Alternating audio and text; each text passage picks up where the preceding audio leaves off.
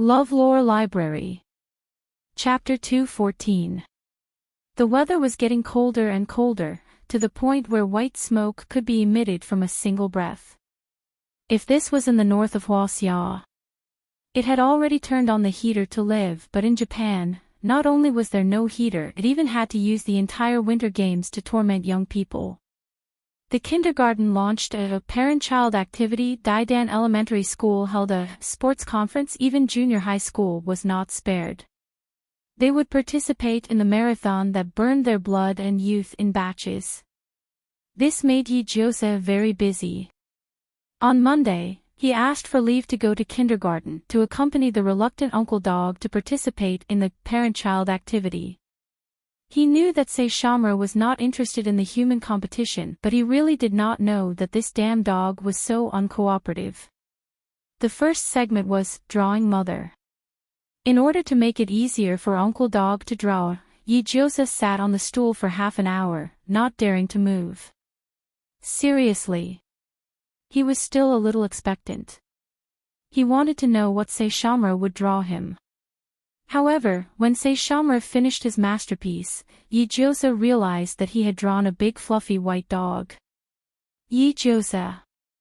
That's right, Saishomaru was a dog, and so was his mother. There was nothing wrong with drawing mother as a big white dog. Sigh. The dog is quite similar to the one in the drawing. God. If I don't draw, I should at least say, I sat upright for half an hour, my bladder was about to explode. He opened his dead fish eyes, he stiffened his neck and turned to Saishomaru. If you don't draw me, you can say it. Is it fun to look at me motionless? Saishomaru calmly handed over the painting and said lightly, it's fun. Yi-Jose. He suddenly understood that although Saishomaru's heart had lived for more than 400 years, Saishomaru's bad temper was only about 4 years old. Not only was he petty and vengeful, but his mouth was also quite poisonous. Why didn't he realize that he had so many bad habits before? The second part was combing Mom's hair. To make it easier for Sir Dog to operate, Yi-Jose let down his ponytail and squatted in front of him with disheveled hair. This squatting would last until the end of time. The sun and the moon would rotate, and even the earth would head towards destruction. Yi-Jose went from squatting to kneeling, from kneeling to sitting cross-legged, and from sitting cross-legged to slouching. Saishomaru threw away the comb and stretched out its claws to comb her hair. It was unknown whether it was intentional or not, but it pulled out a handful of hair. Saishomaru. Yi-Jose had nothing to live for. I'm just asking, am I bald? Saishomaru recalled the years when she plucked off his fur and replied coldly, soon. Yi-Jose. He truly felt Saishomaru's vindictiveness. Fortunately, the bell finally rang and rescued him from the abyss of suffering. When he raised his hand to touch the top of his head, he couldn't help but shed tears. Great, he was not bald yet. The third part was helping Mom knead rice balls. Unfortunately, Saishomaru's cooking skills were really not flattering. Even if it was just a simple rice ball, he could bring out the momentum of facing a formidable enemy and knead it with a murderous look. But he really couldn't be blamed. As the direct descendant of the Western Kingdom, Saishomaru had a large number of little monsters to serve him, let alone kneading rice balls. This kind of down-to-earth work was not suitable for the daily life of a noble young master. His claws had slaughtered monsters, killed enemies, held a knife, and been stained with blood, but he had never kneaded rice balls. Therefore, as he kneaded, he subconsciously dissolved the poison of Du Hua claws into the rice balls. A moment later, 2 green rice balls were handed to Yi-Jose. Saishomaru said indifferently, it's your honor to eat something that I, Saishomaru, made with my own hands. Yi-Jose. Well, Yi-Jose, from today on, Saishomaru, don't hold a grudge. Will I die? Yi-Jose felt that this parent-child activity was simply a death wish. How about I collect it and admire it every day? Think about it, this is your lifetime masterpiece. how can it be wasted in my stomach? Saishomaru's eyes were cold. Eat it, I have natural teeth. Yijosa. The world is not worth QAQ. The fourth part was, 2 people 3 legs. But unfortunately, Yijosa squatted in the toilet holding his stomach, repeatedly for an hour, and finally came out with the soles of his feet floating, his body filled with the smell of toilet cleaner. He was sad and hugged Fu-chang tightly. You made me suffer so much. Saishomaru's face changed. Let go. No. Yijosa squeezed him tightly. I also want you to feel the feeling of squatting in the toilet for an hour. Come on, let's hurt each other. Damn dog. Therefore, Saishomaru was surrounded by the smell of toilet cleaner for the whole afternoon, and his sensitive sense of smell was greatly tortured. The day passed, and early the next morning, Yijosa asked for leave from school, tidied up, and went to Daidan Elementary School. Today was the sports day for Yi Jingjong, and he didn't know what sports he had signed up for. Akai Shuichi was a serious and responsible teacher, determined to develop the greatest potential of each student. Therefore, a long time ago, he took Edagawa Yi Jingjong's registration form and marked him with 50 meters, 100 meters, 200 meters. High jump, long jump, swimming, and primary school marathon. When Yijosa sat in the audience and cheered, he saw Yijosa win 1 championship, 2 championships, 3 championships. Gradually, he won 2nd place while panting, then 3rd place while sweating profusely. In the end, he collapsed in the sandpit, exhausted. Yijosa. Assassins these days were really dedicated. Even if they had become primary school students, they still had to fight until the last moment. He saw a nest of little turnips swarming around Yi Jingye, pulling his hair, his feet, and his hands in panic. In a flurry, they carried him to the infirmary. Yijosa. He didn't expect Yi Jingjong to get along so well with the children. Was it because this assassin was not too cold? The day passed in the blink of an eye. On Wednesday morning, all the junior high school students ran 1 lap around Kanagawa, and the high school students ran 2 laps around Tokyo. Yijosa stretched his legs and bent his waist. After he was fully prepared, he was ready to fight. When the gunshot rang out, the dense mass of high school students rushed forward like a swarm of black locusts. Yijosa was in the middle of the team, followed by Kimimaro, and the basketball team members in front and behind them. When he found that almost all of the rainbow team was in front, he couldn't help but complain to Kimimaro. Say, their hair is so cool. Do you think someone will be attracted by it and hit a telephone pole? Ouch! The moment he said that, 2 or 3 people hit the telephone pole like dominoes, knocking over the trash can on the side. Kimimaro. Yijosa. After some careful consideration, Yijosa decided to lead the team. No, I have to run to the front. I can't control my eyes, I always want to see that group of Skittles. As he said that, Yijosa sped up, overtook, and finally became the first person in the race. Aoki Daichi roared, damn it. I'm the only one who can beat me. He took big strides and followed behind Yijosa. Yijosa's face was solemn, his eyes wide, and he kept moving forward with his long legs.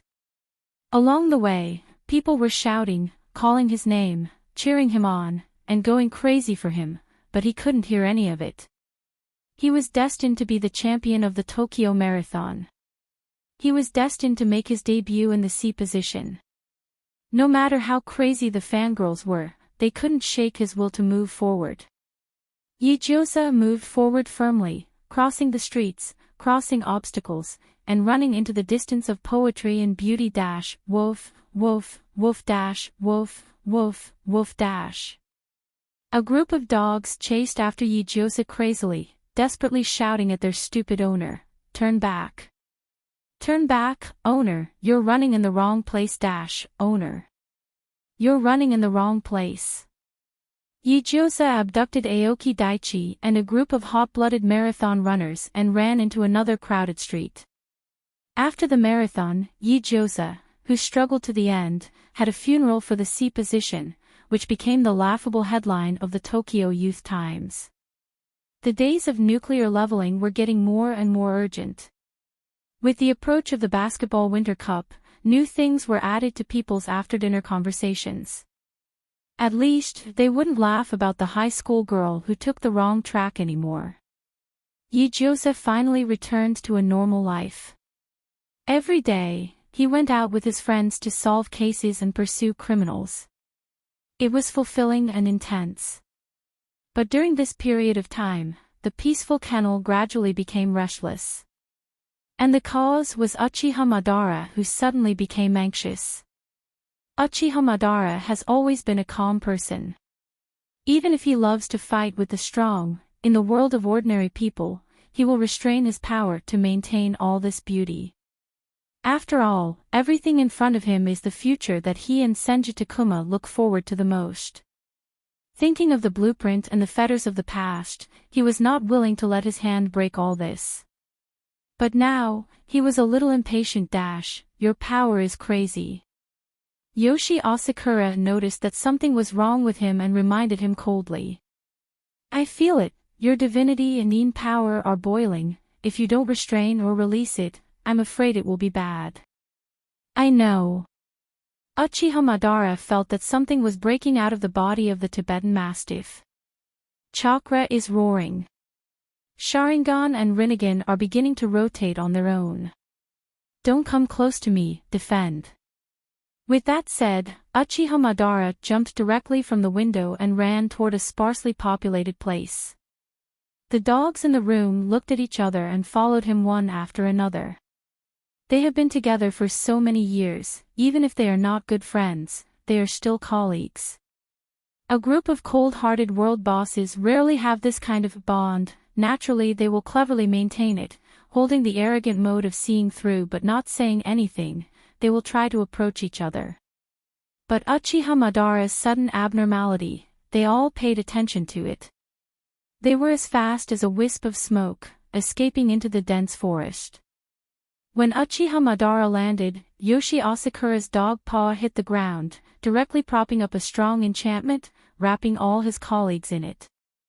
Uchiha Madara suddenly burst out with a roar, like a violent-tailed beast descending on a bloody night. His chakra overflowed and flowed out crazily.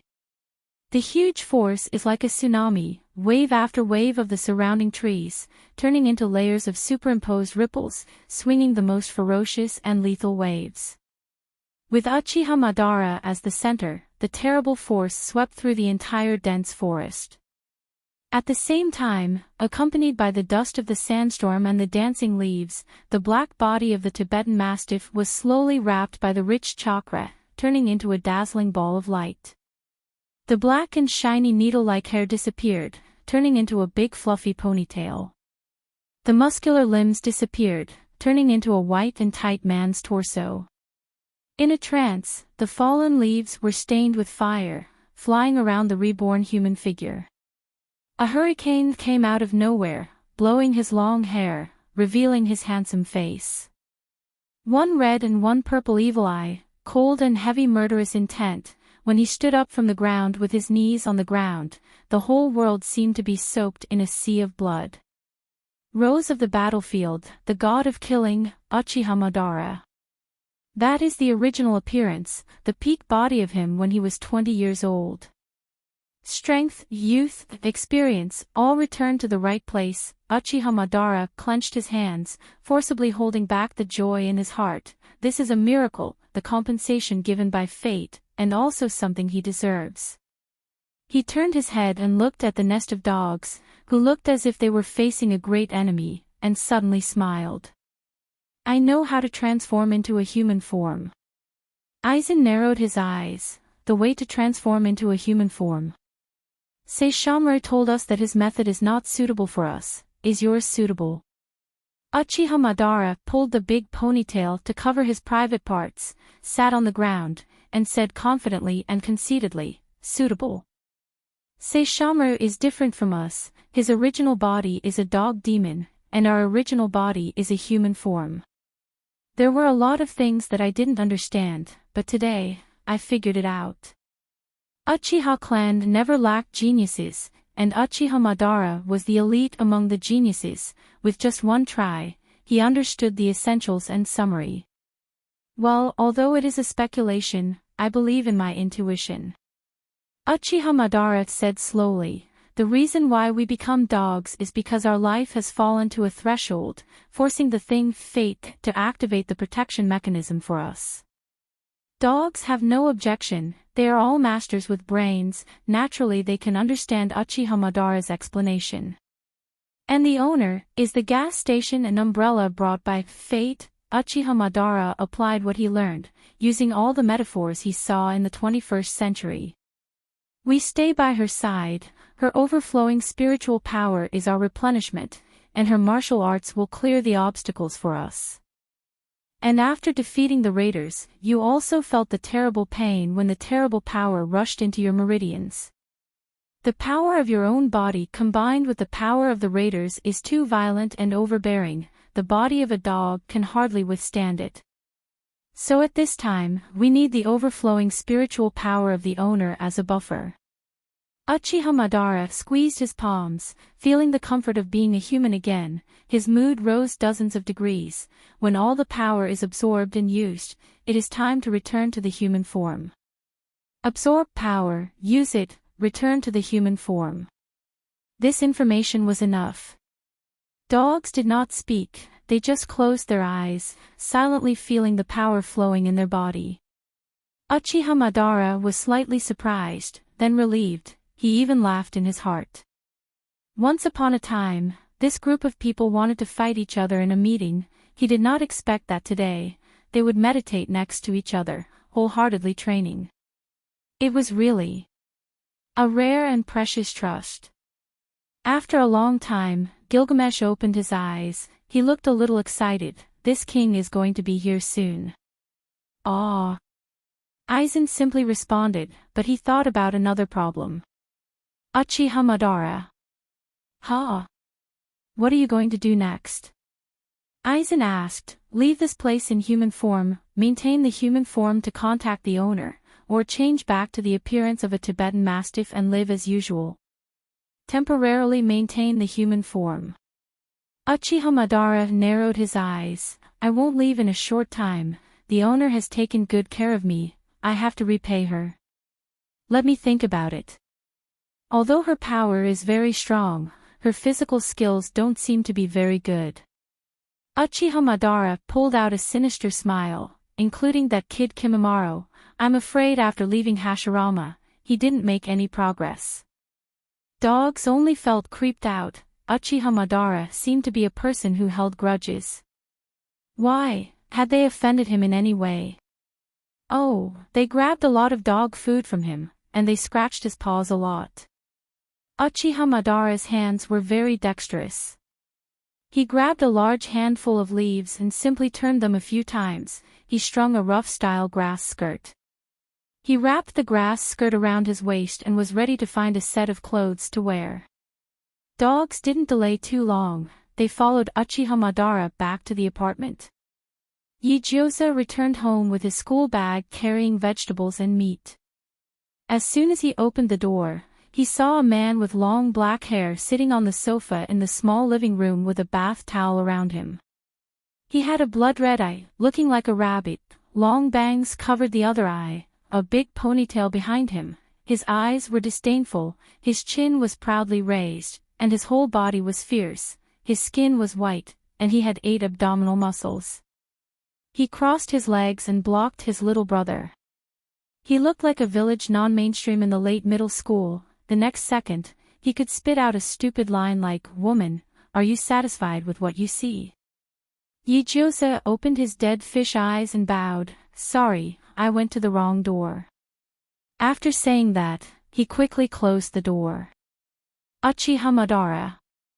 Dogs. Yijiosa looked up at the house number again, and then looked at the key that he inserted into the keyhole. After a moment, his face slightly twisted. Damn it.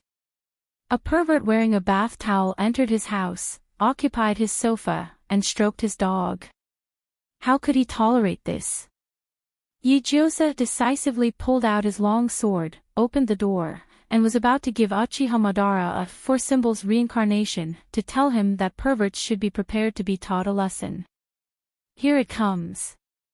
Uchiha Madara suddenly activated the Sharingan, and when Yijiosa was unprepared, he pulled her into the illusion weaved by the Sharingan. Explain it in front of the owner. Impossible, women are unreasonable, she won't listen to it, it's better to pull her into the illusion. There, he can do whatever he wants, and Yijiosa can always listen to him until the end. Uchiha Madara let out a long sigh of relief, and was about to turn around to pull the frightened little girl, but when he turned around, he was faced with 100 black and white huskies with royal blood. They all stared at him with dead fish eyes, looking very resentful. Uchiha Madara. What? Where is he? Yijiosa, who was passively turned into a husky. At this time, he heard an electronic voice in his ears, ding. Dear Knight, the passive skill, Husky's Blessing has been activated. Yijiosa. Husky's Blessing. So what exactly did the society that he raised in his previous life bless him? Wait, he was always arguing with the society, but that brat still blesses him. Chapter 2:15. Perhaps it was because he had been single for too long, or perhaps he was too good at being a dog. Uchiha Madara had a strange discovery. Even when he looked at a group of huskies with their heads tilted, he felt that they were especially cute and delicate. He had the idea of raising a puppy. He squatted down and stretched out his big hand just as he was about to stroke the black and white dog head. Who knew that the huskies would howl to the sky with a strong heart, like an unstoppable army of thousands of horses and horses coming one after another, without any explanation. This was his illusory realm, his domain. It was his territory, but now, the huskies rushed past like they were trampling on a lawn. Countless hooves stepped on his handsome face, and the scene was out of control. Impossible. Damn it. Uchiha Madara formed a seal with one hand. A big move, a dragon flame song, poured out. In an instant, raging flames spread throughout the entire illusion, rendering the surroundings into a high-temperature hell, blood red. Hundreds of huskies danced on the hot ground, howling and howling. Uchiha Madara had vented his anger and was about to teach the blind dogs a lesson. Who knew that the huskies would turn pale with fright? They would raise their hind legs one after another. They would make a P to extinguish the fire posture. Uchiha Madara was speechless. No. Stop. Don't pee in my illusion. No, in order not to let his illusion become a public toilet, Uchiha Madara withdrew the sea of fire in minutes. The illusion of a 10,000 feet of ice replaced the thousands of miles of scorched earth. Little did they know, as the three silly sled dogs, the huskies had a different passion for the snow. The huskies were stunned for a while, and in the next moment, they cheered and scattered. They saw hundreds of huskies running in different directions. They quickly went down the glacier and disappeared in the blink of an eye. In the huge ice valley, only they were left singing excitedly to each other. Woof woof woof, come and catch me. Come and catch me. If you catch me, I'll let you hee hee hee. Woof woof woof, can't see me. Look again, still can't see me. Woof woof, run. Mom told us not to talk to strangers. And don't play with fools. Uchiha Madara was speechless. It was as if he could see his owner being cut into 100 pieces, each piece surrounded by 4D sound effects. A group of black and white dogs might need to have their brains examined. Not long after they ran out, they found a place they thought was safe and hid. Or he would stuff his head into an ice cave and not be able to pull it out no matter what. Otherwise, they would be crouching behind the crushed ice and poking their heads out to watch the show. Some of them curiously licked the iceberg, but their tongues were frozen by the low temperature, causing them to scream miserably.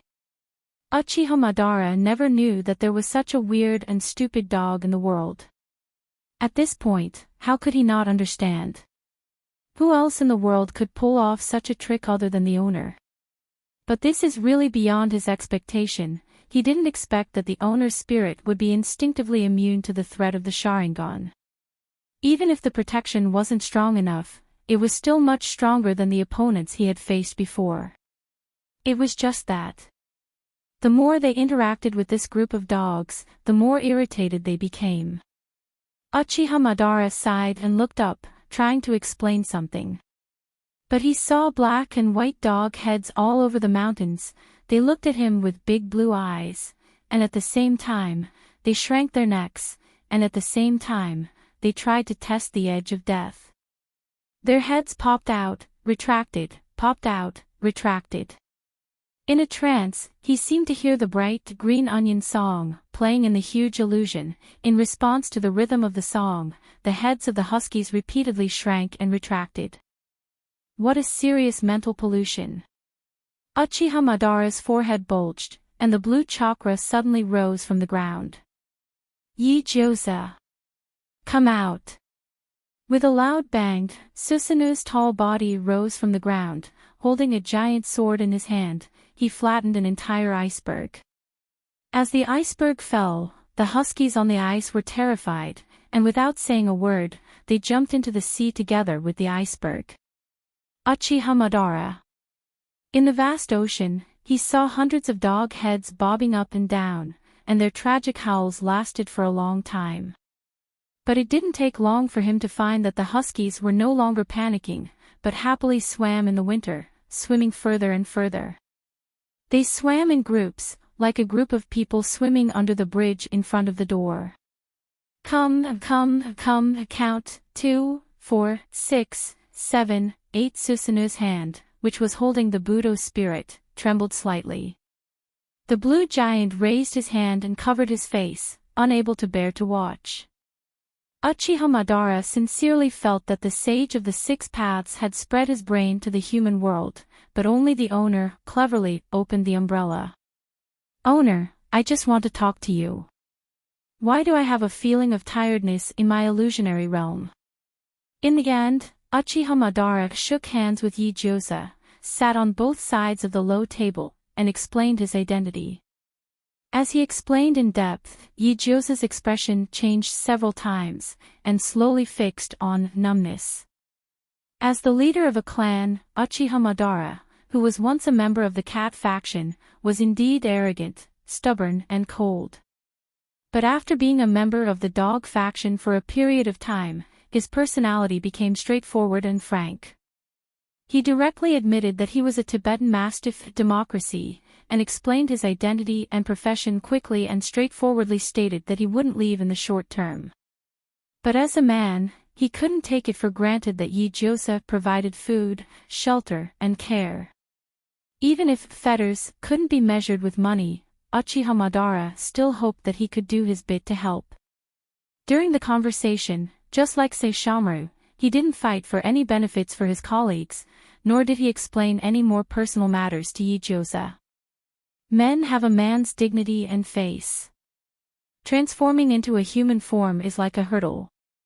If you cross it, you can be on an equal footing, but if you can't, then sorry, you can only be a dog. At their level, they are more used to fighting for themselves, rather than waiting for charity. If Uchiha Madara really fought for greater benefits for his colleagues, it would be questioning their ability. Yi-Josa supported Uchiha Madara's idea of starting a business, but Yi-Josa couldn't help but want to know what kind of business he wanted to start. Well, democracy. No, Uchiha Madara. Yi-Josa looked at Uchiha Madara and asked cautiously, "Can I ask, what kind of job do you want to do?" If I remember correctly, ninjas usually send and receive tasks, carry out assassinations, and go to the battlefield, right? Uchiha Madara nodded. Yes, I already have a good idea. With my Sharingan, it's not a problem to get an identity. with my skills, it's not a problem to become a coach or the leader of Yamaguchi-gumi by challenging dojos. Ichiosa said indifferently, "Is it really good to say in front of me that you want to walk the path of the underworld?" Uchiha Madara frowned. "So, mercenary. I remember this profession is good, and the pay is very high. The operation method is similar to that of ninjas, also send and receive tasks, and occasionally fight." Ichiosa smacked his lips. "In the era of peace, I ask you to change to a profession that is worthy of peace. I don't want to catch a criminal in the future and have to fight against you." Uchiha Madara's face was very tight, revealing a majestic and a little oppressive, "Tisk, women are really troublesome, they can't do this, they can't do that. Then tell me, what is a profession that is suitable for ninjas, and cannot destroy the nature of ninjas?" Ichiosa couldn't help but fall into deep thought.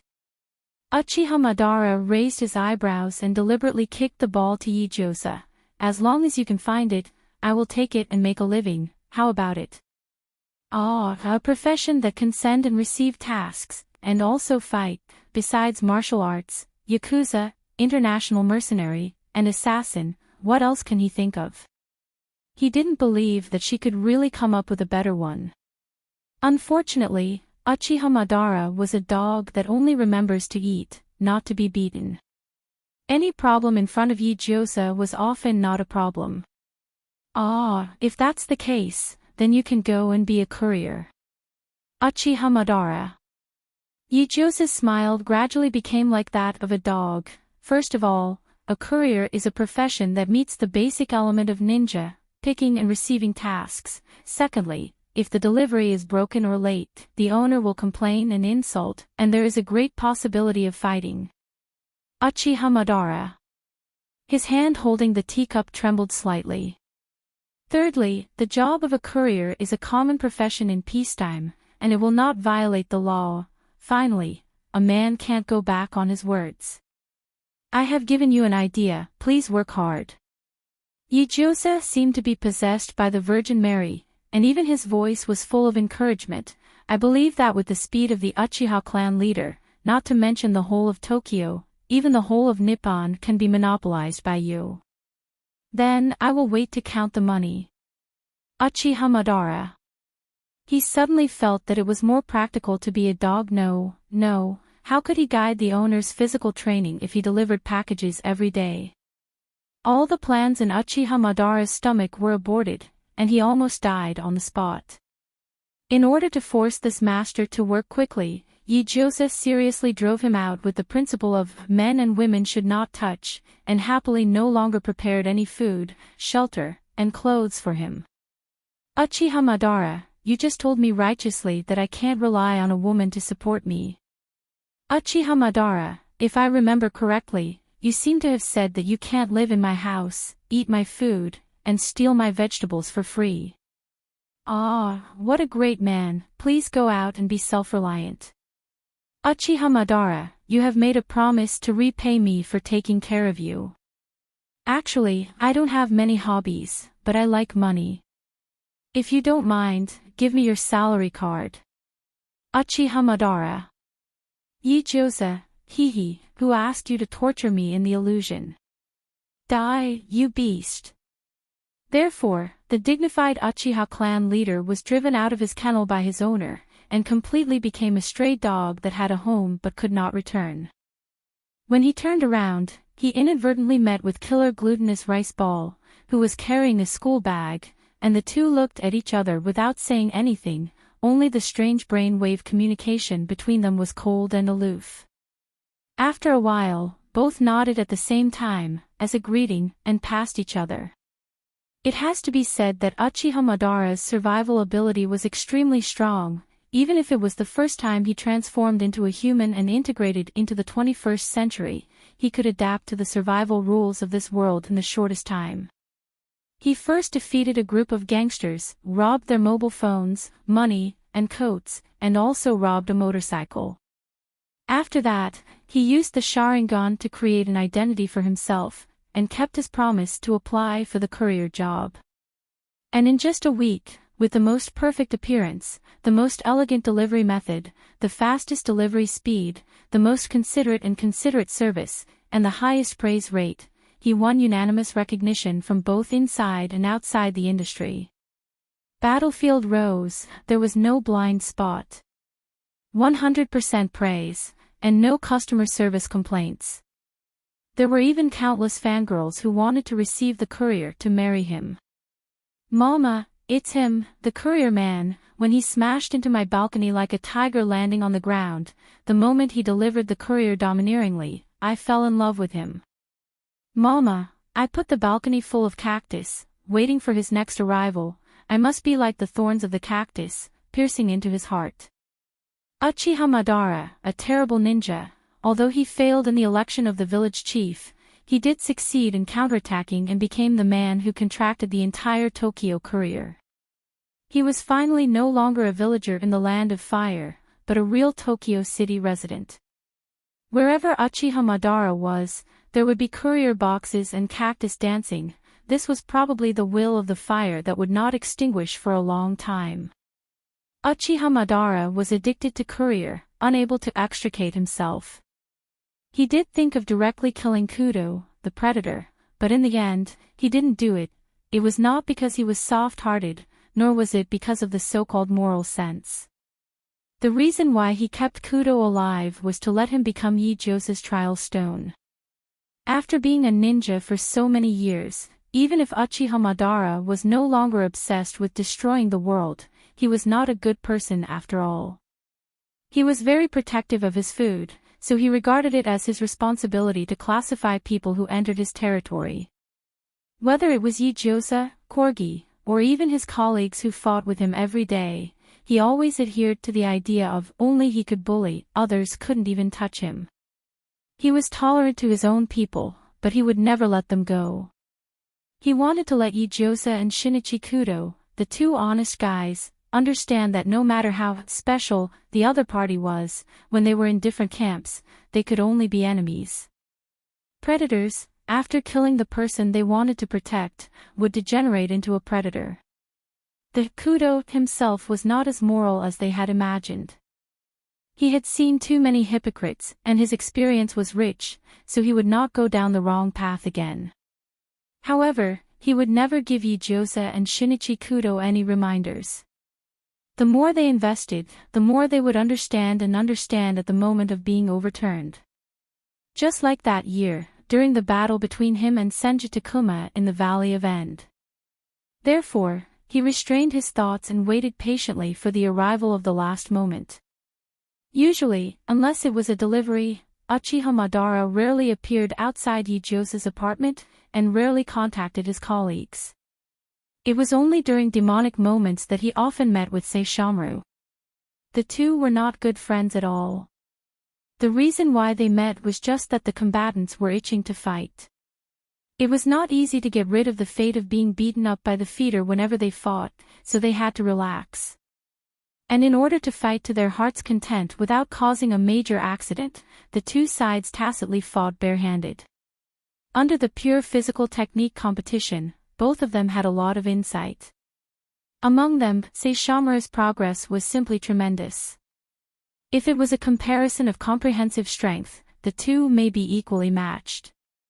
But in terms of fighting and physical technique alone, Saishomaru was not as good as Uchiha Madara. He was used to using his powerful demon power to release big moves, used to using claws and venom to solve problems, and used to using beast intuition to fight. And Uchiha Madara, just the Sharingan copy of the physical technique, has thousands of moves, not to mention the many years of inheritance of the Uchiha clan, as well as the summary of the daily battle with Senju. In the first battle, Uchiha Madara had an overwhelming advantage and beat Saishomaru to the ground. Who would have thought that this noble son usually ignored people, but when it came to fighting, not only could he afford to lose, but he also directly sealed his demon power and fought purely with his body. After repeated defeats, he learned from his lessons and formed his own style little by little.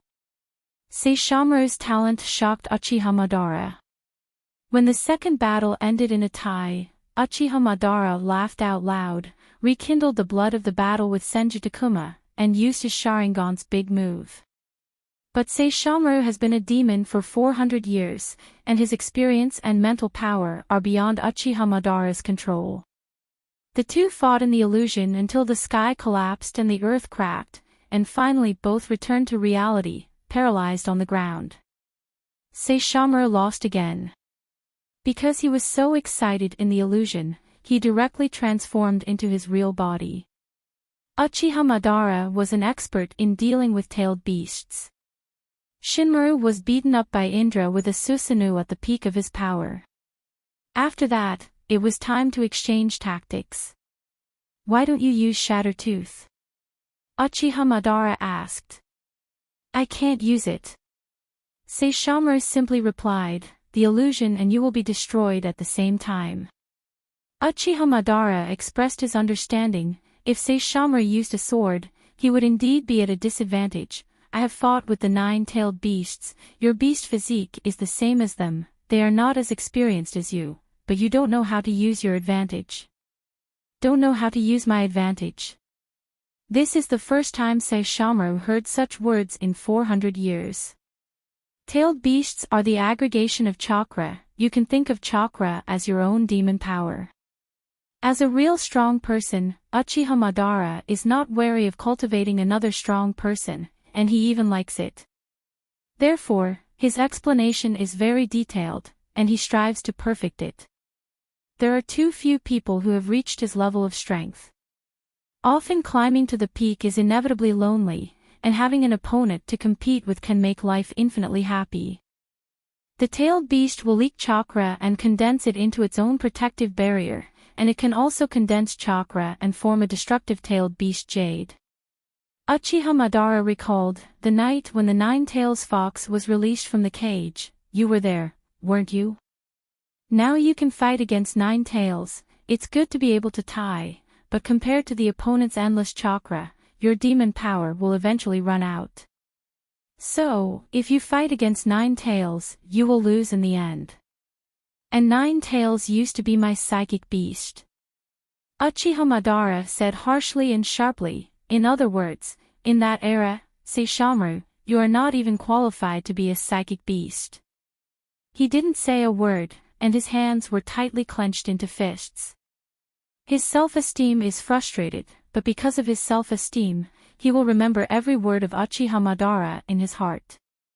Losing is losing, this is the result of the battle, he will not have resentment, he will only continue to move forward. Just like when Inuyasha cut off his arm, he did not have resentment, nor did he maliciously retaliate against that stupid half-demon. The strong have the tolerance of the strong, and the big demon has the dignity of the big demon. He pursues the strongest, and facing Uchiha Madara who is stronger than him, he feels that Uchiha Madara does have the qualification to preach to him. "I don't know how you monsters usually do the trial, but I want to say that your training system is not comparable to us ninjas. But the long life and strong body, and the recovery you show are things that ninjas can't compare to.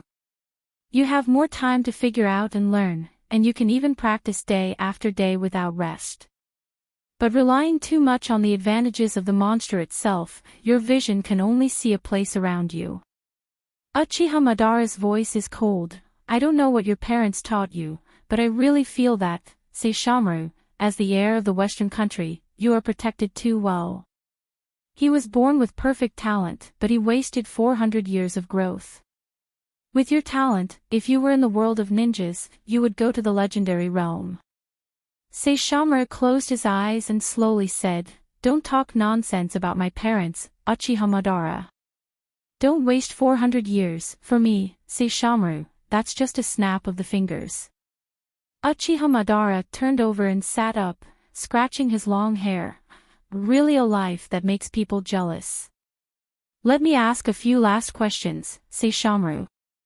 Saishomaru quietly looked at the sky, which means that he acquiesces. "We have met in the illusion, and we have a certain understanding of each other's strength." Uchiha Madara directly commented, "In terms of sword skills, the strongest is Aizen. Kaneko. Swordsmanship.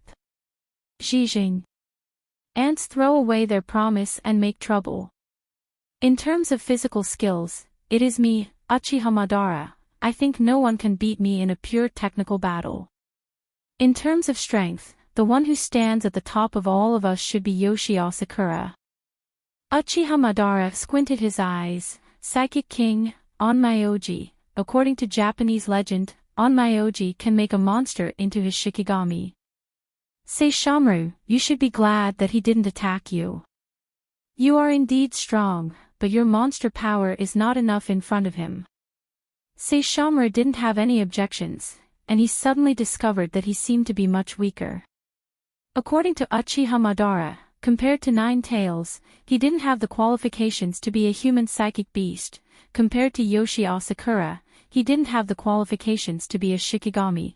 Compared to Aizen, his sword skills were useless. Thinking about it this way, he seemed to be useless. As for the remaining few, Gilgamesh is probably the richest. Nine Orchid Flower is too low-key, I don't know much about him. Shinichi Kudo is just an ordinary person, no threat at all. Patriotism, we haven't officially met. Saishomaru looked at the setting sun gradually sinking into the horizon, and lightly said, I should go back. Okay.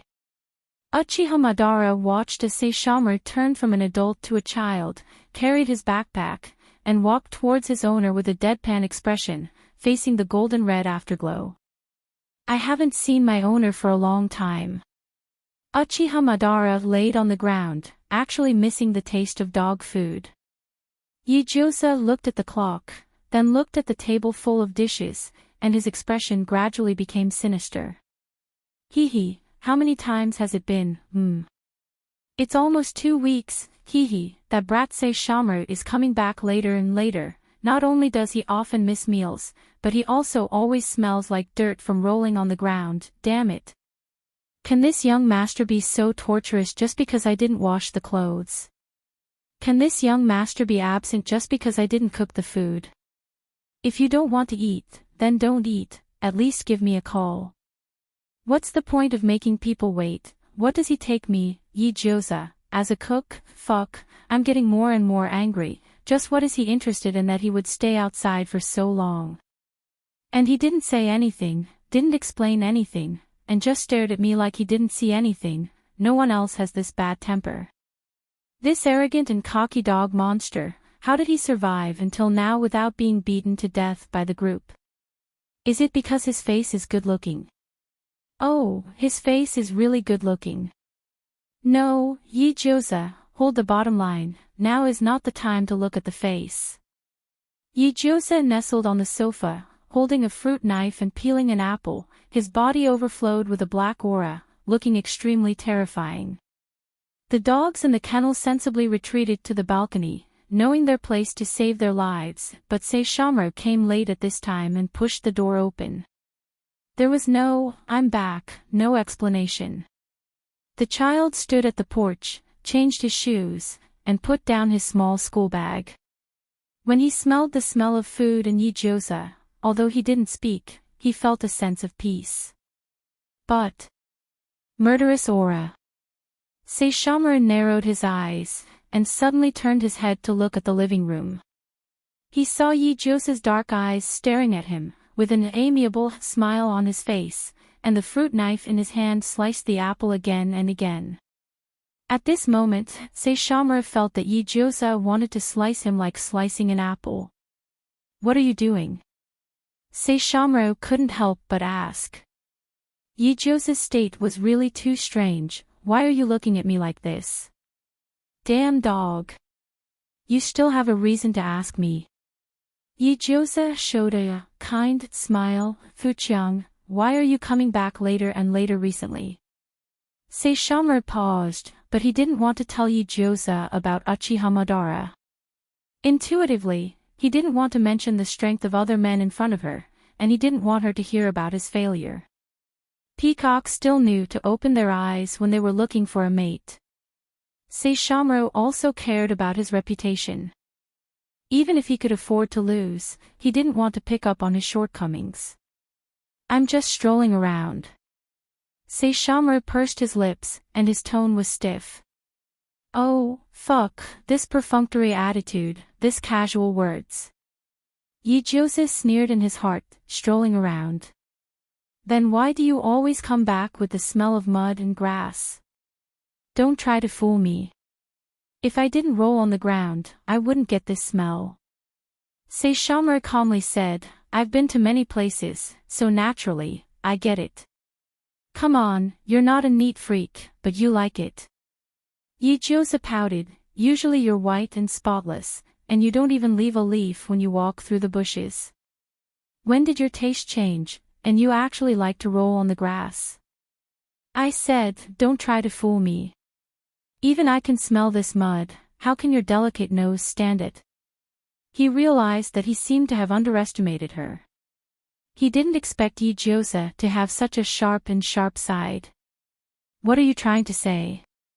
Saishomaru felt that Yijose had a hidden meaning in her words, but he couldn't figure out what she was thinking. Don't you have anything to say to me?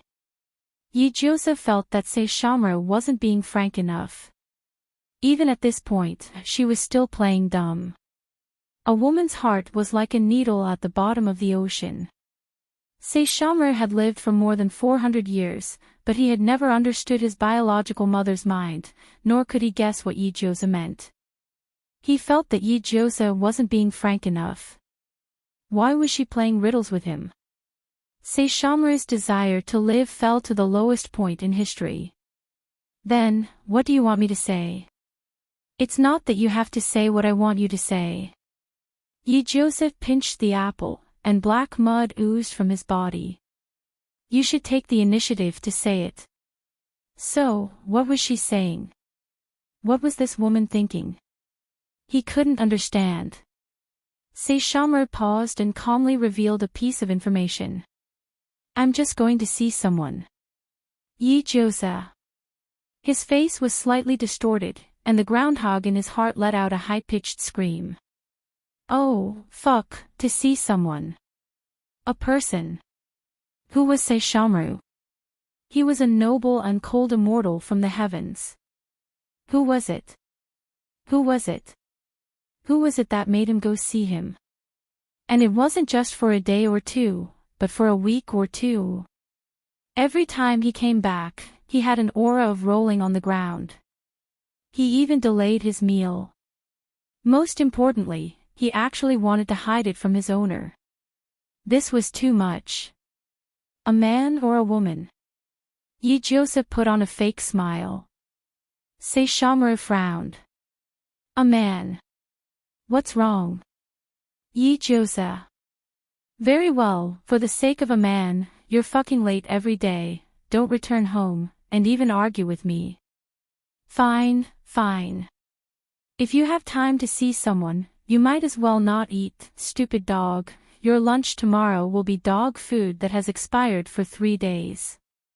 No explanation needed. What's wrong?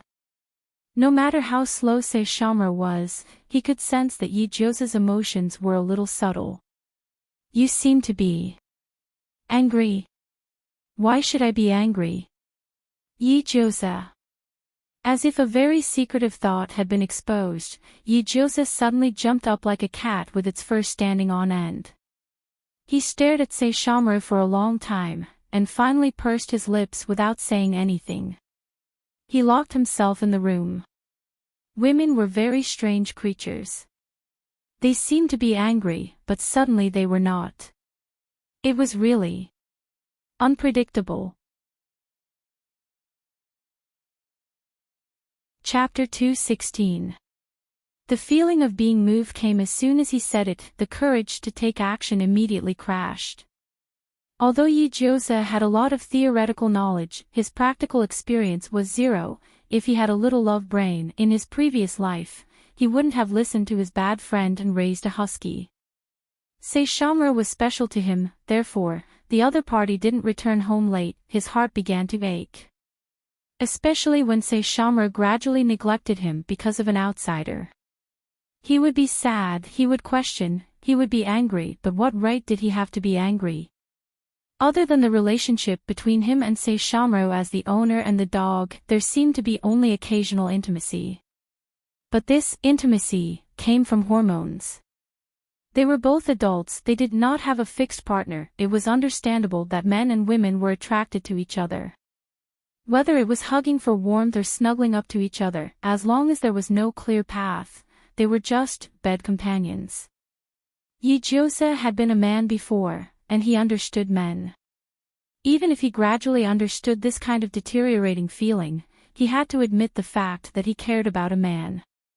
But caring about it was one thing, and saying it out loud was another.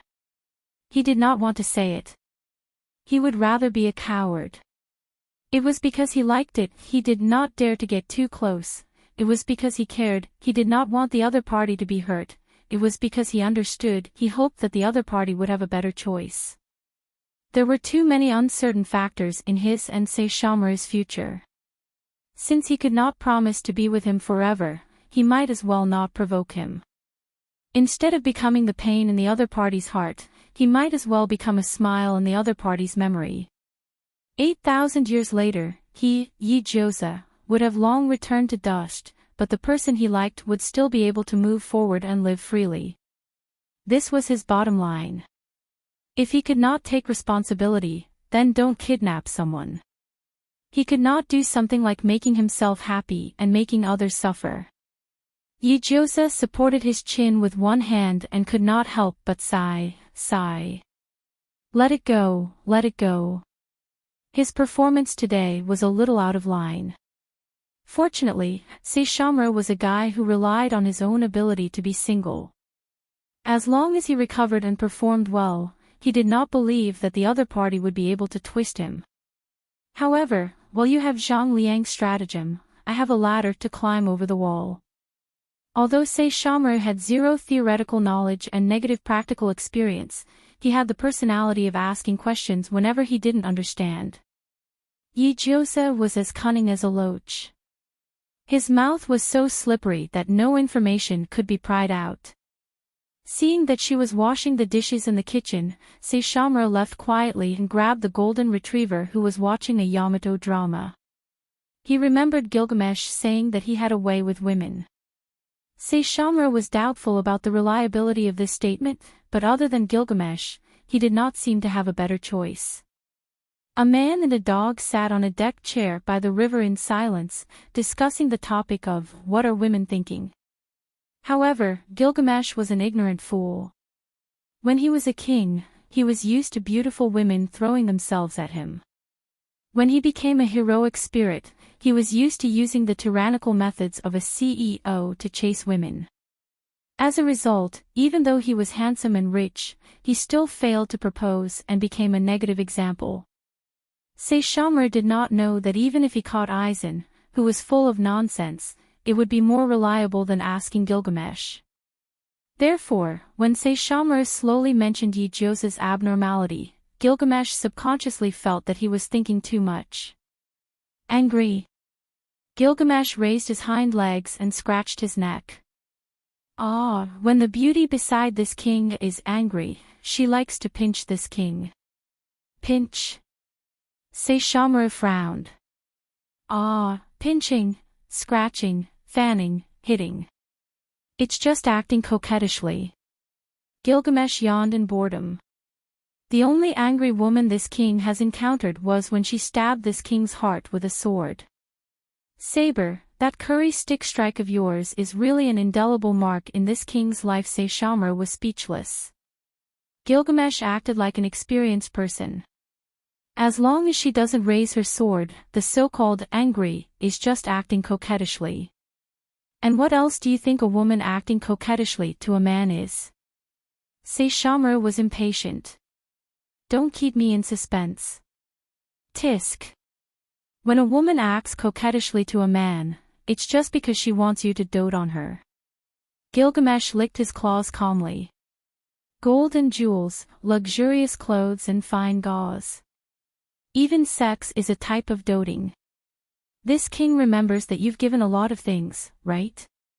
Gilgamesh put down his claws. So, Saishomaru, did you succeed? Did you succeed? Saishomaru was speechless. Looking at Saishomaru's stunned expression, Gilgamesh could probably guess to what extent the two had developed. It could only be said that as a man, Saishomaru was really a gentleman. If it were him. The hero king shook his head. His eyes had a meaning that all men understood written on them. He had even deliberately learned a line from a Yamato television series. He enunciated his words and said, "Flowers will bloom only when the rain is plentiful. If a man's strength is lacking, the beauty will leave him." Saishomaru was speechless. As an upright and proud man, what would happen if he was repeatedly trampled on by others? Saishomaru raised his hand and slapped the golden retriever into the lake. Gilgamesh was speechless. He was drowned in water and was at a loss. Saishomaru had obtained the Hero King's book for picking up chicks, but before he could put it into practice, he suddenly realized that Yijosa's heart was like the sky above his head. It could change at a whim. He was clearly angry a moment ago, but in the next moment, the sky was clear after the storm. Yesterday, he was still questioning where he had gone, but this morning, he was told that it was fine for him to have fun. Before he set off, he was told to have a good meal and not waste it. When he opened his lunchbox in anticipation, he realized that it was filled with dog food that emitted a strange smell. When he returned home after the fight, not only did he realize that there was no food or soup, even she was gone. Only 9 Orchid Flower was holding a half-filled bag of dog food in his mouth and placed it on the dining table. The owner said that this is your dinner. She will be coming home late today. Saishomaru frowned. Coming home late. Ah. Try to understand. After all, she has reached the age of maturity. 9 Orchid Flower was not afraid of blowing things up as he fanned the flames. If it's a date, do you think she will be able to come home tonight? Saishomaru was speechless. He sat up from his chair with a whoosh, and with a murderous aura, he carried shattered teeth out the door. Very good. A date. It was the kind he understood, right? What kind of person was Yijosa? She was a heartless and unrestrained woman. Who was it? Who was it that made her lower her stature and go on a date as a woman? And it was at night when the lanterns were lit. Coming home late. Still not coming home. He, Saishomaru, wanted to see what kind of scum could make her fall in love with a human. Kanagawa, the top floor of a high-end seaside restaurant. Yijosa took out Ram's dance from the shop and changed into it. At least it was a decent dress. At noon, he received a mission reminder from Hattori Heiji. According to the plan, he would disguise himself as the suspect's blind date, Yuriko, and make initial contact with her. This time, the suspect was a man in his 30s who worked as a director of a game. He was highly paid, handsome, and talented, and was almost a popular choice in the blind date market. However, it was such a man who caused most of the women who came into contact with him to go missing. As for the suspect himself, he had a sufficient alibi. All the clues were completely cut off during the investigation. According to the plan, Yijosa pretended to be a fresh graduate to make contact with the suspect. Her body was hot, and her behavior was generous. She more or less gave off a mature feminine vibe, but she also had the youthful vigor of a person who dared to love and hate. Sure enough, as soon as they met, the suspect was charmed to the point of losing his mind. Even his decent smile became unusually oily. When the blind date ended, Yijosa felt suffocated. He depressingly went into the bathroom to rub his face. He also carefully sent his observation to Hattori Heiji. After the message was sent, he suddenly smelled a familiar tea fragrance. Yijosa suddenly looked up and saw Kudo, who was supposed to take him home, standing behind him with a smile. In an extremely ambiguous and intimate posture, she reached out and wrapped her arms around his waist. Damn, Kudo. You. Suddenly, there was a slight tingling in his abdomen. Yijosa looked down and saw 2 long silver needles piercing into his flesh. A strong sense of anesthesia was quickly flowing to his limbs. His vision became blurry. Yijosa followed the embrace behind him and completely fainted. Good girl. Kudo picked her up and smiled with her usual calmness and gentleness. The smell on your body is really clean. Both the soul and the system are good. It makes me a little reluctant to do it. 3 hours later, Yijosa disappeared. At the same time, the suspect also disappeared. This time, whether it was Hattori Heiji, Kudo, or the Kanagawa police station, it was almost like a pot of boiling water. When did she disappear? Damn, where's the surveillance? Hattori Heiji roared. His mood was in a state of irritation. Kudo, you didn't see her. Didn't she go downstairs? No. Kudo frowned. The last image captured by the surveillance was that she entered the bathroom. And then she didn't come out. I waited in the car for a long time. I couldn't get through to her phone, so I could only go upstairs to see. I didn't expect her to disappear. What about the suspect? Kudo called up the surveillance and calmly said, he left the building, but then he disappeared with Yijosa. Damn it. Damn it. Damn it. Hattori Heiji threw his sun hat. Yijosa always tells us what to do before every operation. But this time, he didn't.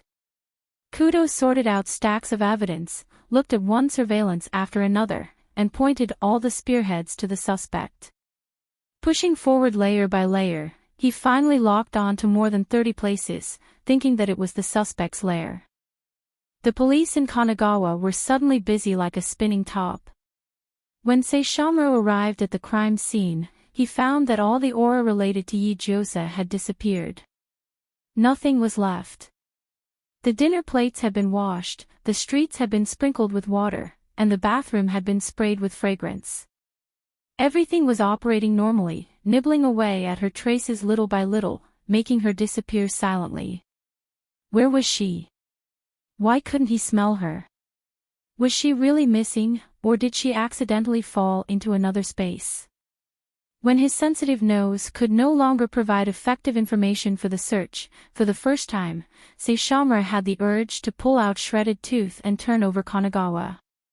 This urge was so strong. Where was she? Smell. Saishomaru's emotions were brewing like a storm, but his tone was extremely calm. That bastard, do you have his personal belongings? Bastard. Bastard. Under the pressure of Saishomaru's increasingly intense hostility, Hattori Heiji instinctively trembled his legs, and his words were a little incoherent. Personal belongings. In the front hall. Saishomaru turned to leave, but then stopped. Follow me. Like a direct order from a superior, Hattori Heiji couldn't help but take a step forward, but he stopped halfway. He always felt that his behavior was not only stupid, but also like a lackey. Kudo tidied up his notes and said, follow me. Don't just stand there, Hattori. When they arrived at the front hall, Saishomaru had already memorized the suspect's smell, and he went out alone. It was already late at night, and as a group of adults, no one was at ease with a child going out. They wanted to bring Saishomaru back, but sadly found that their walking speed was actually not as fast as a child. Not as fast as a child. Is this a ghost? It's really a ghost. Saishomaru followed the smell in the air, and for the first time, he found a blood-stained basement. The police were shocked, and on the spot, they pried out a female corpse that had been rotting for a long time from the wall of the basement. She's not here, it's not her. Saishomaru turned around and left, and his annoyance skyrocketed. For the second time, he led them to the hotel's water tank. The group of people finished emptying the water, and in the midst of screams and vomiting, they found a second female corpse. It's not her, it's not her. Saishomaru made a prompt decision to run away, and for the third time, he stopped at the seaside. This was the first place. Not far away was the high-end dating restaurant. Why is it at the seaside? Hattori Heiji was almost out of breath from running. This place. What's wrong? Is there a problem? With regards to Saishomaru's nose, which was tens of thousands of times more sensitive than a police dog, Hattori Heiji was completely convinced. So far, as long as Saishomaru said fish, they could fish up the entire seabed. Water is disgusting. Saishomaru frowned. The smell disappeared here. The suspect's smell finally disappeared here. Throwing himself into the sea, impossible. Hattori Heiji subconsciously denied, there are so many people here, even if he wanted to commit suicide, it's impossible to do it quietly. The smell of blood is very faint. Saishomaru ignored Hattori Heiji, and his pair of golden eyes calmly watched the turbulent sea, watching the ebb and flow of the tide. His hand clenched the exploding tooth. After hesitating for a long time, he let go of the handle of the knife. That bastard is in the sea. Hattori Heiji. It seems that this seabed can only be fished up. When dawn came again, the sun shone on the earth, and the seaside was already crowded with people. The salvage team tossed around for a whole night before they fished up a male corpse that had been bitten into pieces by the sea fish. After verification, there was no doubt that it was the suspect from yesterday. But at this point, all the clues were broken. The sea was salty, and one night could completely wash away all the smell. Even if there were traces of Yijiosa on the body, now that the body had been eaten by the sea fish, what would be left? Yijiosa seemed to have evaporated from the world, and disappeared without a trace. Saishomaru stood in silence, and finally shook off Hattori Heiji's hand, and left the scene with a solemn face. That day, he returned to Tokyo to find Uchiha Madara, and calmly told the other party that Yijiosa had disappeared. Did he do it? Uchiha Madara narrowed his eyes. It should be him, right? I remember that all raiders have a certain ability. Uchiha Madara pondered, if his ability is also to open a different space, then you really can't find where he is. Saishomaru nodded slightly, so I didn't do it. What about Shinichi Kudo? Uchiha Madara asked, if the raiders do it, the first plan is to control the feeder, the second plan. No, the final goal of all the plans is to kill the deity. Corgi is his ultimate goal. Then why didn't he just take Corgi away? Saishomaru said lightly, with his relationship with Yijiosa, it's not a problem to take Corgi with him. Uchiha Madara was silent, and his heart suddenly sank. What the raiders want to rob is not only the deity, right? Saishomaru recalled, they also want to rob the purer guardians system. Saishomaru had no idea what the system was. But it was not difficult for him to think of it as a life-saving tool. And now, someone wanted to rob Yijiosa's life-saving tool. Saishomaru's face became darker and darker. When Yijiosa woke up, he found himself in a huge tea garden. He was placed on a chaise longue, covered with a thin blanket. Above his head was the blue sky and white clouds, and under his feet was the rosin soil. As far as the eye could see, the green morning tea covered the hills one after another, filled with a natural and fresh smell. Yijiosa stood for a long time, as if he understood something. He raised his hand and squeezed it with all his might.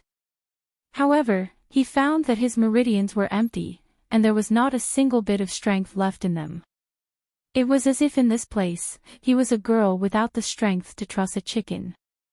Shop was blocked, backpack could not be opened, he called the system, but it was like a dead dog, not saying a word. It was over, he failed miserably.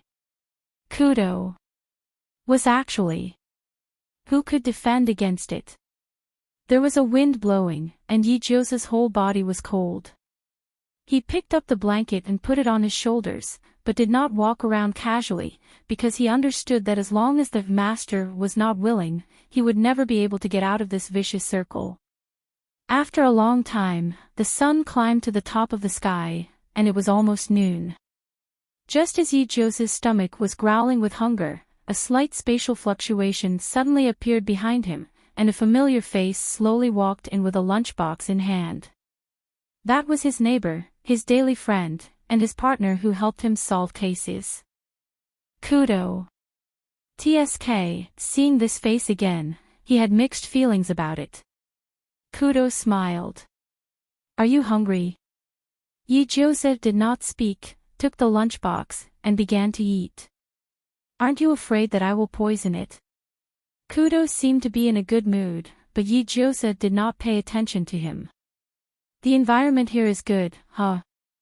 Kudo laughed, as if nothing had happened, and chatted with Yi-Jose as usual. This is the tea garden that I manage with all my heart, and it is also my independent space. Yi-Jose lost his appetite and put down his chopsticks. To be honest, things like the portable space that the male protagonist used should be a secret that he brought into the coffin. When the man with the portable space took the initiative to mention, "I have a space," it was mostly because he believed that the person who heard it was going to die, or that the other party would always be in his hands. No matter what it was, just the thought of it made him feel uncomfortable. Let's not beat around the bush. Yi-Jose was too lazy to beat around the bush, so he went straight to the point. Say what you want to say. Since I used to treat you as a friend. Kudo chuckled, beckoned for a kettle and a teacup, and burned incense to make tea. But this time, Yi-Jose didn't take the fragrant teacup. Kudo lowered his eyelids and slowly said, "In my previous life, in the era of 100 years ago, I was an aristocrat. My surname is Hojo." Yi-Jose was slightly stunned. Hojo. My father had 5 sons, and I was the 4th. Because my mother couldn't bring enough benefits to my father, he killed her in front of me. And I became an abandoned child. The teacup was filled, and the voice of Kudo was still unhurried. I was killed on the bed. Well, my most beloved little brother killed me, one knife at a time. Yi-Jose looked at his calm face and only felt creeped out. I died with resentment. I thought I would turn into an evil spirit, but I didn't expect to be reborn as a human. Kudo suddenly laughed, and his face was slightly distorted. There is something called the system that told me to protect someone. It's ridiculous. The person I want to protect is actually the eldest grandson of the Hojo family. He laughed in a low voice, and his voice was treacherous. He looks so much like my little brother, a child of the same age. I killed him. Yi-Jose was speechless. He rubbed the goosebumps on his shoulders, a little cold. That's just a child, no matter how much they look, it can't be him. You. I know it's not. Kudo's tone was gentle, like a lover's whisper, but trust and emotions are the most fragile things, such as now, I lied to you. Can you forgive me wholeheartedly? Yi-Jose's tone was cold, in your dreams. Well, so I killed him. Kudo kept smiling, as if there was nothing unpleasant in the world. I degenerated into a predator, looking for my prey. I fell in love with my prey. What a lovely guardian she was. Kudo recalled, she had a little dimple when she smiled, pure and kind, silently guarding Kudo who had not yet grown up. Her ability was very weak. When she died in her previous life, she was playing a farming game, and after her death, she inherited a farming space. Except for planting, storage and hiding, it didn't have much use. But I was unwilling to give up, and as a result, I guarded, and I fell in love with her. But she didn't have the ability to protect herself, and died in the Hojo family's organ trafficking organization. Do you know, when I found her, she was already hollowed out. But she still had a breath, until she saw me. She smiled and told me to kill her. I killed her and inherited her ability. Kudo sipped the tea and whispered, "It was changed into a tea garden, and that was a girl like tea." But she died, and Kudo lost his protection. For the convenience of my actions, and because I have her breath on me, it was a good idea to rob Kudo. The teacup was empty, and Kudo was a little regretful. Well, it's time. If I don't go out, Hattori will be suspicious. He slowly got up, cleaned up the teacup, and smiled, "I won't kill you. But from now on, for a long time, without me, you won't be able to live here." Yijiosa's face was gloomy, and he sneered, "It's not like I haven't died before, you can't threaten me." Kudo shrugged indifferently, "In short, you can only see me alive. Don't miss me too much, girl." Kudo's lips curled up, "If you are willing to like me, I will be very happy." Yijiosa was speechless. What a big face. Did she think he had Stockholm Syndrome? Chapter 217. In the previous life of Kudo, it was not beautiful. Or rather, he once had good intentions towards himself. He felt extremely helpless and apologetic. 100 years ago, the Hojo family had long possessed a black heart soaked with benefits and the means to fight for power. His biological father was a scum. Just to consolidate his position, he pretended to be a destitute samurai and mixed into the service of a destitute noble. 2 months later, he impregnated the only daughter of the noble. Unfortunately, his biological mother was the only daughter of the destitute noble. For the sake of so-called love, she listened to her biological father's flowery words and entered the Hojo family, which was still a bumpkin at that time. The Hojo family was not born with power. To a large extent, the Hojo family was completely insignificant among the nobles. It was just a group of wandering samurai. However, it was this group of martial artists that the nobles looked down upon, using in-laws and women to wash the skin of the bumpkin under the manipulation of rumors and public opinion, turned into a noble who escaped from the island of Shikoku. When he was 6 years old, his biological mother and her family had long been squeezed dry of their value. When the world was gradually brainwashed by the idea that the Hojo family was the descendant of the nobles, his biological father no longer needed this chess piece. Especially since this chess piece and her family were all aware of his background and could use him to repay his kindness. They had to die. Many years later, his biological father's beauty was poisoned and died. All the spearheads were pointed at his mother. He did not even ask, he raised his katana and directly chopped off his mother's head. Blood dyed his eyes red and the entire world. He became a lonely ghost in the Hojo family. Overnight, he went from an elegant young master to a target that anyone could step on. He was starved, cold, beaten, and scolded. He could not escape the cage, and every day was wasted. It was not until he was 17 years old that the struggle for power in the next generation of the Hojo family began to heat up. His biological father finally remembered his value. He once again became a young master under house arrest and was also used as a living target. But at that time, he also understood the hypocrisy of the world.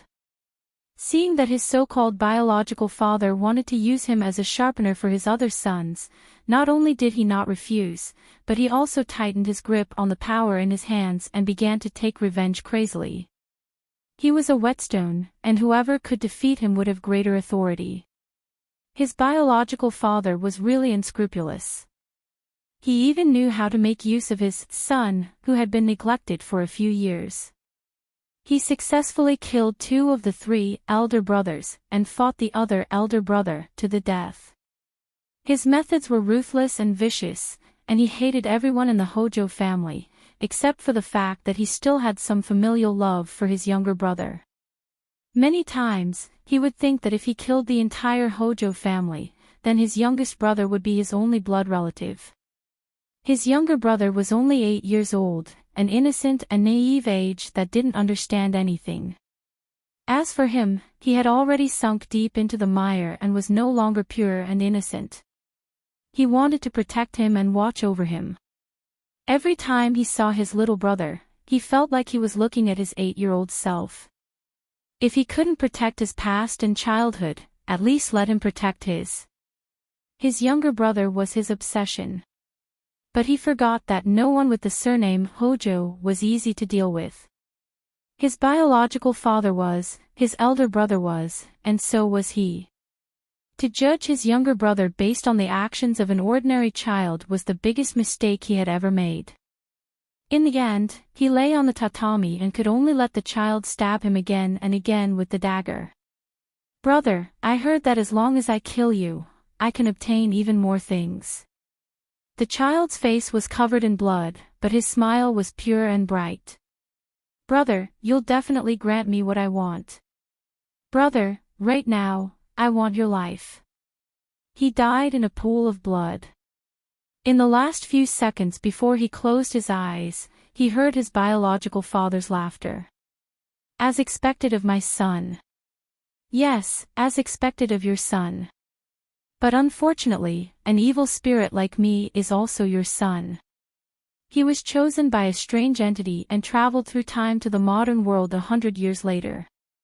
In order to increase his chances of survival, that strange entity called the system had specially prepared a survival menu for a mere mortal like him, pharmacist. Pharmacist was a profession that was based on the fusion of medicinal knowledge and spiritual power. He could use all the plants and animals around him to concoct the medicine he needed. There were no restrictions on the form, and there was no limit to his growth. After becoming a pharmacist, the first mission he received was to protect someone in the Hojo family. It was the eldest grandson of the Hojo family, who had been ill since he was in the womb. Not only did he have to protect him, but he also had to nurse his body. How laughable! The Hojo family was still the same Hojo family, unchanged. The only difference was that his eldest grandson, who had been sickly since he was a child, was an unusually upright and righteous child. But so what? So what? He had prepared for 2 months and quietly let the child die on the Ferris wheel. The child hugged the doll in his arms with a sweet smile on his face, as if he was asleep. Killing the person he was supposed to protect completely messed up Hojo's fate. He also degenerated into a predator and lived like a stray dog until he met another guardian. So a few years later, he became Kudo. Kudo was a hunter who took every step carefully. He had enough brains and patience to catch the prey he fancied. As long as he wanted to, there was nothing he couldn't do. He had seen all the ugliness of the world and experienced too much. Therefore, with the accumulation of experience, he became more and more calm and steady, and his considerations became more and more meticulous. He gave up politics because he didn't want to have a direct conflict with the powerful Hojo family. But when he entered the police station, he could use his authority within a reasonable range to obtain more, faster, and more comprehensive information. As such, when Hattori Heiji used his connections to select a girl he didn't know as his partner, he knew that what would come in the end. From the very beginning, he had his eyes on Ijosa. For the sake of this guardian, he did not hesitate to direct and act himself, put himself into the role, and spend a long time pretending to be the good guy, getting closer to him step by step, understanding him bit by bit, and guessing everything inch by inch. Until the day he finally became a shogun. The time, place, mission, and character were all carefully selected chess pieces. A criminal who was originally a murderer had really helped him a lot. Whether it was the criminal's interest in Ijosa or the other party's reluctance to leave, it all provided him with enough time and space to complete his plan. And it was extremely easy to kill an ordinary person with the means of a pharmacist. Only a wisp of tea fragrance was needed to confuse him and throw himself into the sea. Only a wisp of tea fragrance was needed to attract countless carnivorous animals in the sea. The clues stopped with the criminal. Who knew if Ijosa was alive or dead? What if he was in the sea? Could a girl survive in such a large number of sea fish fighting for food? Her life and death was destined to become an old case. As for him, he had a sufficient alibi. It was true that he wanted to kill the real person, it was true that he wanted to live, but compared to killing the real person and surviving, he wanted Ijosa's clean soul and system more. It was as if it was a chance to do it all over again. He wanted her to be willing to hand over her ability and life to him, just like the first guardian. That was the feeling of being loved and trusted. He wanted to feel it again. He wanted to feel the love that was not mixed with any benefits. That was love. How could he make someone love him? Naturally, he had to lock her up and completely control her life. He had to make her understand that she was his appendage. Whether it was food, clothing, drink, or anything else, she could not get anything without going through him. Even the person who talked to her could only be him. The Stockholm Syndrome was an excellent method to make use of. It was shortened to hostage complex. It mainly referred to the fact that the hostage had been under the violent, indifferent, and powerful rule of the criminal for a long period of time. The hostage would be grateful for the small benefits the criminal occasionally gave them, and thus develop a twisted mentality of worship, love, and exoneration for the criminal. And the hostage complex, in his eyes, was pure love. No matter what he did, he would be forgiven in the end. Brother, you will definitely promise me what I want. Brother, I want your life now. When you love me, you will definitely promise me what I want, right? Even if I want your life, you will definitely forgive me, right? Just like her, she used her last breath to see him. Not only did she urge him to kill her, but she also completely forgave him. He was loved, right? Yes, that was it. Relying on love, he could be unscrupulous. Relying on love, he could trample on other people's hearts. That was it. Kudo completely blocked Ijosa's connection with the outside world. He sealed her in the plantation space, isolated the possibility of anyone finding her, and also cleaned up the traces he left behind. 2 days passed, and everything was still calm. As the saying goes, if you don't fall in love in silence, you will become perverted in silence. Ever since Ijosa was placed in solitary confinement, he was finally able to use his rusty brain. He rested his chin on his hand and contemplated life. The topic he was thinking about was extremely simple. What to eat today? Yes, what to eat. Because of his disobedience, Kudo decided to never give him a grain of rice to eat in order to completely control him. The hunger war lasted from yesterday evening to noon today. In the afternoon, Ijosa was so hungry that his chest was sticking to his back. But would he give in? That won't happen. He felt that compared to eating and drinking, moral integrity was much more important. Although moral integrity couldn't be eaten, it was the bottom line that he couldn't give up. Kudo looked for him 3 times. Every time he came to the plantation space, he seemed to have a hysterical attack, and he talked to himself for a long time. From his words, Ijosa roughly inferred the cause and effect. The more he understood, the more he felt that Kudo was pitiful. However, Kudo's pitifulness didn't deserve to be forgiven. Doing something wrong was doing something wrong. Killing someone was killing someone. This was an indisputable fact. His experience was sad, but the reason why people were called people was that they should have the feelings of not forgetting their original intentions even in adversity. And what did Kudo do? In his previous life, when he was in power, he was willing to be a chess piece and start a massacre. In his rebirth, not only did he not start seriously, but he vented his anger on a child. No matter how much he hated his biological father, he had to admit that he was very much like his biological father. To be honest, if Kudo killed the source of all his pain at the beginning of his power, perhaps he could still look up to him. But he managed for a long time, and in the end, he smashed a good hand to pieces. Yi-Joseph didn't deny that Kudo was good. At least during the time they became partners, he did use his means and brains to punish criminals and save the world. But his good was not enough to offset his evil. Just like Nara, the big mistake made 50 years ago would never be forgiven by Kikyo 50 years later. Some bottom lines were trampled, and it couldn't be offset by a forgive. But for him to kill Kudo with his own hands, he really couldn't do it. Even if he knew that he could complete the task by killing the other party, he couldn't do it. He used to think of him as a friend. And the word friend always had a little bit of connection after the so-called severing of friendship. He couldn't kill him, but he couldn't let Kudo continue to be at large and let the people who really worried about him be anxious outside. Yi-Joseph couldn't do it. But Yi-Joseph covered his growling stomach and suddenly felt that it was better for Kudo to die.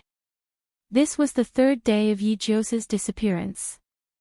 This matter alarmed the Takashi Akashi Chable, and it also alarmed the Black Shirt organization that was waiting for an opportunity. But compared to these two, the atmosphere in the kennel was more solemn day by day. Even Kimimaro began to release his murderous aura uncontrollably. Saishomaru's sharp nails scratched the blade of broken teeth. His golden eyes were calm as he said faintly, "The third day." 3 days was enough for unfortunate tragedies to play out one after another. And Saishomaru also understood that his patience was almost exhausted, and he had reached the point where he wanted to kill people. Ah! Uchiha Madara curled up on the sofa and frowned. With her strength, she shouldn't have been locked up for so long. It's not normal. Yoshi Asakura barked in a deep voice. In the Battle of the Soul Society, I saw her fight against Vastad with my own eyes. According to this ability standard, no matter where she is in the modern world, she shouldn't have been locked up for so long. Is it a different dimension? Aizen basically guessed everything. A different dimension that only raiders can control. And they have to lock down the owner's resistance. It's not easy. No wonder Saishomaru restrained himself for so long. If that different dimension was connected to the raiders, then under the attack of broken teeth, not only the raiders, but also the opponent's different dimension would be affected. At that time, forget about saving the owner, she might not even be left with a piece of meat. Natural Tooth's Netherworld Waning Moon Break could also open up a different dimension, but this move was too lethal, and it would most likely send people into the Netherworld instead of directly opening the door next to the different dimension. As for the Soul Slasher manifestation. Saishomaru, can you use your manifestation? Aizen looked up. Although I support letting the owner complete the trial alone, I have to ensure her safety. If the owner dies, I don't want to be a dog for the rest of my life. The manifestation can transfer dimensions. Saishomaru said slowly, but it must find the crack in space and cut it open in order to travel to the other side. And the power of space is ever-changing. If you accidentally cut the wrong place, it will cause the entire world to shake. In short, these 3 swords, Natural Tooth, Broken Teeth, and Manifestation, couldn't use their ultimate moves casually. If they did, everyone would be finished. Dogs. So, you don't have a blade that's for a moderate. Then, what about the owner? 9 Orchid Flower was a little helpless. That was the life-saving Isadis root of their group of dogs. The longer we delay, the more variables there will be. Let her save herself. Uchiha Madara closed his eyes. This is her trial. If we pave the road, she will never be able to walk her own path. Yi-Joseph chewed on the tea leaves, feeling dizzy from hunger. Other than drinking some dew every day, he had never tasted anything other than tea leaves. It was the 3rd day. Yi-Joseph poked the wooden stick and drew half of the Chinese character Xing. When footsteps came from behind and the fragrance of food wafted over, Yijosa instinctively sniffed and finally continued to pick tea leaves to fill his stomach without saying a word. Still not ready to eat. Kudo's tone was gentle as usual. Maybe you will starve to death here. Yijosa rolled his eyes and said weakly, starving to death here, dying of thirst here, is better than wagging your tail and begging for mercy. What's more, every time you see me, you say the word die. Are you deliberately provoking me so that I will kill you? Kill. Kudo was slightly stunned. Yijosa stood up shakily. I am a good person, but I like to fight against people. I don't want to eat what you give me, and I don't want to kill you myself. I am happy to see you unhappy. By the way, are you asking for death, Kudo?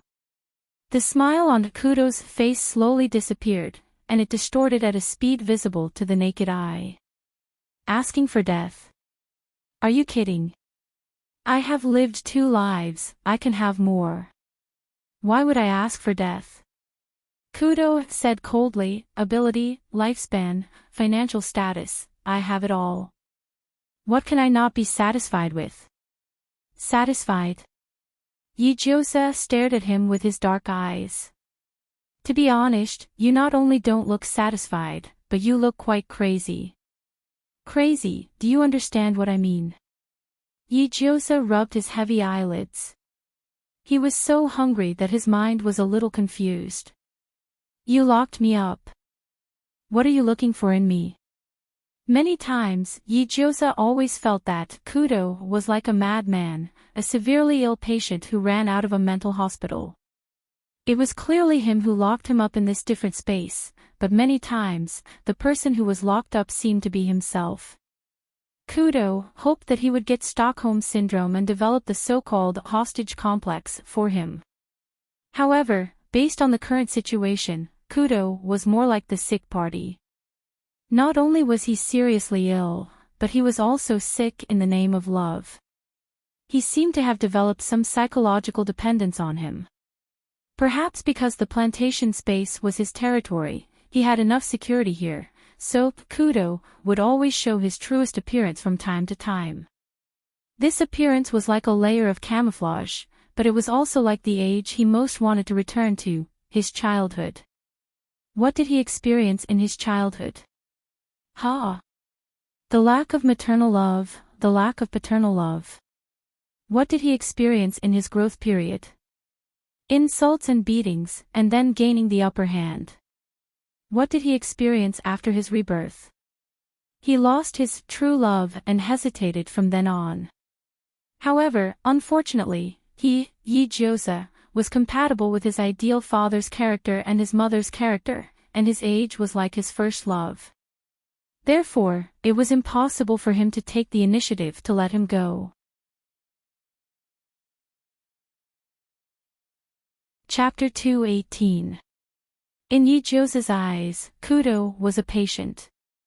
Not only was he terminally ill, no medicine could cure him, he was also so ill that he had schizophrenia with schizophrenia. Seriously, he felt that Kudo was sad and deserved to die, but compared to death, Kudo seemed to need a psychiatrist more. Kudo was the most complicated predator he had ever encountered.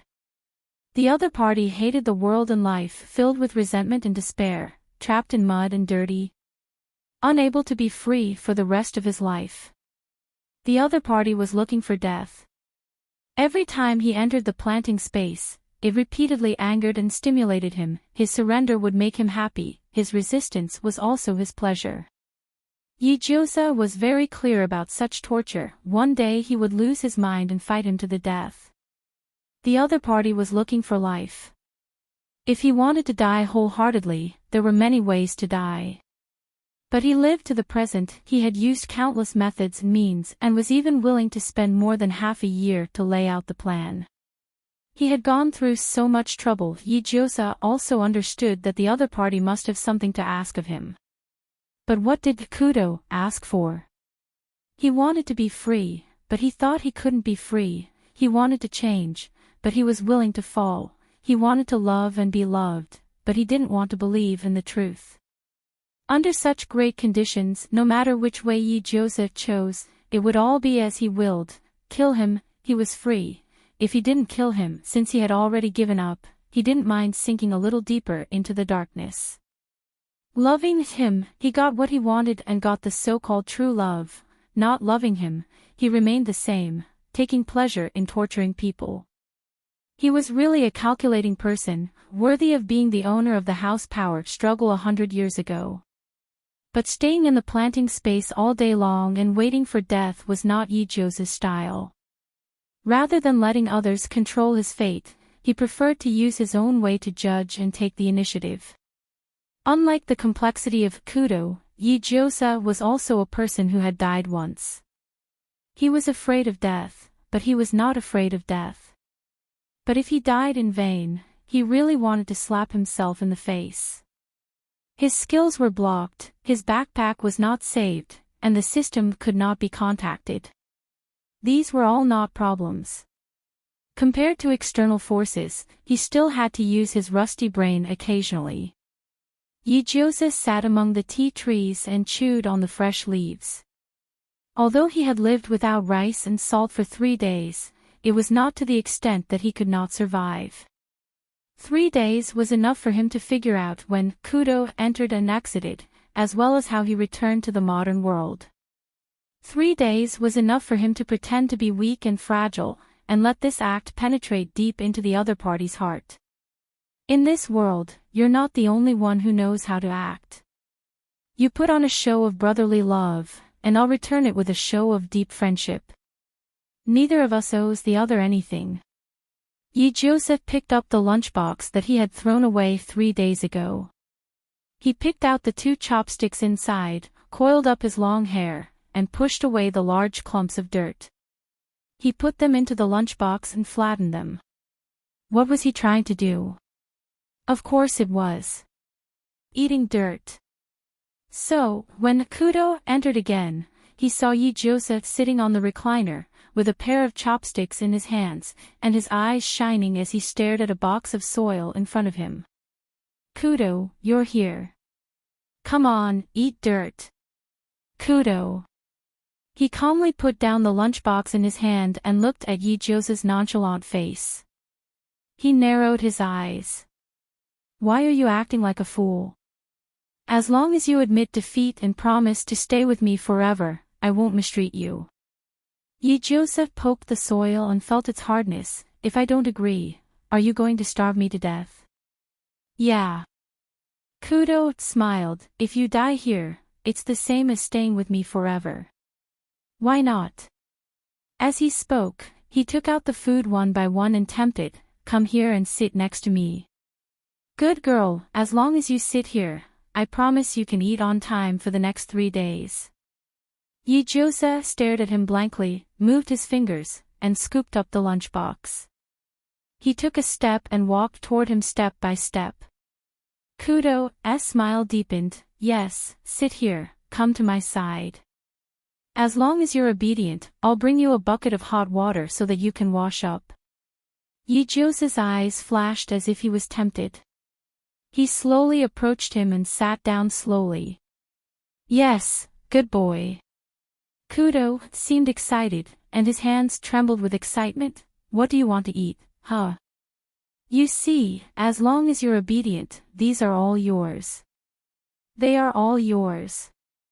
As long as you're obedient, you can get them all. Yi-Joseph looked at the pile of food and had no appetite at all. Thinking of the other person's experience, he understood that Kudo's biological father in his previous life should have said similar words to him, as long as you're obedient, these are all yours. Kudo intended to use the same method on him. Unfortunately, he was not him. When Kudo allowed him to approach, he had already lost. Yi-Joseph raised his dark eyes, stared straight at him, and asked, Kudo, let me ask you one last question. If Hattori Heiji hinders you, will you kill him? Kudo opened the bento and didn't look back. The world doesn't lack a detective like him.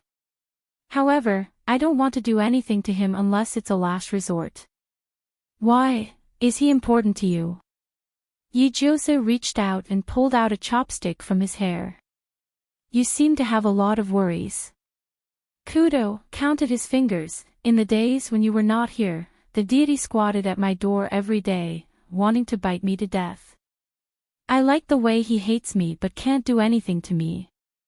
He laughed happily. What do you think if I get rid of them one by one?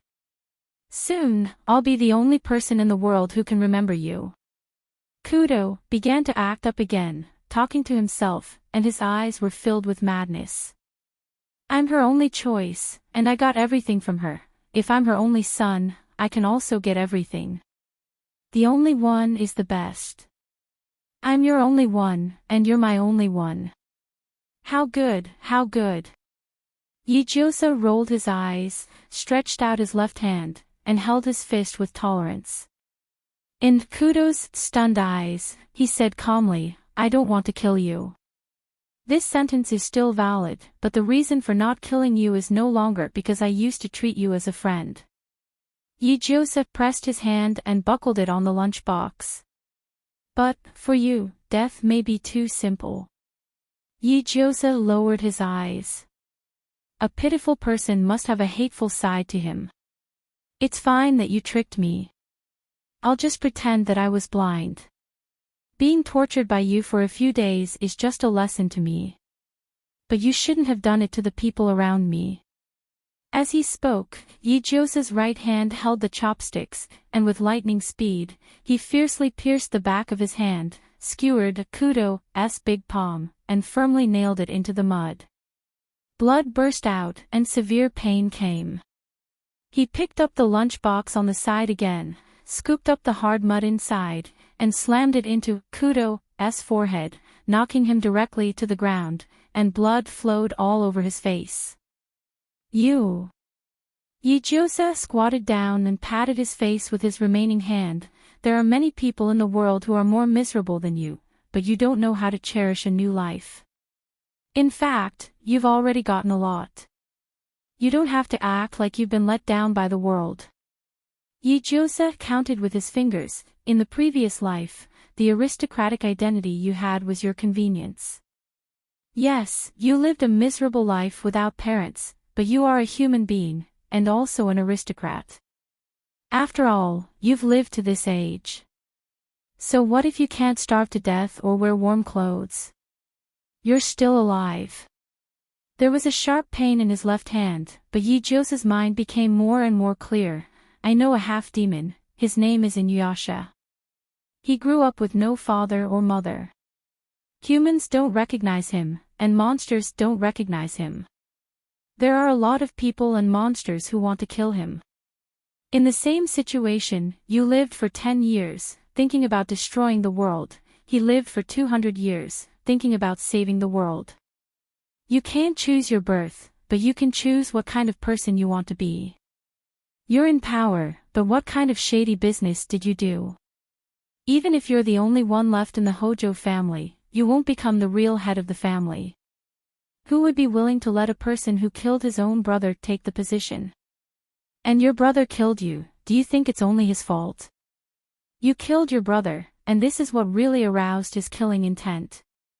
You instilled in him the idea that older brothers can be killed. Kudo collapsed on the ground, trembling. Yijose shook their hands, which had been strung together. There was no extra expression on his face. God gave you a chance, but you didn't cherish it. Being in power was one, being reborn was another, and meeting that guardian was another. You had many opportunities to redeem yourself, but unfortunately, you didn't grasp them. Why would others sacrifice themselves to redeem you when you're like this? Count how many lives you've killed, Kudo. No, Hojo-kun. Yijose said slowly, every night you sleep on the tatami, don't you hear the cries of the dead? I won't mention anything else. You have your own difficulties. Fine, I'll do as you say. But you killed that innocent child, and completely crossed my bottom line. Yijose said coldly, you've been reborn, and you're an adult. How dare you vent your anger on an innocent child? Ha! Guardians usually protect the child of providence of a world. The Hojo family from 100 years ago let you down, but did this child do you wrong 100 years later? Do you know what a child of providence is? The child you killed back then might have grown up to change the Hojo family's views and fate. But you killed him. Kudo's eyes widened, as if he had thought of something. His face was filled with disbelief. Impossible. That family, which one of them is a good person? Yes, there are no good people, because the only good person was killed by you. Impossible. Impossible. Impossible. Kudo was completely insane. No, it's all mud, it's all mud. Don't you understand? Both of their palms were soaked in blood, and Yijosa's lips were a little pale. Don't you understand why the system gave you this mission? You're a victim of the Hojo family, and you want to change your fate and reverse the ending. That's why the system allowed you to be reborn, gave you the ability to protect yourself, and even allowed you to come into contact with the core figure of the Hojo family, the eldest grandson. A child. A child who hasn't even formed his worldview. He was born with the convenience of identity, and he was sent to you for you to educate. What do you think this means? Kudo trembled like he was struck by lightning. The blood on his face coagulated into a scab, and his expression was full of madness. Impossible, impossible, I don't believe it. The system gave you a blank piece of paper, and let you paint your own color on it. It gave you the opportunity to change, to control, to redeem yourself, and to redeem the Hojo family. And you've killed him with your own hands. "Ah, dash!" he screamed, holding his head with both hands, and dragged Yijosa's left hand. Suddenly, blood flowed even more. You chose such a path, and if you want to blame someone, blame yourself. No, it's not. It's not. Ah, no. The entire tea garden echoed with Kudo's hysterical roar.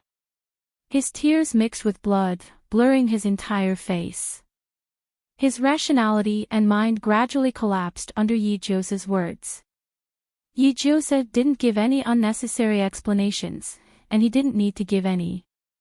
If Kudo had chosen to be kind back then, had chosen to let go of the grudges of his previous life to raise that child, to carry out his own will. When that eldest grandson grew up and took power, perhaps he could really change the entire Hojo family's views. He would have become the true guardian, the person who wielded power behind the Hojo family's head. Perhaps the Hojo family would have changed in that generation, and there wouldn't have been such a vicious and evil act, nor would there have been the evil thoughts of harming others to benefit oneself. He would still have met that lovely guardian, and perhaps they would have been together, and together they would have protected the people they should protect. Most importantly, she wouldn't have died. She would have lived. She could have accompanied him. He would have had a younger brother that he had raised with his own hands, a lover who would accompany him from the beginning to the end, and his own perfect family and lovely children. The things that he couldn't get in his previous life, God was using another method to make up for them. Unfortunately, he didn't choose to be a good person, and he didn't choose to be kind. There were many opportunities and choices in a person's life. If one's choice caused a conflict of interest or caused a dilemma, then one had to choose the choice that was truly suitable for a person, become a person, and live up to the principles of a person. If one couldn't be an excellent person, then one could be a good person. If one couldn't be a good person, then one could be a normal person. Only by becoming a person could one have everything that a person should have. This was the true self of a person, and it was the bottom line that a person could never lose. Unfortunately, although Kudo was pitiful and tragic, he still didn't have the awareness of being a person. What is a friend, Hojo-kun? Yijosa let out a long sigh as he reached out with his other hand and lightly patted the top of Hojo's head. A friend is, no matter how much you argue with each other, or even if your relationship is on the verge of breaking down, you will still be able to hold back the words that truly break you down. I once treated you as a friend, and Hattori Heiji treated you as a brother who would go through life and death with him. But for the sake of your own selfish desires. Forget it, I won't talk about it anymore. Yijiosa closed his eyes and stood up with a heavy head. I was locked up by you for 3 days, and I also pondered for 3 days. I'm not smart, but I have my own judgment. I am a person, Hujikuen. I won't allow myself to fall. I won't allow the things that I want to protect to be harmed. I won't allow myself to become the person that I don't want to become. Huaxia has a saying, if you understand the Tao in the morning, you can die without regrets. Becoming a person, that is my Tao. Becoming a person, that is my Tao. My Tao. Tao. Boom boom boom. Asterisk in an instant, the entire plantation space began to tremble. It was as if an illusion was shattering, as if heaven and earth were collapsing, and as if the heavens were about to collapse. Cracks appeared in the azure sky. They cracked open like a spider web, as if they were being torn apart by a pair of giant hands. They were completely destroyed from the inside out. The afterglow of thousands of stars spilled out from the cracks, condensing into a surging galaxy that gathered all the brilliance in the world. It surged down majestically, as if thousands of soldiers and horses were charging at him, brimming with a majestic and terrifying aura. The plantation space was collapsing. Yijiosa was stunned on the spot. He didn't move an inch, allowing his body to be surrounded by countless stars. It was as if he was wandering in the warmest amniotic fluid, as if he was soaking in the gentle mother stream. The power that he had lost was being replenished at the fastest speed, and everything that had been sealed was returning to him. In a daze, he felt that there were many more things in his body, and even more scenes flashed through his memories. What was this? Oh shit! Damn it! What was pouring something into his brain? What kind of godly development was this? This was completely beyond Yijiosa's expectations. His original plan was to use a chopstick to pierce himself and Kudo, and completely bind both sides. Then, he would use words to confuse his mind and disrupt his thoughts. When he couldn't bear it and wanted to escape from the space, he would also be dragged along. This was the escape plan that he had long planned, but what was the situation now? What the hell was going on? Yijiosa with a loud bang in his mind, Yijiosa suddenly screamed and hugged his head. Some sound gathered from all directions and lingered in his ears for a long time. It was like Sanskrit, like chanting, and it was indeed pleasing to the ear, but each sound was full of power that he couldn't bear at all. Who are you? Ah! Yijiosa roared, and blood flowed out of his orifices. He felt that he had gone too far. This was the rhythm of death. Fuck, he regretted it. He shouldn't have pretended to be pretentious. He should have beaten Kudo up and dragged him to escape. If you can have endless wealth by killing an insignificant person, will you kill him? Fuck off. What kind of stupid question is this? I won't kill him. If a mission has no chance of survival, but you can save all living beings by going, will you choose to do this mission? Isn't this nonsense? It's not like I haven't died before. I'll take it. His head was getting more and more painful, so painful that he couldn't think, and he could only answer the question passively. Whether he wanted to resist or shut up, it was futile under this strong power. Who are you? If killing the love of your life can exchange for the lives of all living beings, will you kill him? Are you crazy? It's my love. Who can compare? I won't kill him. Yijiosa held his head and knelt on the ground. The other party seemed to be dissatisfied with his answer and wanted him to change to another choice. However, Yijiosa hammered his head, and more blood flowed out of his 7 orifices. His ears were ringing, and his vision was blurred. Yijiosa was almost dying. If I love someone, I won't let him die before me. Don't ask me why I'm not righteous. I'm a human, not a god. Love, how many love can there be in life? What's wrong with letting him live? Even if I choose to save all living beings, there's no hope in a world without him. Why not die with him? The pressure in his mind gradually disappeared, but the warm power was still pouring into his limbs and bones. Yijose could feel that the strange behemoth had not left yet. It was still staring at him like a tiger, as if it was weighing something. Your will, I have received it. For the time being, you pass, guardian. After this sound, the pain completely disappeared, and the entire planting space was broken into pieces. The last wave of warm power merged into his body, and the closed subspace completely disappeared. Yijose and Kudo landed on the coast of the Sea of Japan in a spatial fluctuation. Both of them were soaked in blood and unconscious. After a while, the surrounding space shook violently, and a slender hand directly tore the space apart. The tall dog demon landed beside Yijose and pursed his lips without saying a word. It didn't take long for Uchiha Madara to come here. Saishomaru squatted down and picked up Yijose, who was covered in blood. The venom overflowed and melted the chopsticks that were stained red. However, when the venom fell on Yijose's wound, not only did it not melt her skin, but it also regenerated blood and flesh. Uchiha Madara was stunned. Looking at the green light, he couldn't help but think of Senju Takuma's medical skills. I thought your venom would only hurt people. Saishomaru replied faintly, it stimulates the potential when fighting to make the body recover faster.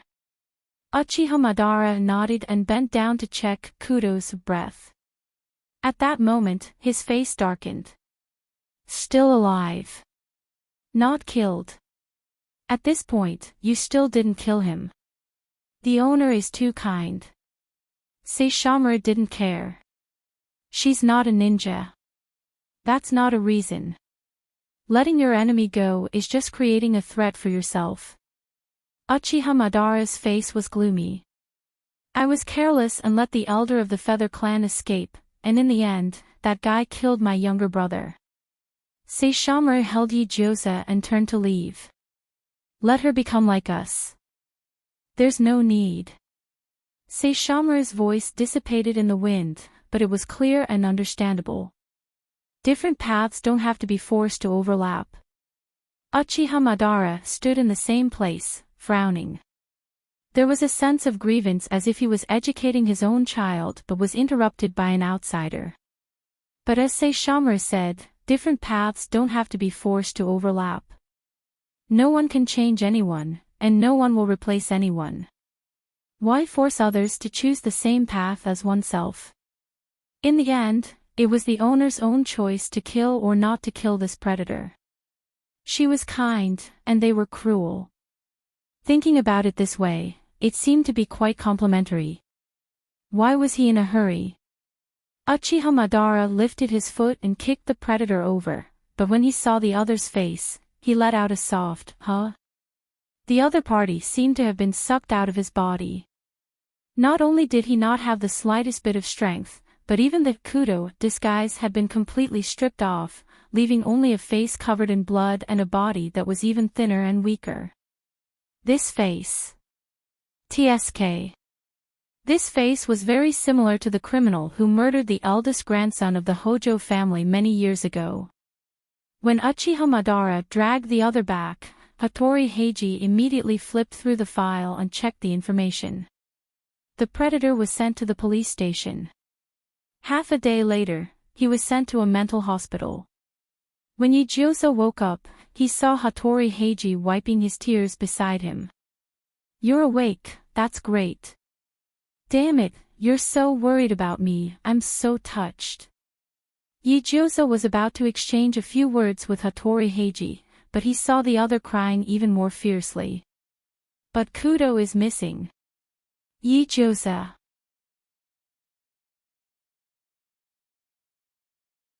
Chapter 219.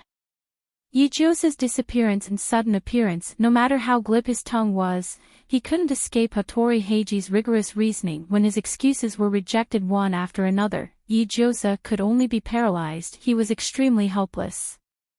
Where did Shinichi Kudo go? You ask me, who should I ask?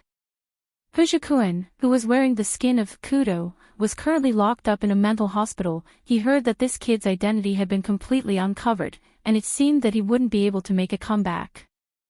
A life for a life, he would only exhaust the other party until he died. His mission could barely be considered to have been completed. However, where could he find a real Kudo for Hattori Heiji?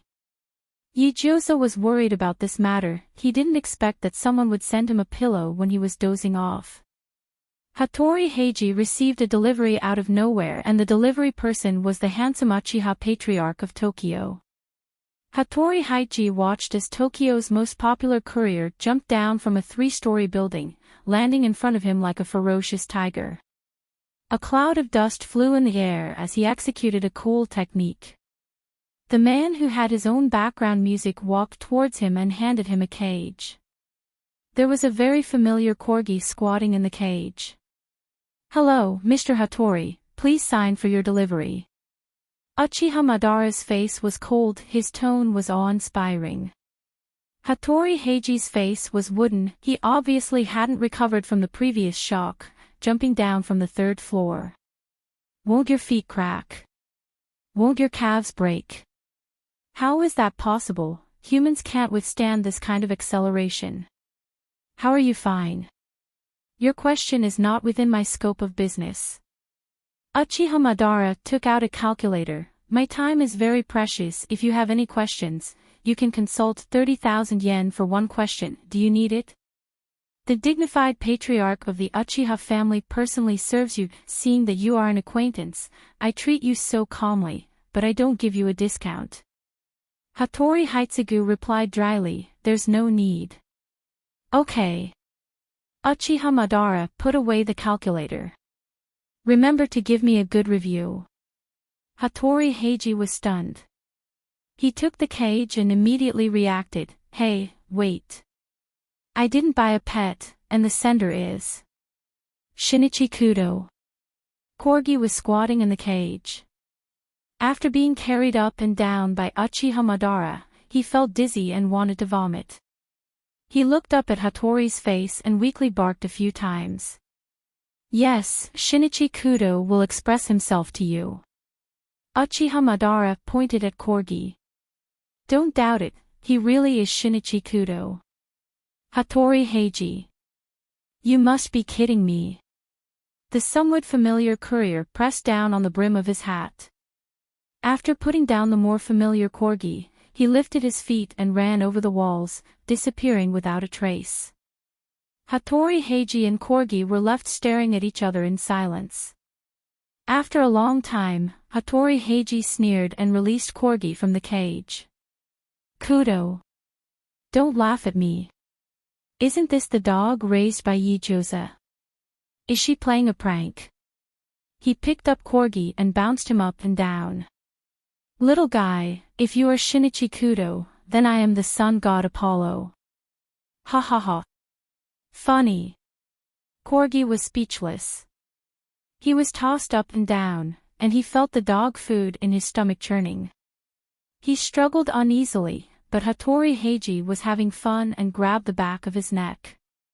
Corgi endured and finally couldn't take it anymore. He barked and vomited all his breakfast on Hattori Heiji. Hattori Heiji was speechless. Playing with a dog for a while, vomiting in the crematorium. In the end, Corgi was still brought home by Hattori Heiji. Not long after he was brought home, Hattori Heiji screamed and ran from next door. He pushed open Yijosa's door and shouted in horror, Yijosa. Your dog is a demon. Your corgi can actually type on the computer. He can type. Yijosa calmly nibbled on the sweet potato. The 3 children and the group of dogs in the same room turned around and gave Hattori Heiji a look that told him not to make a fuss. Don't panic. Not only can my dog type, but he might also be able to solve cases. Yijose scooped up some sweet potatoes. Oh right, do you want some sweet potatoes? I roasted them with Dragon Flame Song. They taste really good. Hattori Heiji's face was expressionless. No need. What was Dragon Flame Song? Why? Why was this world getting weirder and weirder? Oh, don't. Then don't block the door. The cold wind will blow in. June. Ah no, freedom. Send the guest out. Yijose waved his hand. Kimimaro immediately stood up and pushed Hattori Heiji out. He closed the door and returned to his original spot. He picked up a long rib from the ground. It was filled with fragrant sweet potatoes. Yijose ate it with satisfaction. Speaking of which, why is Uchiha Madara so kind as to give me sweet potatoes? And they're all roasted right now. Does he have something to ask of me? Kimimaro paused and looked at Saishomaru. He said softly, Uchiha-senpai has been training me recently. Yesterday, we didn't pay attention to the terrain, so Uchiha-senpai roasted an entire field of sweet potatoes with Dragon Flame Song. Yijose. His smile gradually froze. We need to pay more than 1 million yen. Looking at Yijose's frightened face, Kimimaro decided that it was better to get the pain over with. He said directly, Sir, I'm sorry. I and Uchiha-senpai have lost all our money. I used your private treasury. Yijose. So, for the next month, we can only eat sweet potatoes. Yijose pinched the charred skin of the sweet potatoes. His heart ached so much that he couldn't breathe. I understand the logic. We should pay when we should. But what's with that basket of charred sweet potatoes? Can this thing be eaten when it's charred? Kimimaro's voice was soft like a bun. The charred sweet potatoes are roasted with azure dragon burst. Yijose. Blue dragon break. If he remembered correctly, this skill seemed to be. Yijose turned his head to look at Saishomaru. The glutinous rice bun took out a tissue and gracefully wiped the corner of his mouth. It's their honor to be able to test their skills on me, Saishomaru. Yijose. Dogs. Okay, Saishomaru.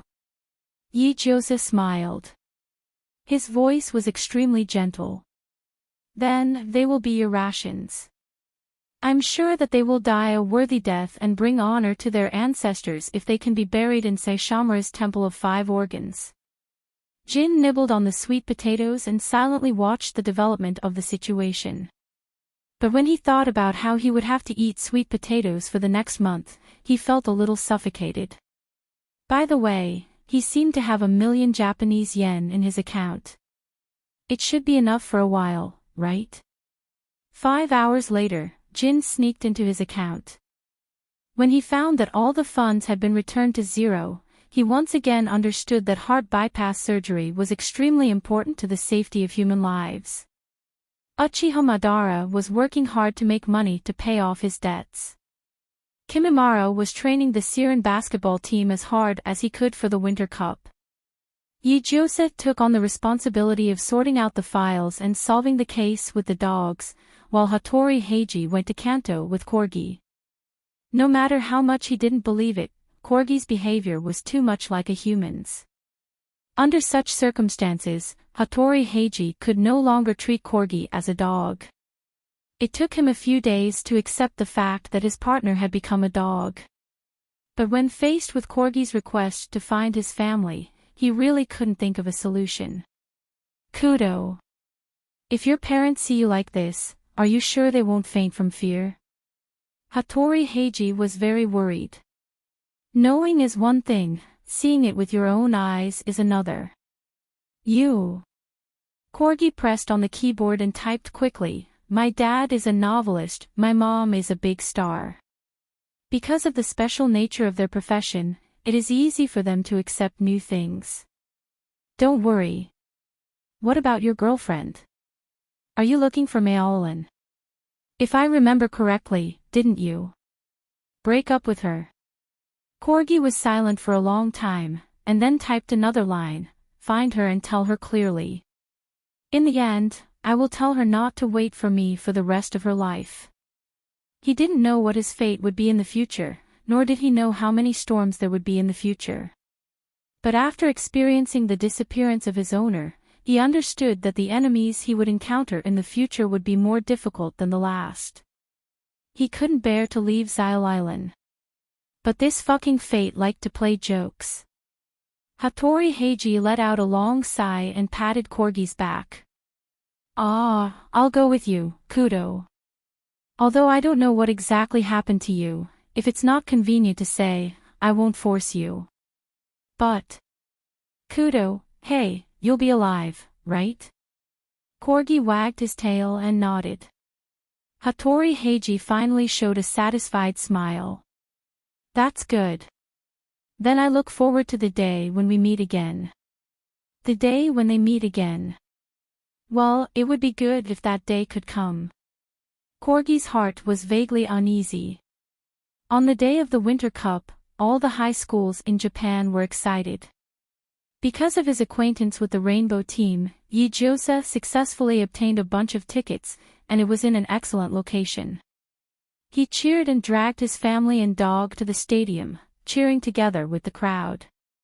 He saw Siren win several basketball games with irresistible force, waving his hands excitedly. Kimimaro seemed to be Siren's trump card, sitting there without moving his butt. This kid's school life must be very comfortable. Even if he didn't make a move, there would still be a huge, wave-wind fan club holding up a banner for him.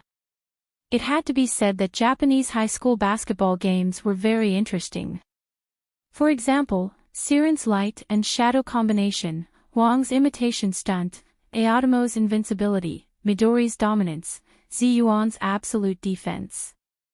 All of them completely exceeded the standard of a high school student. It even made Yijiosa suspect that he was watching the NBA. In fact, it was fine to watch the NBA, but why did their eyes start to shoot lasers? Their speed started to become freakish, and their abilities became more and more strange. Oh fuck. Did he see it wrong? He could see the scene of a Yaku evolving into a Tyrannosaurus while playing basketball. Is this really basketball? Do you have any unspeakable relationship with those teenagers playing tennis? Playing basketball is just playing basketball.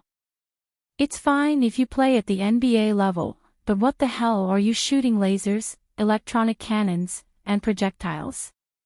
Why is everyone watching with great interest? Oh my god, where did the feeling go? Can't you see it?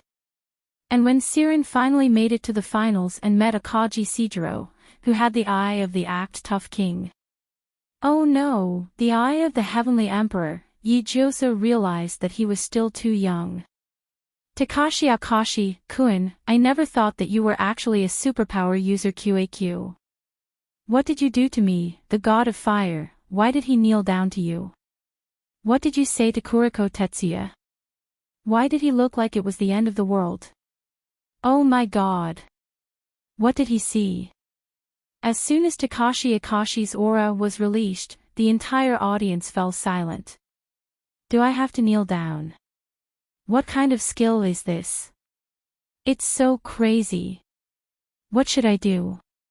I want it.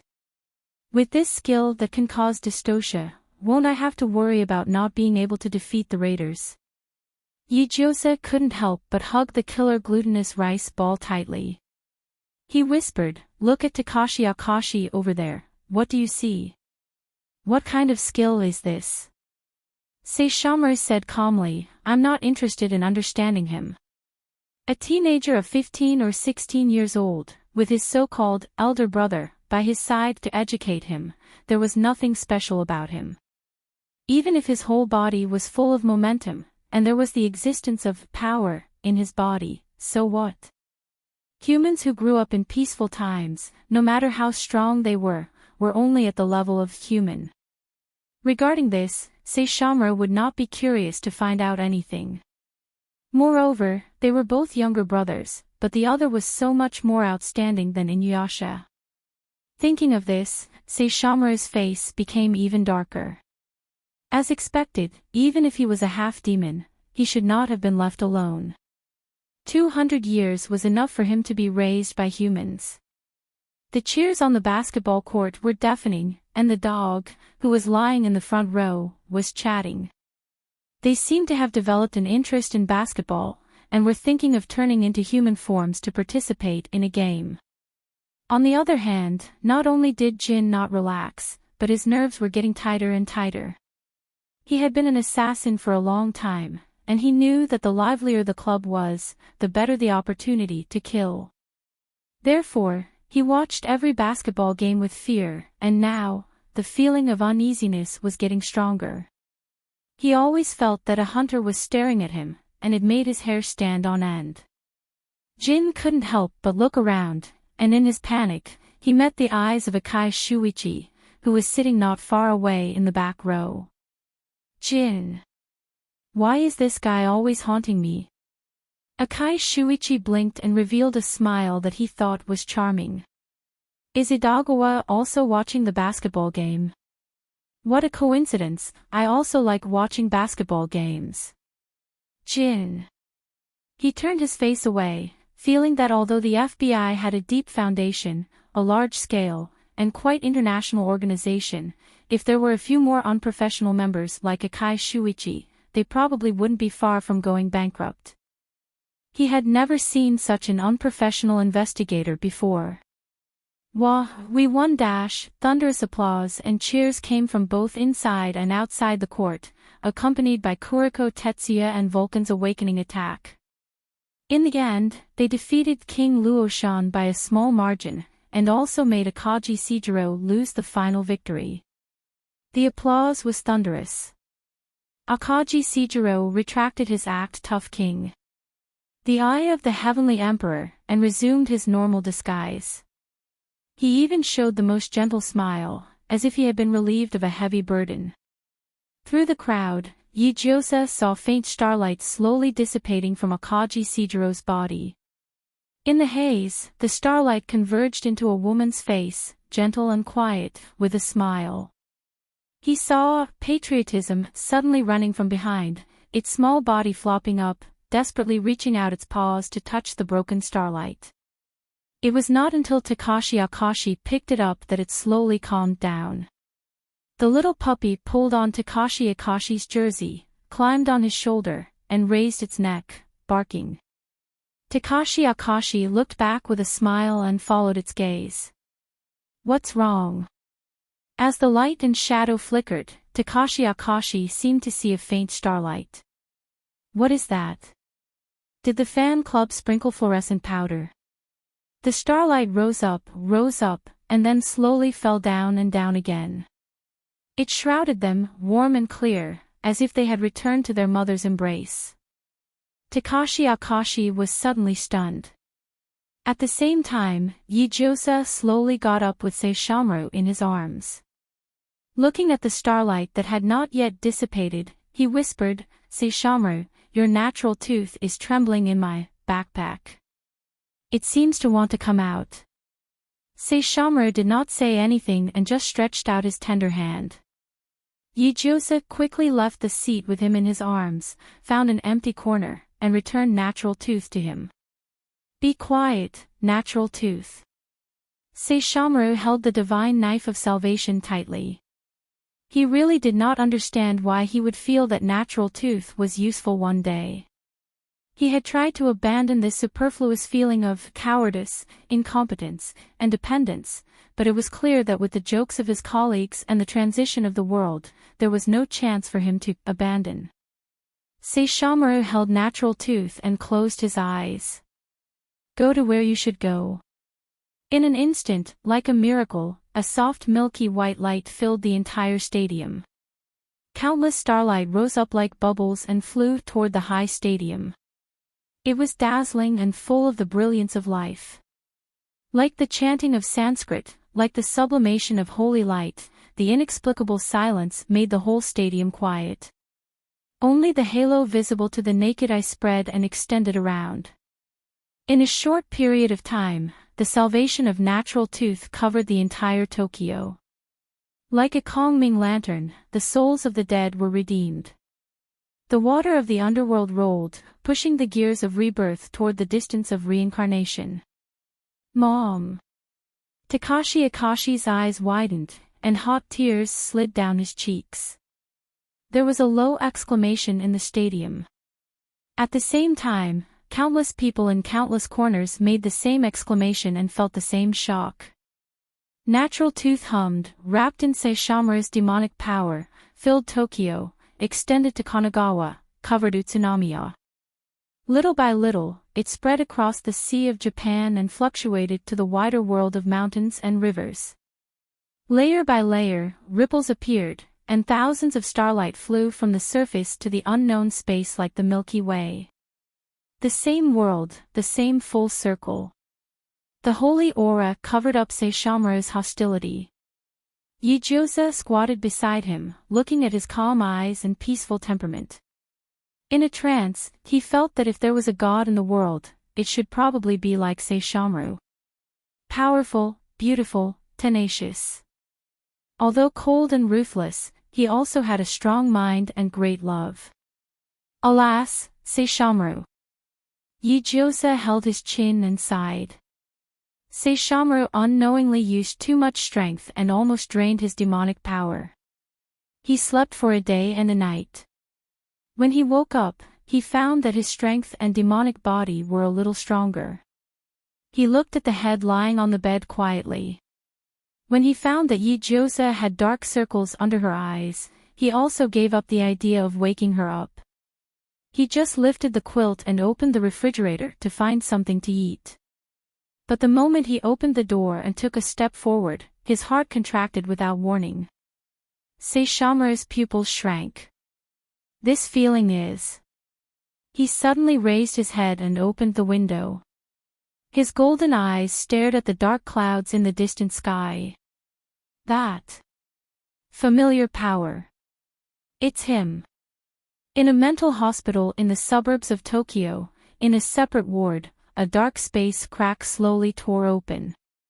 The man who was cuffed to the bed turned his eyes and looked numbly at a pair of slender hands reaching out from the crack. Little by little, a tall human figure emerged. TSK, the smell of the same kind. The newcomer had white hair that reached his ankles and greenish-gray eyes. He wore armor and held a long saber in his hand. He looked at the man on the sick bed with a smile that was not a smile. You have the fluctuation of the Lord God's descent. In the next second, he was directly in front of the man and grabbed his throat. His voice was still gentle, whispering like a lover's whisper. But you're useless. You don't have any strength in you. What should I do? You're useless. You're not even qualified to be food. The raider's eyes focused on the white hair of the newcomer. The legendary Masamune. Ah, I'm really touched. Masamune squeezed his neck and asked, Tell me, where is the guardian who received the Lord God's arrival? If you cooperate, I'll let you be reborn and give you the power, status, wealth, and beauties you want. You know, my goal is only the Lord God. The raider's eyes flashed. He looked at the only door of the ward and stared at the tiny light shining from the railing above. It was light, it was light. In a trance, he remembered the child he met after his rebirth. He held his hand happily and went to ride the Ferris wheel with him. That child was easily satisfied. A small ice cream cone could make him happy for half a day. He was his teacher, and he personally sent him to hell. If he couldn't become an excellent person, at least be a good person. If he couldn't be a good person, at least be a normal person. Guardian. That man. The raider's eyes flashed with resentment. Masamune, that man caused me to be like this. But he's already gone to another world. Which one? Masamune slowly tightened his grip. I don't know. The raider's eyes showed fear. He was panicking. How could he tell me this? Half-truths and half-lies were the most convincing. Indeed, why would a guardian report his itinerary to a raider who was like a stray dog? Masamune weighed the pros and cons and suddenly smiled. Thank you. Immediately after, he exerted force and broke the man's neck with a "gotcha" sound. Then, he turned around and left without hesitation.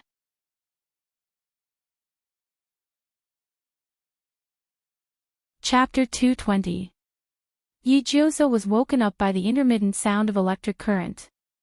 In his daze, a sharp buzzing sound stretched out, echoed, and circled in his mind, causing his mind to be distracted. He could not concentrate at all. He did not know what went wrong, but the system that was bound to him was like a stranded fish. Under the dehydration and exposure to the sun, its energy was gradually drained. With a few beeping syllables, it finally came to an end. It seemed to be very weak. This kind of weakness was like a wave. It could be sensed and understood by him. Yijiosa gradually woke up. He did not expect that he would be able to touch this invisible existence one day. It was not formless. Instead, it was like a small firefly, emitting a gentle halo. It burned in the center of his forehead. System. Yijiosa nodded his forehead and called out to it in his mind. 001. Brother Sparrow. Are you okay? Why do you look like you've died from exhaustion? The system did not respond to him. The light gradually dimmed as if it had fallen into a deep sleep. Seeing this, Yijiosa frowned. He got up uneasily, but he suddenly realized that Saishomaru was standing at the window, looking out at something with a serious expression. Yijiosa could not help but go forward and look outside. He saw that the sky was covered with dark clouds. As if a storm was brewing, he said, "Sai, is it going to rain? I haven't confiscated the sheets under the sun." "Go pack your things," Saishomaru suddenly said. "Go and say goodbye to the humans involved." Yijiosa was taken aback for a moment before he understood something. Saishomaru would not speak without reason. He probably had a premonition that something was special. As for pack your things and say goodbye to people, it was probably because the time limit for the jump was approaching, right? Yijiosa did not say anything. He pulled out 2 suitcases from the cabinet and put some daily necessities into them. They did not have any assets here that they could not abandon. If there was anything they could not let go of, it would be their friends and memories. Yijiosa felt rather helpless as he swiftly packed the items in his hands. Soon, it would be the Japanese New Year. Ever since his rebirth, he had been wandering around various worlds and had never had the chance to have a good New Year. He had already prepared New Year's money for the puppies and children at home. He had also ordered a batch of red and yellow Chinese-style down jackets. Even the puppies had a full set. In fact, he had even planned out a New Year tour for them. He was going to take them to Huaxia to eat delicious food, to the North Pole to see the glaciers, to Australia to lay wool. In the end, his plans could not keep up with the changes. Since they didn't know the exact time of departure, based on the past few times, the warp would not give them a chance to react. In order to obtain greater benefits in a limited time, Yijiosa grabbed 2 10-year dog food cards, ran to the dog food supply in minutes, and swept all the shelves. After arranging for the delivery man to deliver the goods to the apartment, Yijiosa began to arrange for Saishomaru, Jinya, Kimimaro, and himself to drop out of school. At the same time, he had to say goodbye to Takashi Akashi and the others one by one. Time ticked by, and Yijiosa was so busy that he felt like he was flying. At this time, he received a text message from Hattori Heiji. A mentally ill criminal was murdered in the ward. Yijiosa exhaled and put away his phone. He pushed the shopping cart along the way and bought a lot of daily necessities. His heart was a little heavy. Although Hujikun was not a good person, he often recalled the past when the three of them were busy handling cases. It would be a lie to say that he had no feelings for them. However, the dead were gone, and his life would continue. He thought, whether as a friend or an enemy, if the conditions allowed, he would attend the other's funeral. In the evening, night fell quickly in the northern hemisphere. When the cold wind blew through the streets of Tokyo, it brought with it a heavy snowfall. Yijiosa listened to the cheers and exclamations around him as he looked up at the sky that was like a kaleidoscope. The white snow sprinkled down, as if to cover up all the dirt in the world and return it to pure white. Yes, goodbye, Hujikun. If you have an afterlife, please choose to be a good person. He had his last meeting with the Rainbow Squad and handed over the authority of the student council to Four-Eyed Boy. When Yijiosa finished attending Takashi Akashi's friend's party at his residence, not only did he receive his patriotism, but he also met Kuroyu Edu. But when the poor boy saw her, it was as if he had seen a ghost. Where are you going, Yikun? Will you come back in the future? Will we be able to contact you if you change your contact number? You're too much, leaving just like that. I still haven't settled the score with you for taking the wrong track for the marathon. You said you're going back to Huaxia. Will you come back to Japan in the future? Yikun, you haven't left yet, and I'm already missing you. 16 or 17-year-old boys and girls had the purest and most reliable feelings. Yijiosa was moved, but he had no choice but to bluff his way through. Akagi Seijiro seemed to have seen through something, but he didn't say it out loud. He just swirled the juice in his glass and lowered his eyelids. The party ended and everyone dispersed. Takashi Akashi, considerately, sent Yijiosa home and casually asked, "Will I be able to see it again in the future?" Patriotism snuggled into his arms and obediently stayed silent. Yijiosa smiled and said, "If you're lucky, yes." Akagi Seijiro didn't say anything else. He just took off the rose brooch on his suit and let patriotism hold it in her mouth. "Then I can only look forward to seeing you again." Yijiosa returned to the apartment without a hitch, but he saw that his family was already waiting for him in the room. Unexpectedly, Hattori Heiji was sitting on the sofa with Corgi in his arms, looking like he wanted to say something but was hesitant. After a long time, he abandoned all that nonsense and said briefly, "I'm here to send you off." "Well, when are you leaving?" He was about to leave this world anyway, so there was no need to hide some things. "It should be tonight, right?" Yijiosa pointed at his forehead. "I can feel the light source lighting up. A few days ago, it was like a firefly, but tonight, it's like the moon." Hattori Heiji nodded slightly. He forced a smile, patted Corgi's head, and let it go back to the dog team. He chatted with her as usual, talking about the university he was looking forward to in the future, his favorite major, and even planning to propose to his girlfriend, preparing for a grand wedding. They didn't have much time to spend together, but from the way they talked, it was as if they were old friends who had been together for decades. A soft milky white halo fell on Yijiosa's body, like a white ribbon, gradually covering the dogs' bodies. Their appearance gradually became blurry, like a mirage disappearing into the air. "Hattori Heiji, be a great detective." "Damn it, I don't need you to emphasize it." Hattori Heiji pressed the brim of his hat, and his voice was muffled. "I will." Yijiosa chuckled, and completely disappeared. Even the man, the boy, the dog, and the luggage were gone. The apartment in Japan wasn't big, but at this moment, he was the only one left in the narrow space. Hattori Heiji felt real loneliness. Yijiosa left, and so did Shinichi Kudo. TSK, forget it.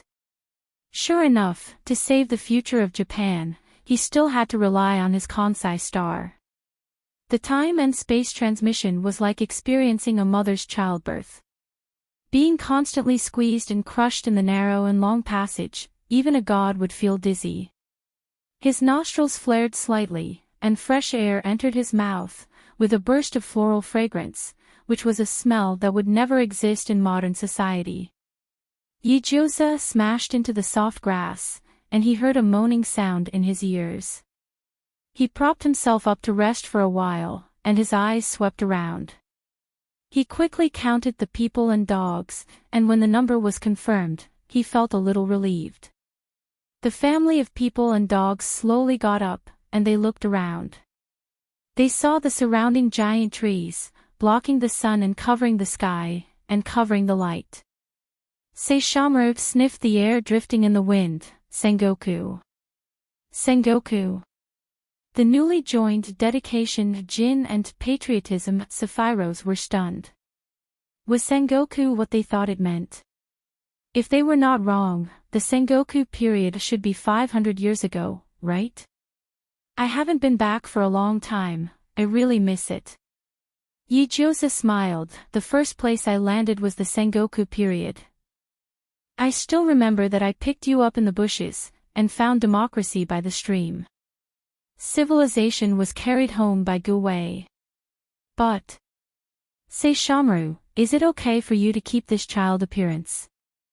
Yijiosa couldn't help but worry, is there no way to change back to the original appearance?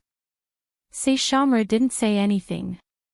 It was easy to restore the appearance of an adult, but if the time was not right, it would cause the opposite effect. He had made Yijiosa feel so guilty that she had to cede territory to him for a very long time. Now that he had exposed her, even if she didn't mind, she would still hold a grudge against him. Who knew how she would take revenge on him one day? He didn't want to give her this opportunity. I will recover after a while, Saishomaru said. In this way, he not only gave himself a way out, but also buffered for a period of time.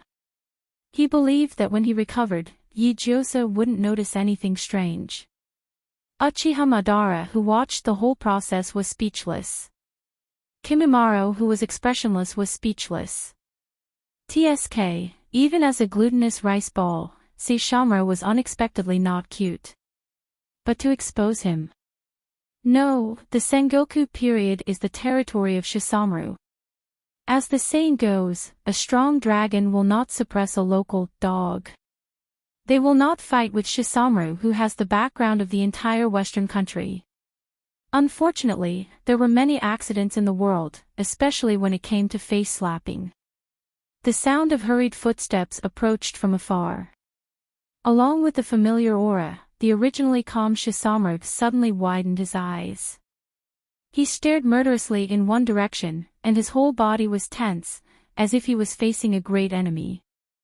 His appearance stimulated the dogs, the enemy that even Saishomaru had to be wary of. Could it be?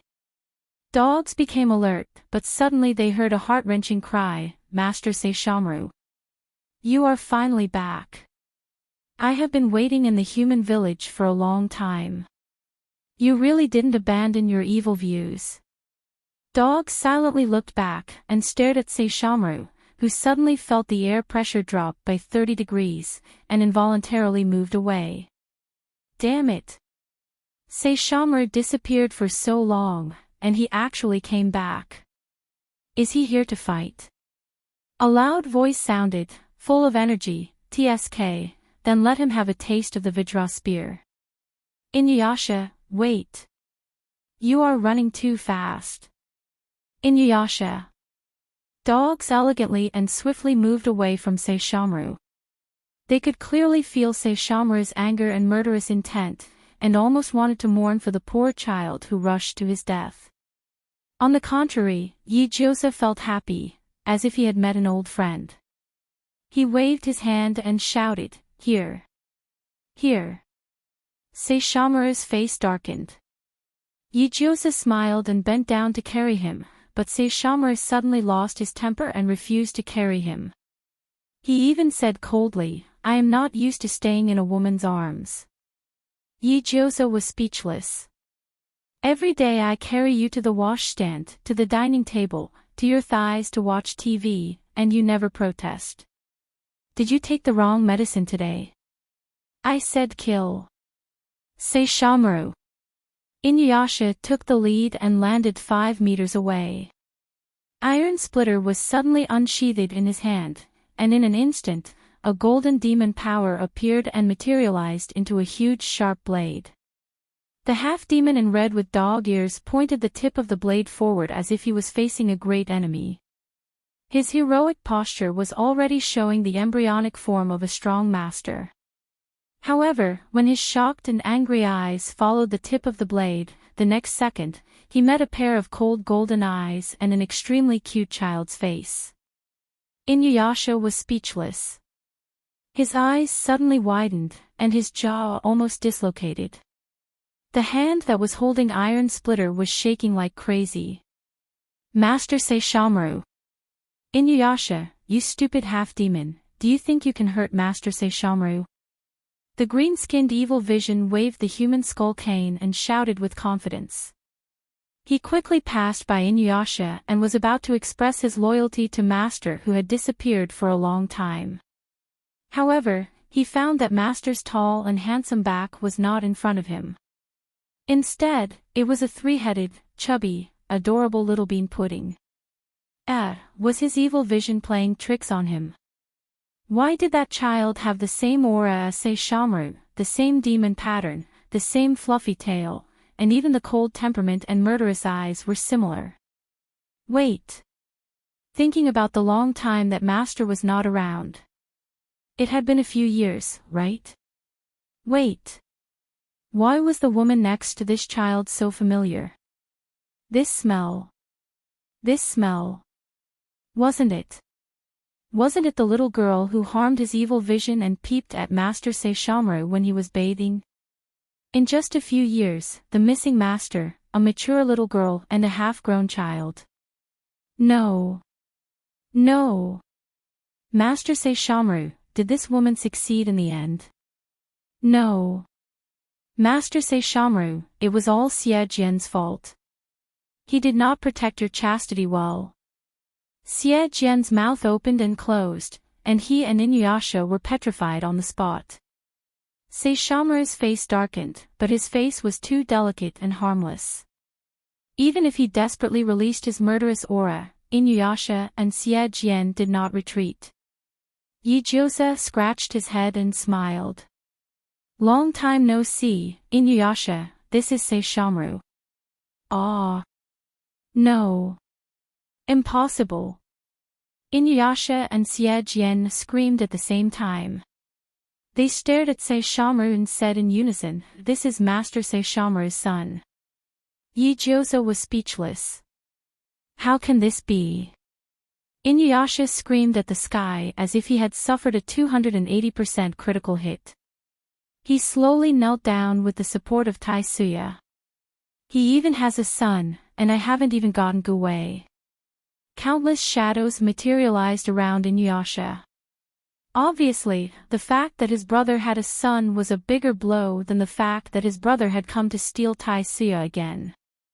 He had thought that with Saishomaru's bad temper, no woman would fall for him in another 700 or 800 years.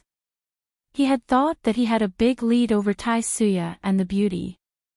He did not expect that after a few years, Saishomaru even had a son. He even had a son. But his Guwei was still in school. How can this be? Xia Kan knelt on the ground with tears and snot, as if he had been swallowed by a succubus. As soon as he opened his mouth, he rebuked his own Saimai. Lord Saishomaru, you even have a son. Xia Kan is so sad. So touched.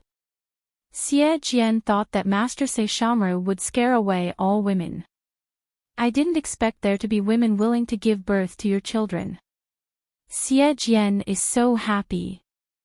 Yijiosa was speechless.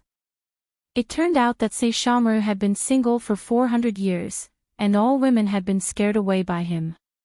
Dogs were speechless. It turned out that even in Saishomaru's own territory, no woman was willing to give birth to his children. That was tragic. Saishomaru was speechless.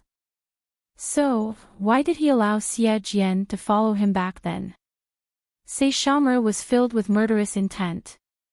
He pulled out Shattertooth from his back. Xie Jian, open your eyes wide and see who I am. Xie Jian raised his teary eyes and cried even harder. Xie Jian is so touched, young master. I didn't expect Master Saishomaru to mention me to you. I can die without regrets. Saishomaru was speechless. The hand holding Shattertooth trembled slightly. He was so angry. At the same time, Coral Mithraea and Guwei rushed to the scene. Before they could catch up, they saw the cute version of Saishomaru at the same time. In an instant, a high-decibel female voice penetrated the forest. Even Micah's hair stood on end. Oh, Saishomaru has a son. Saishomaru was speechless. He took a deep breath and said in a deep voice, Shattertooth. In a split second, people and dogs scattered like birds and beasts. When a group of people and a litter of dogs were sitting together in a wooden house, it was already late in the morning. They sat in front of the fire and cooked a pot of meat porridge. From time to time, they stole glances at Saishomaru. Their eyes wandered around, and no one knew what they were thinking. Xie Jian knelt outside with bruises all over his head. Inuyasha was lying on the other side with bruises all over his face. It turned out that even though Saishomaru had become a glutinous rice ball, his lethality was still comparable to that of a big monster. Inuyasha and Xie Jian were speechless. Ah, what a painful realization. Speaking of which, you have been away for many years. Guwei laughed. Even I have gone to university. Do you still remember Natsume? He is so amazing. He actually got into Tokyo University. Ah. That's amazing. Yijioso was surprised. As expected of Natsume. By the way, where are Nara and Kikyu? What about White Boy, Kagura, and Ling? Nara returned to the City of People and spent 5 years rebuilding it. Guwei's smile was full of tolerance. The grievances between Inuyasha, Kikyu, and Nara are irreconcilable. But now, they are all trying to let go.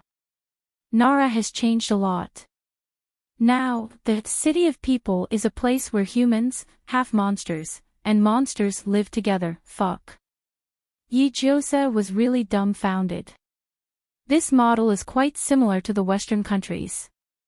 Amazing, this brat has also become a city lord now. Well, White Boy has been summoned back to the City of People. It is said that Nara is busy chasing after Kikyu every day and threw all the chores to him. Poor White Boy. Alas, the last time I saw White Boy, I found that he has lost weight. He wears a loose hunting suit and carries a sickle to cut rice in the field. While cutting the rice, he curses Nara for not having a good death. Yijiosa was speechless. Even White Boy, that little bastard, knows how to manage the city. What happened in the past few years when he was away? Kagura, you can still see her a few years ago. But in recent years, she has disappeared. She is like a gust of wind, walking between heaven and earth. She came back once and brought dompa pork, a specialty of Zhongzhou State. Guwei's voice was full of laughter. Well, we used to think that we were in a relationship of life and death with each other. I didn't expect that after a few years, we can still be friends after letting go of the grievances. But it's not that there are no troubles. Nara is a half-monster. In order to protect himself during the period of weakness every month, he has to split into pieces of flesh with strong resistance consciousness. It's been a few years, and his avatars are really strange. Guwei recalled, some are silent as if they have autism, such as Kamitani. Some are paranoid and Kikyu loves her to death, such as Onigamaru. Some love internal organs and do a lot of harm, such as Katanamaru. Some are weak but ambitious, such as Akiko. There is also a guy called Dreamy by Ikuya. That guy is lazy and nasty. He likes to tease Inuyasha the most. As soon as he appears, he pulls his dog ears. We kill those who should be killed and keep those who should be kept. Thanks to these clones, Inuyasha's strength is getting more and more powerful. Yijiosa scooped up a spoonful of meat porridge and took a sip. Instinctively, he filled a bowl for Saishomaru. Saishomaru took it naturally, as if he was already familiar with this action. Guwei and the others looked at each other for a while, coughed a few times, and continued the topic. No matter how many doubts and gossips there were, they could never talk about it in front of Saishomaru. The terrible blow of shattering teeth alone was enough to make people have a lingering fear. Saishomaru was vengeful. He was not as gullible as Inuyasha. Oh no, simple, by the way, what about Ling? Yijiosa was thinking about the little loli. He did not know what kind of beauty she had grown into. I remember when I left, she was about the same age as me. Now she should be a big girl. Guwei and Shanhu laughed. As someone who had experienced it, Shanhu showed a loving look and said, Ling-chan is waiting to be married in the city of people. Pfft. Yijiosa almost spat out the meat porridge. Waiting to be married. How old is she? 16 or 17? Is she still a minor? She is 16 years old. In the Warring States period, she is already a mature girl. Guwei sighed. Look at Shanhu, she is already the mother of 3 children. Yijiosa. The world is not worth it. All the girls are already married and have children. He can only be single until he dies. Shanhu continued, I watched Ling-chan grow up. She is pure, kind, and beautiful. Hoopa is really lucky to be able to marry her. Ah, do you remember Hoopa? He is my younger brother. Yijiosa. Very good, everyone around me is married. He suddenly found that even if Sengoku didn't have a WeChat friend circle, his daily life was still surrounded by marriage, childbirth, and sunbathing. There was no way to continue living like this. The pot of meat porridge was finished, and the conversation gradually came to an end. Xie Jian has decided to wait for Saishomaru to return, so he has been following us for the past few years.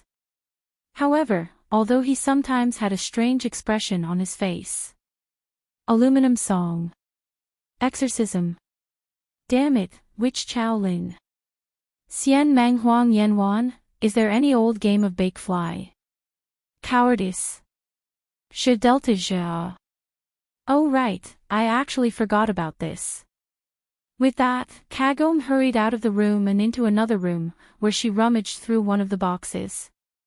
She quickly walked back, but this time she was not facing Yijiosa, but Saishomaru, and placed the box in front of him. 2 years ago, the subjects of the Western Kingdom were looking for you everywhere. In the end, they had no choice but to entrust this box to Inuyasha, and told us to give it to you when you come. This was a carved wooden box. Because it was sealed by a layer of solid demon power, it could neither be opened nor destroyed, unless it was opened by the real owner. This was the usual method of the White Hound clan when delivering letters. Saishomaru raised his hand and covered it with demon power, and the green venom slowly eroded the solid outer wall. 2 years ago, the subjects of the Western Kingdom were looking for him. What happened in the Western Kingdom? When the outer wall of the box was pried open, Saishomaru almost couldn't wait to take out the thing inside.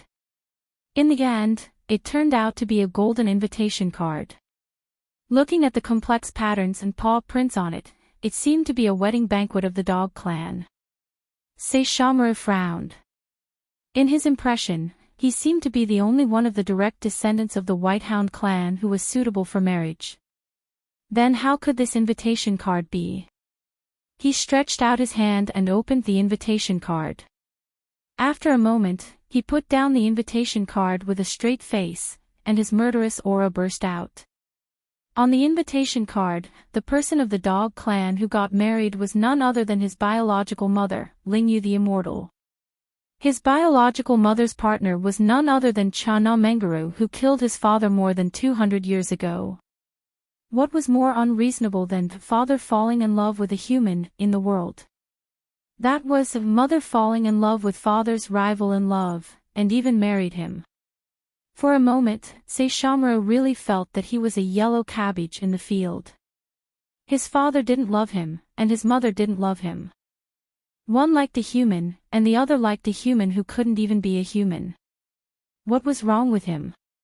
Could it be that the dog demon liked to be close to humans so much? Unreasonable. Completely unreasonable. Everyone and the dogs were about to scatter like birds and beasts again. Only Yi-Jose possessed the body of a warrior.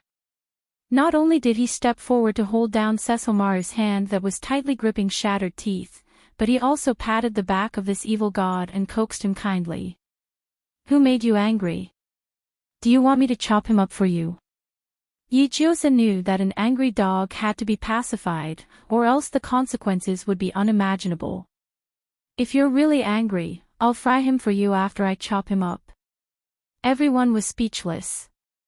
To be honest, instead of being angry, it's better to chop him up. Saishomaru gradually calmed down. Although he couldn't calm down, he didn't lose his mind. He closed his eyes and listened to Yi-Jose's nagging.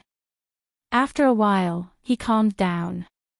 Did the dog demon like to be close to humans so much? "Saishomaru, what do you want to eat tomorrow?" Yi-Jose asked.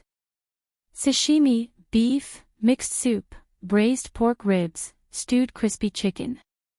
"Up to you." Saishomaru stared at the invitation card and said coldly. Everyone was speechless.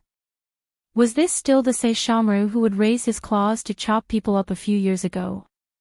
Under the thunderous sky, they watched with suffocation as Yi-Jose carried Saishomaru and happily walked into the night, heading towards the guest room that had been prepared in advance. When his figure gradually disappeared, Guwei asked the silent Uchiha Madara in a low voice, "That? I want to ask, do they always live together?" "Ah." Uchiha Madara nodded slightly. "Chi. Yi-Jose likes to hug by Saishomaru to sleep." Everyone was speechless. Shanhu asked in an even lower voice, "Saishomaru is willing to let people hug him to sleep." "Ah." Uchiha Madara yawned. "There's nothing strange about it, right? Dogs like to be close to their owners.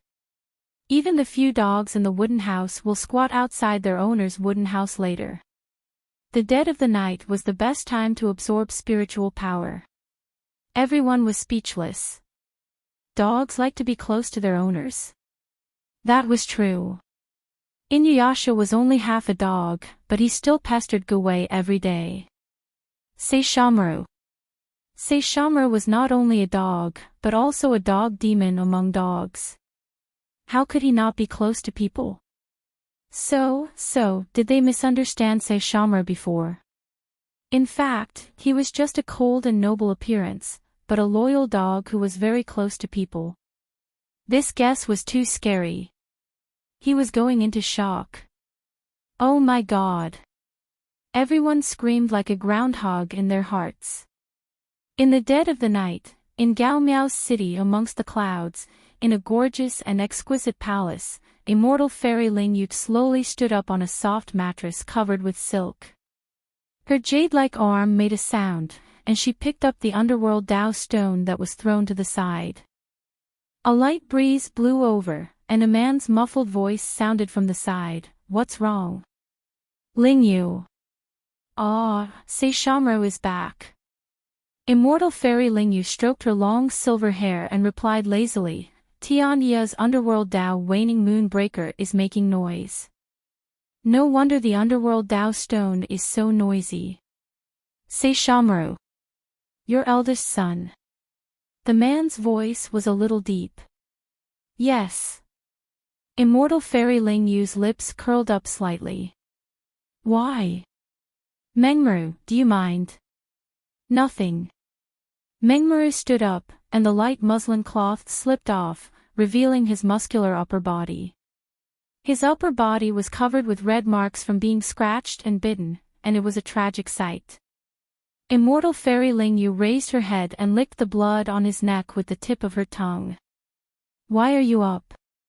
Since your eldest son is about to arrive, I have to sharpen my blade. Mengmaru said casually, he has wanted to kill me for a long time, and there will be an unavoidable battle. Immortal Fairy Ling Yu laughed lightly. Then, don't die so easily. I was a general when I was alive, Ling Yu. Mengmaru bent down and bit her earlobe. I have emphasized this many times. If I wasn't in a human body back then, I might not have died. But you always seem to think of me as a human. Immortal Fairy Ling Yu pursed her lips and smiled. Her smile was as dazzling as a peach. That's right, I don't think of you as a human anymore.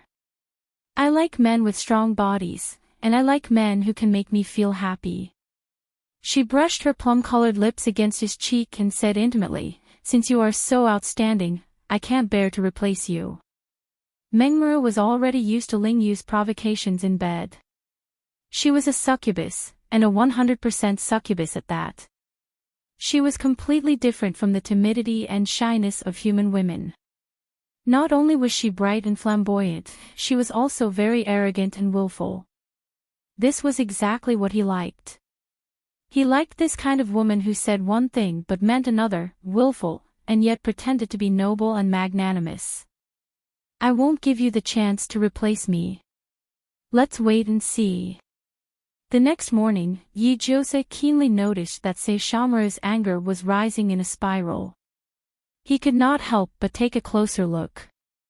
He saw Inuyasha's back facing his brother as he rubbed his dog's ears and dug out his earwax. Not only was he digging, he even dug out a big piece. Not only was he digging out a big piece, he even. It's so big, it would be a pity to throw it away. Just stuff it back in. As he spoke, Inuyasha stuffed the big piece of earwax back in. Yi Jose was speechless. Saishomaru was speechless. This kind of younger brother was really too vexing to look at. Saishomaru could vaguely hear the whispers of his colleagues. This is Saishomaru's brother. Gilgamesh's face was full of disdain. Aren't they brothers? Why is there such a big difference? Nine Orchid Flower observed for a while and said, he probably didn't bring his brother along to raise him, right? That's really a bad brother. Uchiha Madara had a look of disapproval. No matter how much he doesn't admit it, Inuyasha is his only blood-related brother. It's a dereliction of duty as an elder brother if he doesn't discipline him properly. Saishomaru glared at Uchiha Madara with a sharp gaze. Uchiha Madara was completely unfazed. Isn't that so? I've raised many younger brothers, I have every right to say these words. I, Saishomaru, have never treated him as a brother. Saishomaru said coldly. Oh, if you're so capable, then don't be a brother.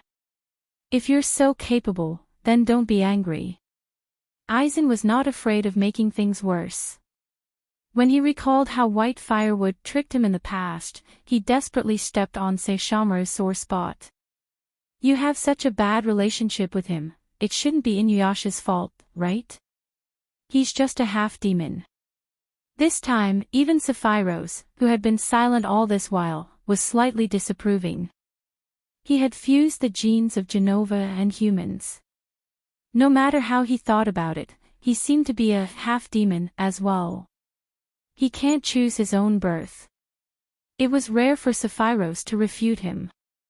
But you can give him a path to move forward. A strong person should have the responsibility of a strong person. Yoshi Asakura raised his eyes and started conspiring. If you had raised him by your side back then, after 100 years, he would be close to you and trust you. Even if you asked him for that sword, he would give it to you without hesitation. After all, I think your younger brother is a straightforward person. He seems to be close to anyone who treats him well. Saishomaru's expression became even uglier. He had lived for more than 400 years, but he had never encountered such a situation where he was criticized by everyone. Half-demon, the child of a human and a demon. Aizen said meaningfully. Tisk, look at Saishomaru's attitude towards Inuyasha. It's really disappointing. As expected, Master is more suitable for humans. Saishomaru finally turned around and looked at the chattering Aizen.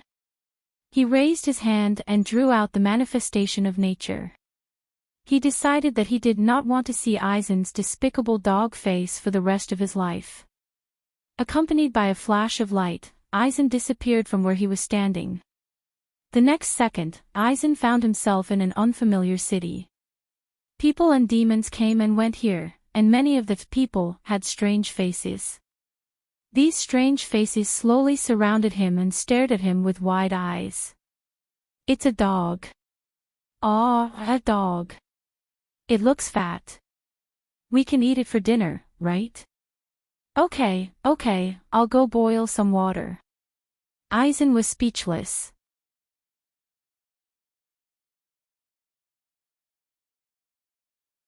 Chapter 221.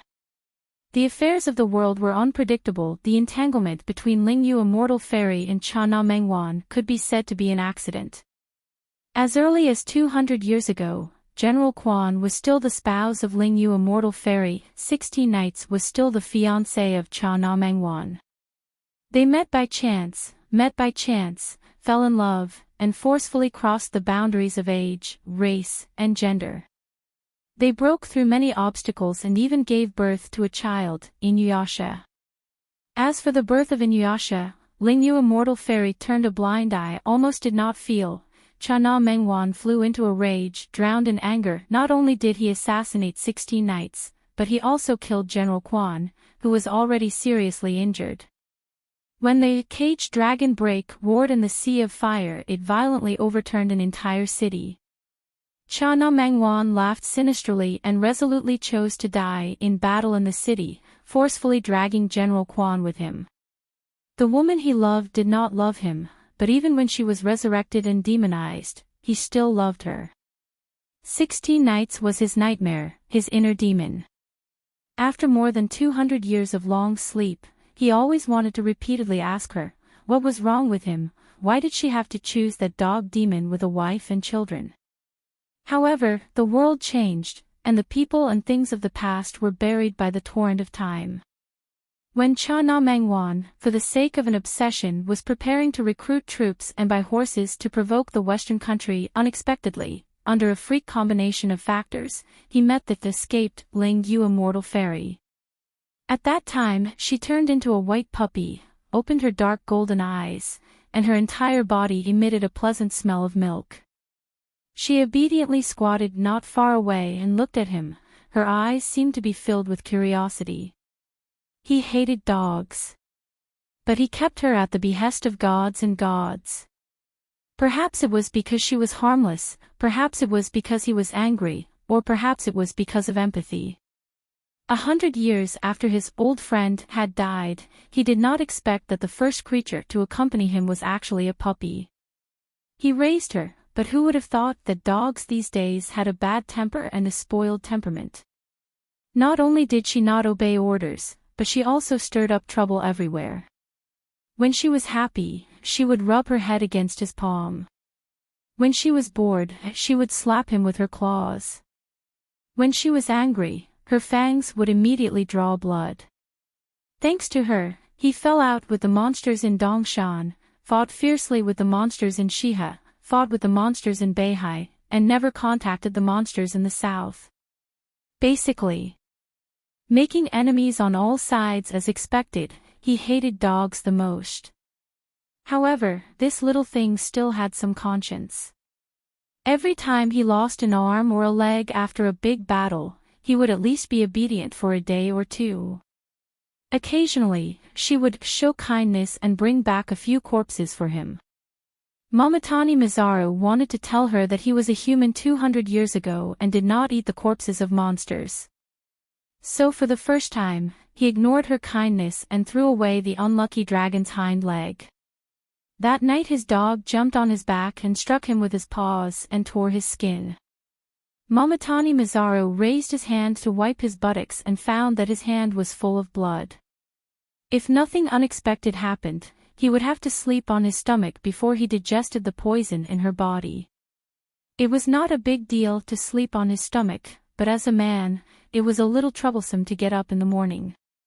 He helplessly lay on his stomach for 3 days and decided to teach this dog a lesson. If she continued to do this, he would die in her hands sooner or later, let alone invading the Western state. He never thought that his words would come true. He not only died in her hands, but also died in her body. He followed the scent left by her and walked upstream along the stream of the hot spring. In the dense mist, the silver-haired demon woman scooped up water and drenched her plump body. She was graceful and charming, extremely eye-catching. The smell of sulfur in the hot spring diluted the scent. When she turned her eyes, Momotanee Mizaru's heart beat violently. She raised her red lips and hooked her finger at him. Then, she turned around and showed off her proud looks. She casually pulled up her snow-white tail and draped it over her body. In Momotanee Mizaru's eyes, there was a hint of hidden flirtatiousness and desire. A demon and a woman were completely different. The former was as passionate as a rose, while the latter was as reserved as a gardenia. Especially the one in front of him. She was so beautiful that it was shocking. He was familiar with her scent and was used to her approaching him. Even when she waded through the water and approached him at a dangerous distance, he did not have any intention to fight. He even wanted her to come closer and closer. She approached him and lifted his chin with her sharp nails. Her eyes were cold and arrogant. Even the words that came out of her mouth were like a gift from a superior. Momotanee Mizaru, you came to me today. He was slightly stunned and stared at her. Her hand moved down, lifted his shirt, and placed it on his heart. Do you know who I am? She slowly made circles with her fingers. Yes. She chuckled and pinched his neck, causing him to fall to the ground. Her fair fingers brushed through her silver-white hair, and the steam and fragrance entered his nose. You. Wait. You. Don't be nervous. Immortal Fairy Ling Yu's fluffy tail instantly tied him up tightly. She decisively tore away the obstacles and stretched out her hand. You're really energetic. Wait. Stop. Wait. You really. Guy compete. Imperial Judge Cisco. And Huang is waiting for Shu Shuo Ju Luo. Vinegar. Tie the wound slightly. Which cue? A copy of Samadhi Pine Tree. I really want to have a taste of the man who defeated General Quan 200 years ago. Her eyes were full of waves, completely bewitching people's hearts. When she indulged herself, it could be said that she was crazy. The moon was just right, and the night was still long. How could Chana Mengwan be a match for immortal Fairy Ling Yu? This was the first time he had encountered such an exciting situation. He had completely fallen into her hands. Unfortunately, after one night, that heartless woman disappeared without a trace. No matter how hard he searched, he couldn't find a trace of her. When she returned a few days later, he finally made her stay for a longer period of time. However, most of the time, their interaction seemed to be just for fun. Until he could no longer satisfy this shallow relationship and wanted to get closer to her, he realized that she was more guarded than anyone else. She was not a woman who only relied on men. Once again, by chance, he met a flea spirit called Ming Jia. He recognized it, and it seemed to be the follower of General Quan. He finally knew her identity and background. But, so what? Those who should die were all dead, and those who should be forgotten should be forgotten. Now that his heart was filled with thoughts of her, how could he let her go? After a few years of hard work, he pursued her. In the end, Cha Na Mengwan found out that the territory that he worked so hard to manage became the She Kingdoms. The brave men and the fertile land that he protected became the She Kingdoms. Even the few mountains that he hid in the central region became the She Kingdoms. Not long after, he even married into the She Kingdom. Immortal fairy Lingyu was a domineering woman. Not only was she powerful, but because she had lived for too long and was too bored, she always caused trouble. However, one was willing to fight and the other was willing to suffer. Cha Na Mengwan did not expect that he would have such good patience when dealing with women. Who was General Quan?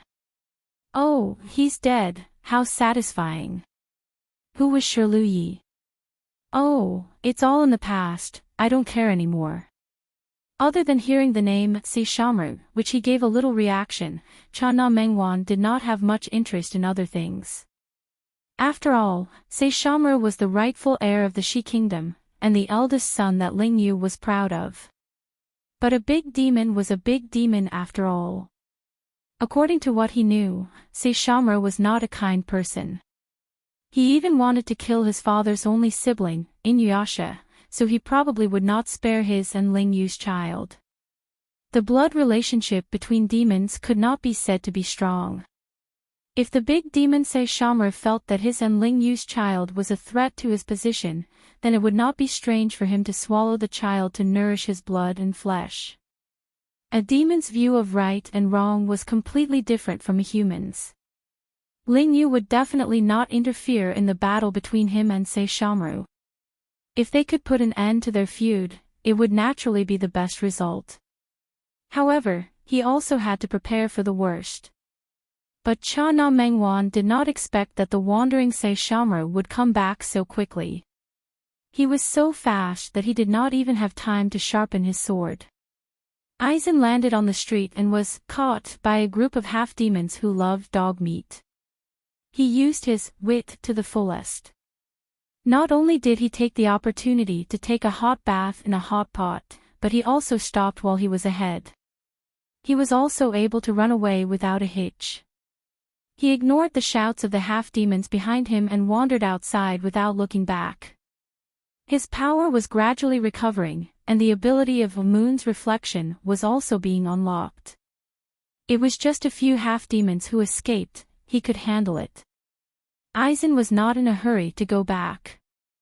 Occasionally, he came to a new place, and he was curious and wanted to walk around. However, this walk was really amazing. To be honest, Aizen had lived for thousands of years, but he had never seen so many dog meat shops. On the street of City of People's Reflection, 8 out of 10 shops sold dog meat. It was said that their mayor, Nara, once woke up in the middle of the night and shouted hoarsely, "Damn dog, I'm going to kill you." When everyone heard this, they all wanted to help the mayor who was broad-minded and serves the people. As long as they thought of a wild dog disturbing the mayor's sweet dream, they wanted to kill all the dogs in the world and return the mayor a dog-free world. For this reason, they even abandoned the theme of only eating fish meat in this era, and began to slaughter dogs and cook them. They made a fancy way of eating a dog and sent it to the mayor every day. Finally, the mayor was moved to the point of vomiting. Since then, he never had nightmares related to dogs again. Everyone applauded their wise decision and turned it into a specialty of City of People's Reflection, and dog meat almost became a specialty of City of People's Reflection. Not only that, it was said that the son of the mayor of City of People's Reflection, Nara, was also a fan of dog meat. Aizen. How crazy! Nara, I haven't seen you for a few years, and you have fallen. It's time to punish you on behalf of the owner. Aizen lightly jumped a few times and disappeared into the alley. He followed the smell of the wind and chased in a direction. For Inuyasha's lack of education for 200 years, not only did Saishomaru's face turn ugly, but he also had a headache. monsters didn't pay attention to blood relations. Most of the time, even brothers were in a competitive relationship. Even because of fighting to death, it was just a normal result. Just like when his left arm was cut off by Inuyasha in his father's tomb, he didn't harbor any resentment. If time went back to 10 years ago, Saishomaru would inevitably take an attitude of ignoring everything about Inuyasha. He didn't care about him for 200 years, and it didn't matter to him for the next few hundred years. Even if the relationship between the two brothers was like fire and water, it was nothing for him to care about. However, he didn't know if he was stimulated by Uchiha Madara's elder brother's incompetence, or brainwashed by the words of his colleagues, or stayed in human society for too long that he forgot how to write the word ruthless. Saishomaru actually had an impulse to peel off Inuyasha's skin and pull out his tendons to teach him. What a shame to his father and him, Saishomaru. This stupid half-demon didn't even pay attention to basic etiquette and personal hygiene. Saishomaru narrowed his eyes and stared at Inuyasha's broad back, knowing that this half-demon had entered the mature stage. In the White Dog clan, the dog demons in the mature stage did not have the relationship of educator and learned most of the time. They would be in the daily life of fighting, killing, and fighting for territory. If he brought Inuyasha by his side to educate him, it would be too outrageous. But if Inuyasha could transform into the appearance of a baby, it might be reasonable. Saishomaru sneered, stretched out his claws, and began to simulate the poison of APTX 4869. He quietly reached up, and with lightning speed, he scratched Inuyasha's arm. Pain and numbness came. Inuyasha quickly retreated with his rich experience of being beaten for 200 years. He quickly jumped to a place 10 meters away, got up, and shouted angrily, "Saishomaru, what are you doing?" His arm was scratched, and the poison was slowly seeping in. Damn it! Saishomaru didn't explain. As long as he was facing Inuyasha, he would always put on a cold attitude. Stupid half-demon, let me teach you a lesson. No matter when, do not expose your back to outsiders. How can I? You bastard! Inuyasha cursed and unsheathed his sword. Hey, I cut off your left hand before. Do you want me to cut off your right hand today? You still want to teach me? Do you think I need you to teach me? Saishomaru's expression turned cold. Inuyasha was ready to fight. The atmosphere was tense, and the battle was about to start. Go Z1, 2, 3, 3, 3, 3, 4, 5, 6, 6.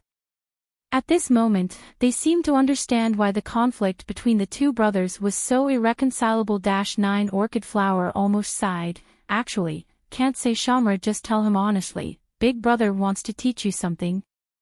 Shinichi Kudo couldn't help but complain. Actually, can't Inuyasha just tell him directly, I won't forgive you for being absent for 200 years as compensation? They're obviously brothers, but why are they talking to each other with such a tone? They're not being honest at all. Talking like this can easily lead to a fight. TSK, is fighting how they communicate with each other? Saishomaru's sharp gaze swept over. Yoshi Asakura said calmly, stop talking, Aizen hasn't returned yet. Dogs. They obediently shut their mouths and quietly watched the development of the situation. At first, they thought that either the two brothers would fight each other, or Saishomaru would press down on Inuyasha and beat him up. Unexpectedly, other than options A and B, there was another option C. Under the horrified gaze of the crowd, Inuyasha's hand that was holding the sword trembled, as if all his strength had been sucked out, and he could no longer hold the handle of Taisuya. He slowly half-knelt on the ground and stabbed Taisuya into the soil, almost putting half of his body weight on Taisuya. How can you fix? Saishomaru, what did you do? The bones in his body were heating up, and waves of numbness and itchiness came from his body.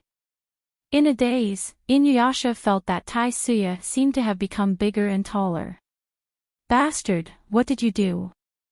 Seeing that there was something wrong with Inuyasha's state, Guwei and the others could not help but step forward.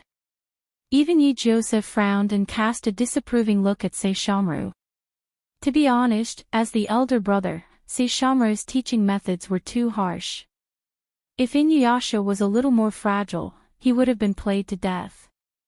As time went by, they watched helplessly as Inuyasha shrank from a 1.8-meter-tall hot-blooded young man to a 3-headed little bean. He hugged Taisuya tightly with his chubby little hands and shook the ears on the top of his head uneasily. He shrank into the wide firemouse fur coat and looked up with a dumbfounded expression at Guwei, Shanhu, and Mithraea, who had suddenly grown bigger. Quan, Inuyasha. Guwei and Shanhu's tone could be said to be surprised and happy. Ha ha ha, I didn't expect you to be unexpectedly cute. Mithraea laughed. After confirming that Inuyasha was not seriously injured and had only temporarily become small, he suddenly became interested in Saishomaru's prank. Should I say that he is indeed worthy of being your elder brother? Ha ha ha. Mithraea laughed until he was lying down.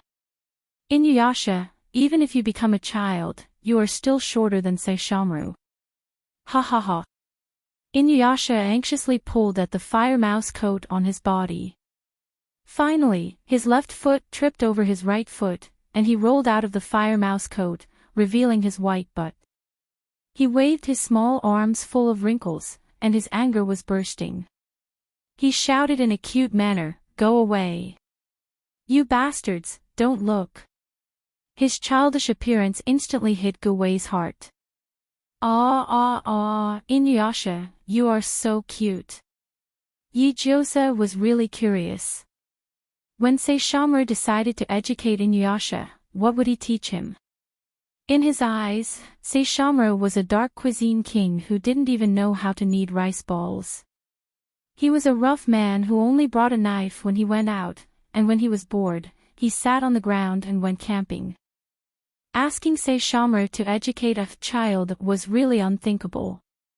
He was afraid that it would be a disaster. However, Saishomaru had a face without sadness or joy, as if he had a card up his sleeve. Well, what if he really had the skills to take care of a child? Then he saw Shisamura strip his brother's clothes with a cold face and threw the fire rat coat to Guwei, indicating that she should keep it. "Ah! My fire mouse coat! Give it back to me!" Inuyasha's childish voice sounded in a high decibel, almost penetrating the roof. Seeing his younger brother shaking his butt and jumping around, the veins on Saishomaru's head suddenly popped out. He frowned and said coldly, "Inuyasha, sit down." Little did he know that the word "sit down" was simply an unbearable pain for Inuyasha. Even if Saishomaru said "sit down" without the power of words, he still trembled all over, and even his white hair stood up. Saishomaru was speechless. An incurable half-demon. White cloth with golden patterns, make it into the style of hunting clothes, according to the shape of the puppy. Saishomaru calmed his temper and said coldly, "No shoes, add a string of bells on the wrist and ankle." He squinted at Mithraea. 30 miles to the east, there is a stronghold of the Western Kingdom. Take my natural tooth and tell my words to the little monsters there, they know what to do. Mithraea responded subconsciously, yes. He couldn't help it, the other party's aura was really strong. Was this the so-called elder brother? At this moment, even Inuyasha sat still, slightly trembling. "What do you want clothes for?" Jose asked, "What's the use of the bells?" White hair and golden eyes are the characteristics of the White Dog clan. Saishomaru said lightly, "The light-colored clothes suit us better, and the red is too dazzling. As for the bells, it is for practice." Jose and the dogs gasped. Damn! Does Saishomaru know how to appreciate beauty? A bolt from the blue. No, his clothes are indeed elegant and beautiful, I want the fire rat fur coat. Shut up, half-demon.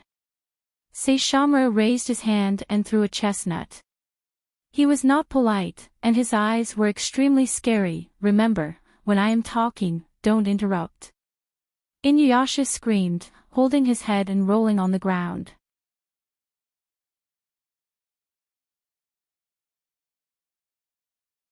Chapter 222. More than 200 years ago, Inuyasha's birth was a stain on Saishomaru's father's life that could not be erased. The dignified king of the Western Kingdom died for a human woman, undoubtedly became the topic of conversation for most demons. And his only brother, Saishomaru, was actually a half-demon. It was so hilarious that the onlookers' teeth fell off. Inuyasha's existence humiliated the Western Kingdom, but even so, Saishomaru's dignity as a great demon did not allow him to attack the weak mother and son.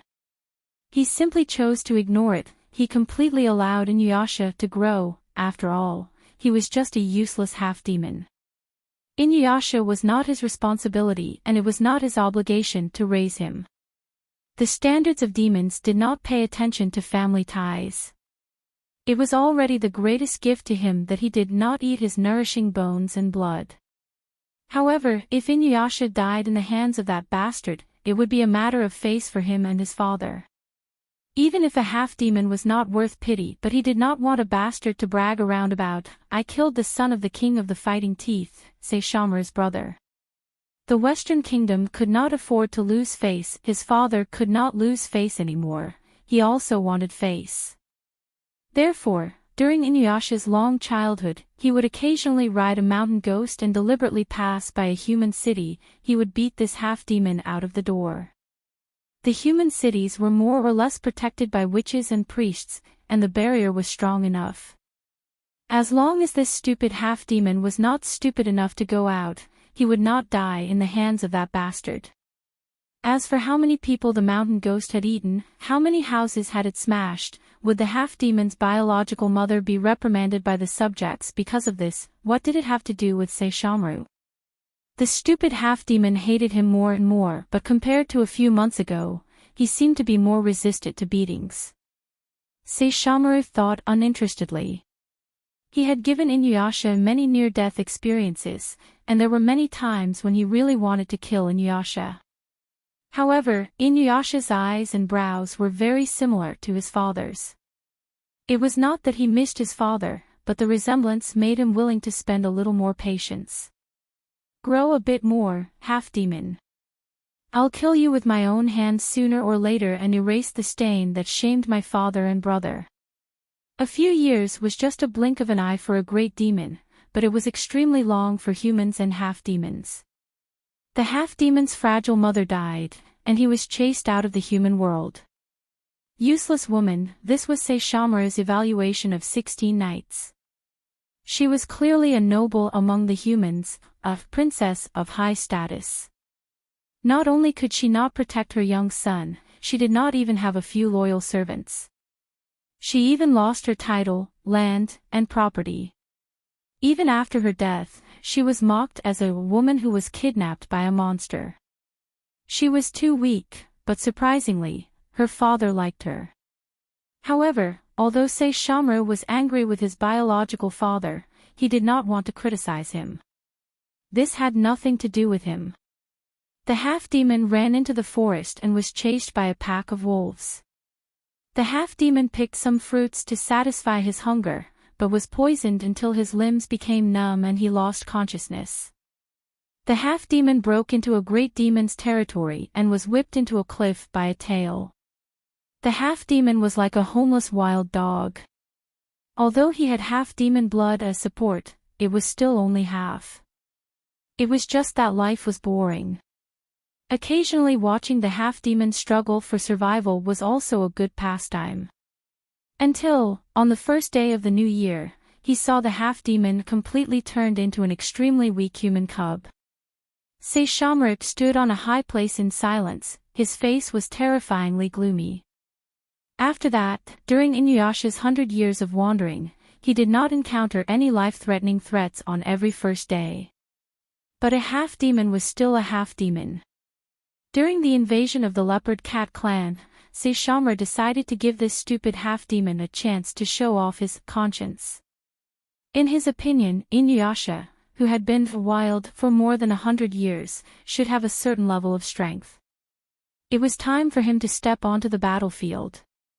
This battle, rather than saying that it was to stop the Leopard Cat clan's attack, could be said to be Saishomaru's most far-reaching strategy. Monsters respected strength, and Inuyasha had always been called a stain on the Western state. But if this stain could defeat the Leopard Cat and show its extraordinary strength, then it believed that all the demon clans would understand the power of the White Dog clan. Even if it was a half-demon that was accidentally born, it would not lose to a big demon. He wanted to clear the name of the Western state, clear the name of his biological father, and clear the name of himself. It was rare for him to put down his pride and allow a bunch of trash to form a so-called army to go with him, just waiting for the arrival of Inuyasha. Even when Xie Jian came to his side, trembling, he still condescendingly asked, "Where is Inuyasha?" Looking around, there was no dazzling red fire rat fur coat. Is he timid and afraid to come, or is he unwilling to help me, his brother? This was the first time he said the word brother in front of a group of trash. Unfortunately, the news he got was more irritating than his guesses. This stupid half-demon was actually sealed on a tree by a human witch. The battle with the Leopard Cat, not only did it not go according to his plan, but it made him feel even more embarrassed. Saishomaru's brother was sealed by a human was even more disgusting than Saishomaru's brother was killed by trash. Half-demon, it's better to crawl on the ground. He was worse than trash. 50 years of indifference, 50 years of sun and rain, and the day they met again, it was in his biological father's grave. Indeed, on that day, Saishomaru had the intention to kill Inuyasha, but he lost to his biological father's Fang. It was a shame to be defeated by him. After that, he met the raiders, which was even more unexpected. When he was seriously injured to the point that he couldn't even maintain his human form, and he couldn't even use his demon power, Saishomaru didn't expect that he would be picked up by a human who looked down on him for hundreds of years and raised well. He didn't expect the half-demon from 200 years ago to be considered cute compared to Ijosa, who was a bratty brat with no boundaries. He didn't expect that in the following days, not only did he have to fight with a group of dogs with strange abilities, but he even had to live under the nose of humans. He didn't expect that with the improvement of his experience, the resentment towards the previous generation, the obsession with Taisuya, and the disgust towards Inuyasha gradually dissipated as he slowly grew up. He never had any friends, but now he had a group of colleagues, who were powerful and durable, with similar values and long lifespans. He always felt that his father was wrong and that he would never like a human, but now he felt that Ijosa was quite good. The more he experienced, the more he learned. The fourth-generation couple who were willing to die to protect a broken village, Kenneth who was willing to give up the tournament of the decade in order to get his fiancée back, the Winter Lion who bravely fought against Aizen to maintain order and protect humanity, Conical Zero who volunteered to take on the bridge task in order to keep his original heart and change the world. And Hattori Heiji, who persisted in his righteous heart even in the face of thousands of loopholes and endless dangers.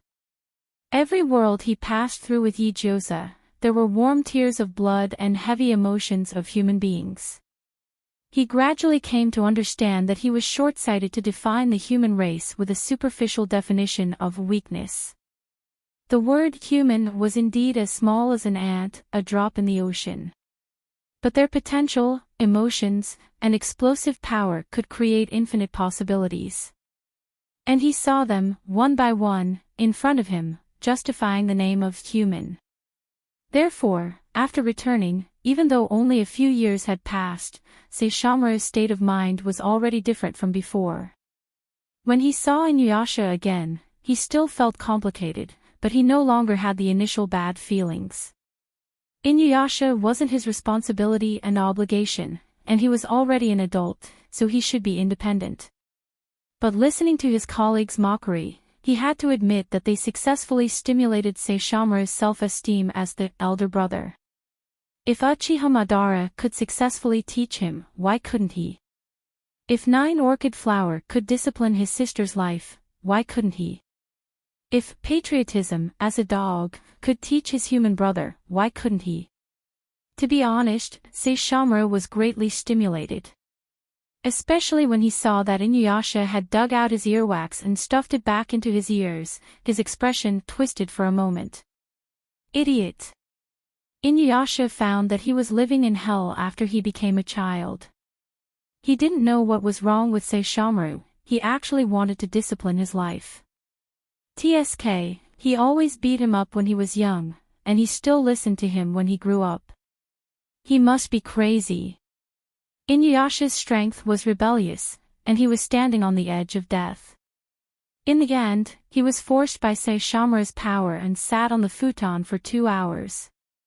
During this time, his little brother condensed a green whip and lashed him mercilessly.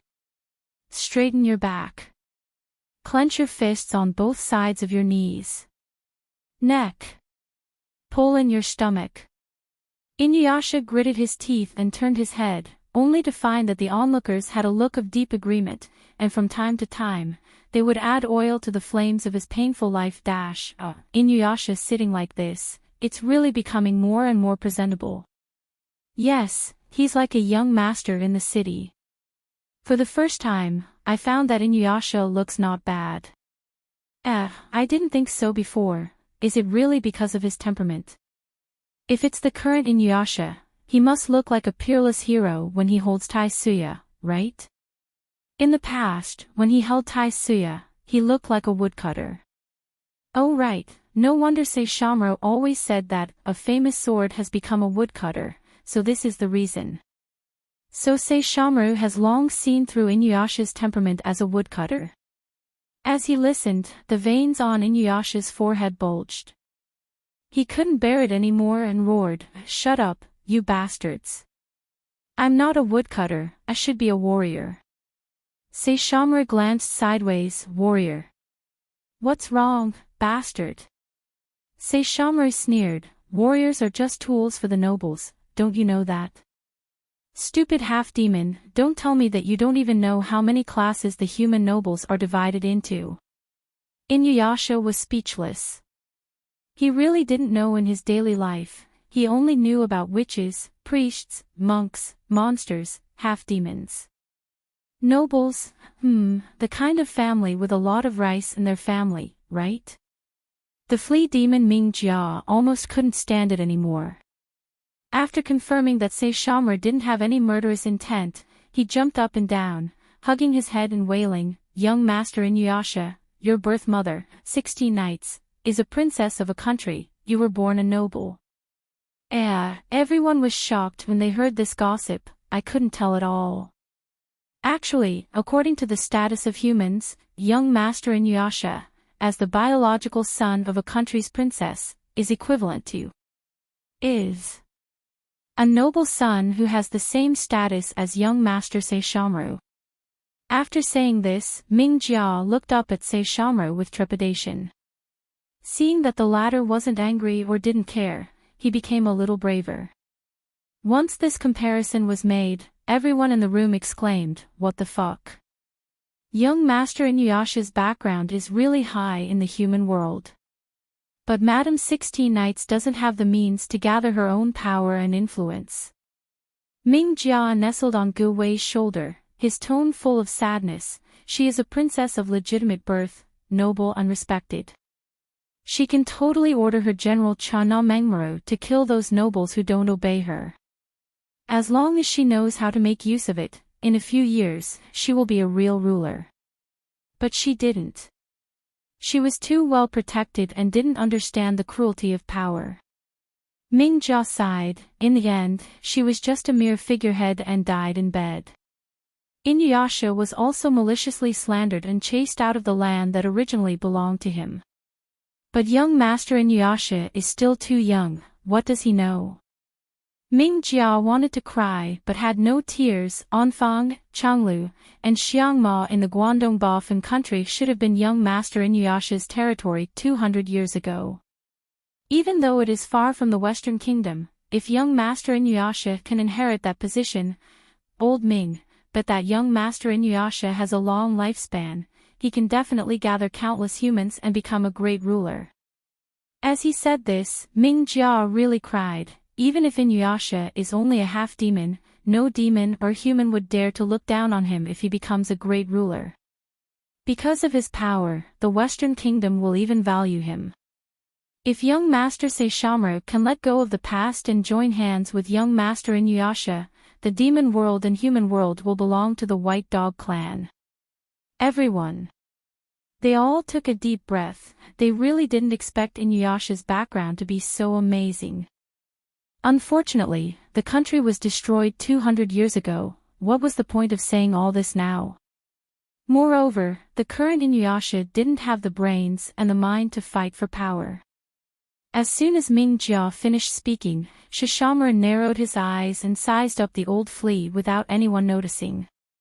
Old people become cunning, and old people become strange. He once didn't understand why his father kept weak people like the flea and the blades man by his side, but he didn't expect that Ming Jia's vision and words were beyond the few humans raised in the Western Kingdom. Ming Jia was as timid as a mouse, greedy for life and afraid of death. But he could work together with the Saber Shop, the spirit of the cloud-toothed scabbard, and the 1,000-year-old tree, not only quickly cleaned up the scene after his father's death, but also insisted that they didn't know where the tomb was, fooling Saishomaru for 200 years. They even successfully stuffed the natural tooth into his hands. This group of old fellows were very smart. Saishomaru suddenly understood why his father asked Ming Jia to take care of Inuyasha. Speaking of which, if he didn't run to Inuyasha from time to time and scare the flea away, Inuyasha's childhood growth would have been single-handedly guided by Ming Jia. In that case, was it his fault? Saishomaru didn't bat an eyelid. Anfang, Changlu, Sagami. I'll remember them. For some reason, Inuyasha and Ming Jia felt a chill down their spines. Ming Jia's suggestion is not bad.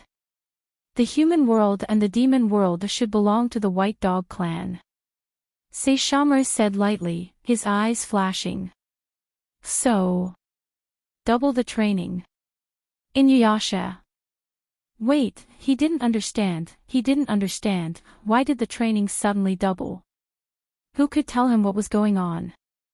Inuyasha pinched Ming Jia, black mud oozing out of his body. Ming Jia. Die. Sit down. Dong.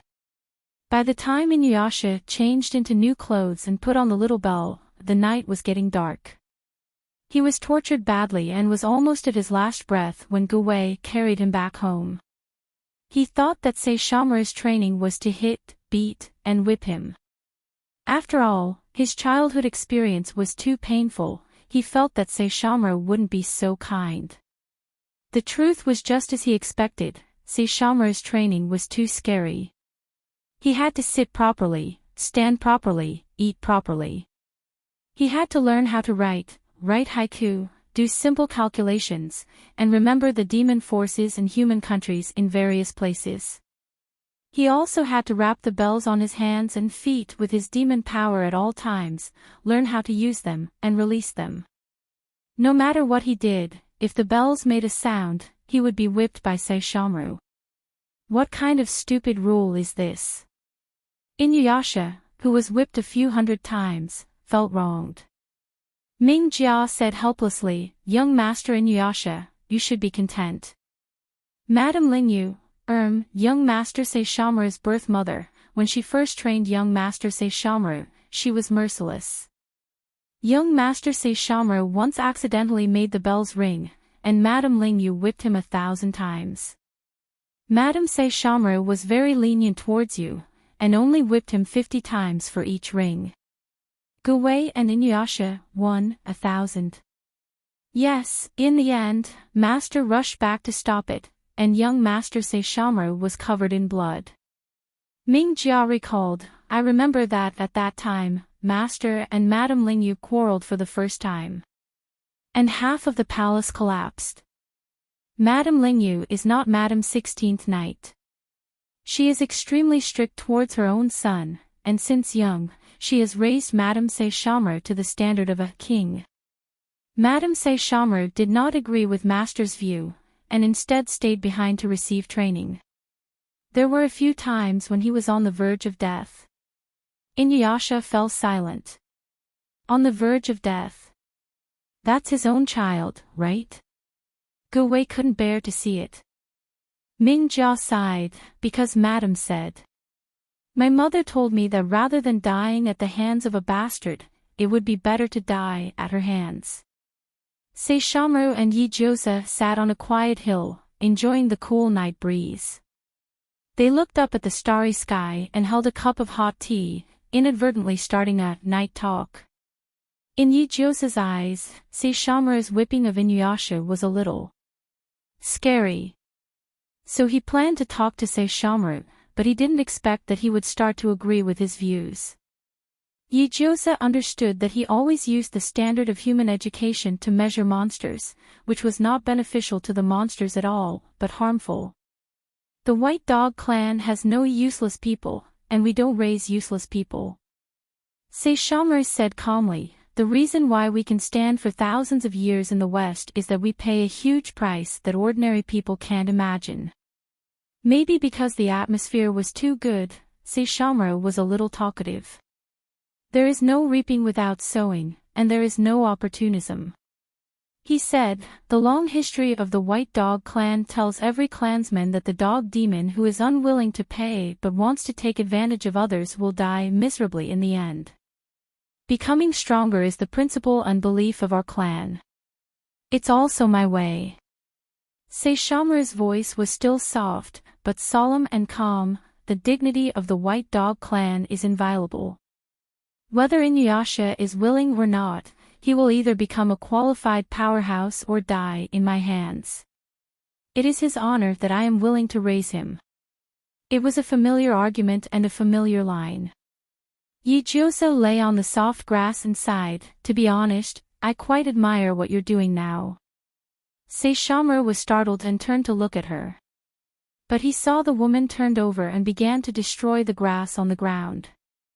If my father cheated and had another child, I'd be lucky if I didn't chop him to death, let alone accept him. Yijiosa sighed. Although I know that child is innocent, it's impossible for me not to mind. If it were me, I would probably choose not to have any contact with him. I didn't expect that you would choose to accept him and even decide to educate him. I admire your breadth of mind and boldness. This is something I am far from being able to do. Yijiosa suddenly smiled. However, Inuyasha is indeed an upright young man. Saishomaru was silent for a moment, but still said, it's the woman's honor that father likes a human woman.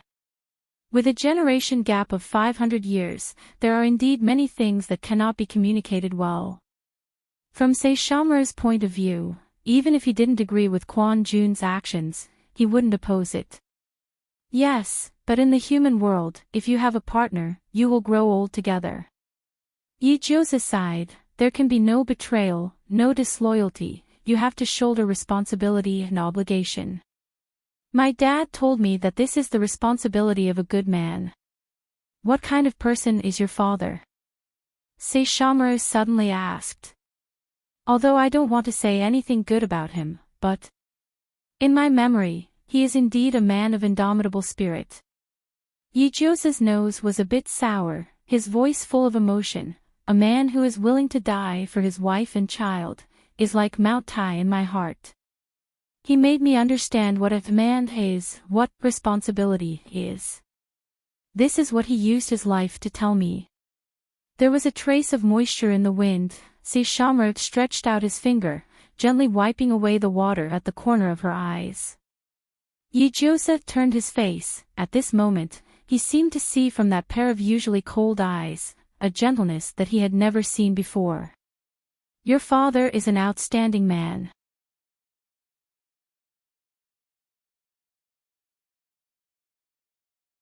Chapter 223. Inuyasha never expected that the miserable life he thought was just an appetizer. When the real harsh training began, he almost didn't even have the strength to crawl back to the house.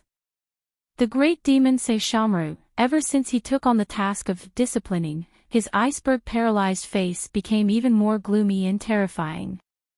Inuyasha lived up to his identity as a half-demon. The training data in all aspects was so poor that Saishomaru felt that it was unreasonable. His stupid half-demon brother didn't know all the words. It took a lot of time to read a haiku. After reading it, not only did he not know the meaning, but he also clamored for fighting and killing. Why did he learn such a thing? Yes, in principle, why did a demon who only needed to pursue power learn such useless poems and songs? This was also Saishomaru's childhood question. He once held a book and asked his biological mother, but his mother told him, "Saishomaru, are you telling me that your knowledge can't even compare to that of humans?" He took back the book and no longer had any objections to any training. A demon's life was very long. Even if these things were useless, since it was training, he would do his best. However, Saishomaru did not expect that the foundation of literacy and practice was placed on Inuyasha. The difficulty was no less than turning this stupid half-demon into a real demon. Inuyasha seemed to be born without this skill. The words he wrote were not only grotesquely ugly, even the exposed skin and the new clothes she had changed into were exposed. Were dyed with a thick ink. Like a frog that was fished out of the mud, it smelled bad. Saishomaru stared at the matchstick man drawn by the stupid half-demon and the word "Guwei" written beside the matchstick man. He did not speak for a long time. At noon, this portrait that belonged to Guwei appeared in her room. Of course, Inuyasha suffered domestic violence. Congratulations, he finally received Guwei's loving fists instead of Saishomaru's vicious whips. Yijiosa watched Guwei scolding the dog while gnawing on a mixed grain cake. He said in a low voice, "You're so kind. You didn't beat Inuyasha today. You finally understand that beating a child is very backward." Saishomaru replied expressionlessly, "I'm tired." Yijiosa. "You're just bored of beating Inuyasha, so you might as well find someone else to beat Inuyasha up for you. I've never seen such a fragile cub." Saishomaru's face was gloomy and ugly. Soft skin and tender flesh, one whip split open the skin and flesh. Soft flesh and wrinkles all over the body. Yeah, even his belly is round. Saishomaru's voice was very low. It's not that the White Dog clan has never had a half-demon. In the past thousands of years of history, there are records of half-demons being born by our ancestors and humans. But compared to that half-demon, Inuyasha is extremely weak. Ha! Your clan also had a half-demon in the past. Yijiosa was a little curious. That's right. With such a long history, anything is possible. But from your tone, it seems that you don't have any bad feelings towards that half-demon. Saishomaru said slowly, "He is a strong one. But Inuyasha is not." Saishomaru added, "Not only is he not, but he has no other strengths except brute force and rough moves." In other words, it would probably take a lot of time to change Inuyasha's fighting style and linear thinking. Yijiosa rubbed his chin. "Speaking of which, Inuyasha is born to be active. It's not a good idea to keep him under control all the time, right? There is still time for him to go to kindergarten. How about playing in the woods?" Saishomaru was lost in thought, as if he was making a choice. "You have to walk a dog if you have a dog." Saishomaru frowned his beautiful eyebrows and reluctantly agreed. It turned out that the teaching method of giving a carrot after beating the stick was not bad. When the great demon Saishomaru coldly said, "Go and play," he saw this stupid half-demon widen his eyes, and his face was full of disbelief. The dog ears on the stupid half-demon's head trembled, and his golden eyes glittered as if they were full of stars. Together with the light-colored clothes and the little bell, the clean half-demon was unexpectedly a bit pleasing to the eye today. Saishomaru felt that it was not a bad choice to let the stupid half-demon out once in a while. However, even if it was just for fun, he couldn't waste time. So, Inuyasha was thrown into the forest with his demon power sealed, and began a one-day holiday. After a while, Inuyasha got up from the ground, looked at the tall trees, the grass as tall as a person, and heard the strange sounds coming from everywhere. Inuyasha was speechless. He felt that Saishomaru seemed to have some misunderstanding about letting out. In the end, the poor half-demon couldn't even catch a rabbit to fill his stomach, and he almost died in the mouth of a wild wolf. If it weren't for Saishomaru's whip of light, the stupid child's head would have been separated from his body. Saishomaru was speechless. He felt that Inuyasha seemed to have some misunderstanding about letting out. However, the two brothers never talked nicely, and they didn't know how to express their true intentions concisely. They had been together for 200 years, and they either quarreled or fought, and every time they fought, they were badly beaten. Because of their ancestral arrogance, they would never admit that they were wrong. Therefore, everyone clearly felt that since the letting out, the relationship between the two brothers not only didn't get better, but also became more rigid. In this regard, Uchiha Madara, who was very experienced in teaching his younger brother, calmly held the hot tea in his hand, showing an inscrutable expression. Sure enough, it's still not enough. In the end, he didn't say who it was that was not enough. Yijiosa turned his head and whispered, "Master Bandit, why don't you give me some advice?" Uchiha Madara's expression became more and more pretentious. He glanced at Yijiosa, and he knew very well what the change in the way Yijiosa addressed him meant. When she called him Uchiha Madara, it meant that this woman was in a peaceful mood. When she called him Master Bandit, it meant that this woman had something to ask of him. When she called him Democracy, it meant that this woman was about to explode. Taking advantage of the fact that the word Master Bandit was still in effect, Uchiha Madara made a big move. You have also noticed that Saishomaru doesn't talk much. When he was training Inuyasha, he only ridiculed and criticized him. But ridiculing and criticizing, most of the time, is only suitable for training subordinates, and even if you are training subordinates, you still need to give them some praise.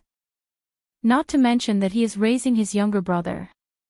And Saishomaru, he never praised Inuyasha directly, and he never affirmed anything. Uchiha Madara recalled the little things that happened to Anna Izumi when she was a child, and then looked at Saishomaru, who was teaching his younger brother, and sighed, even if it is a gift. Do you remember the day when Maitreya brought back the clothes and other things? Yijiosa nodded and began to take notes. Saishomaru was a vengeful, arrogant, and venomous person. If Uchiha Madara told him this in front of him, the two of them would have to look at each other coldly for a few days. So, it was better for him to take notes and put them in an unnoticeable place, waiting for Saishomaru's brother to take the initiative to read them. When Saishomaru got the clothes, he threw them at Inuyasha, and he only said, "Put them on."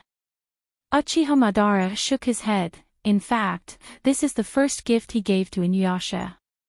If he didn't use a commanding tone, but said, "Open it and take a look, this is for you," maybe the effect would be different.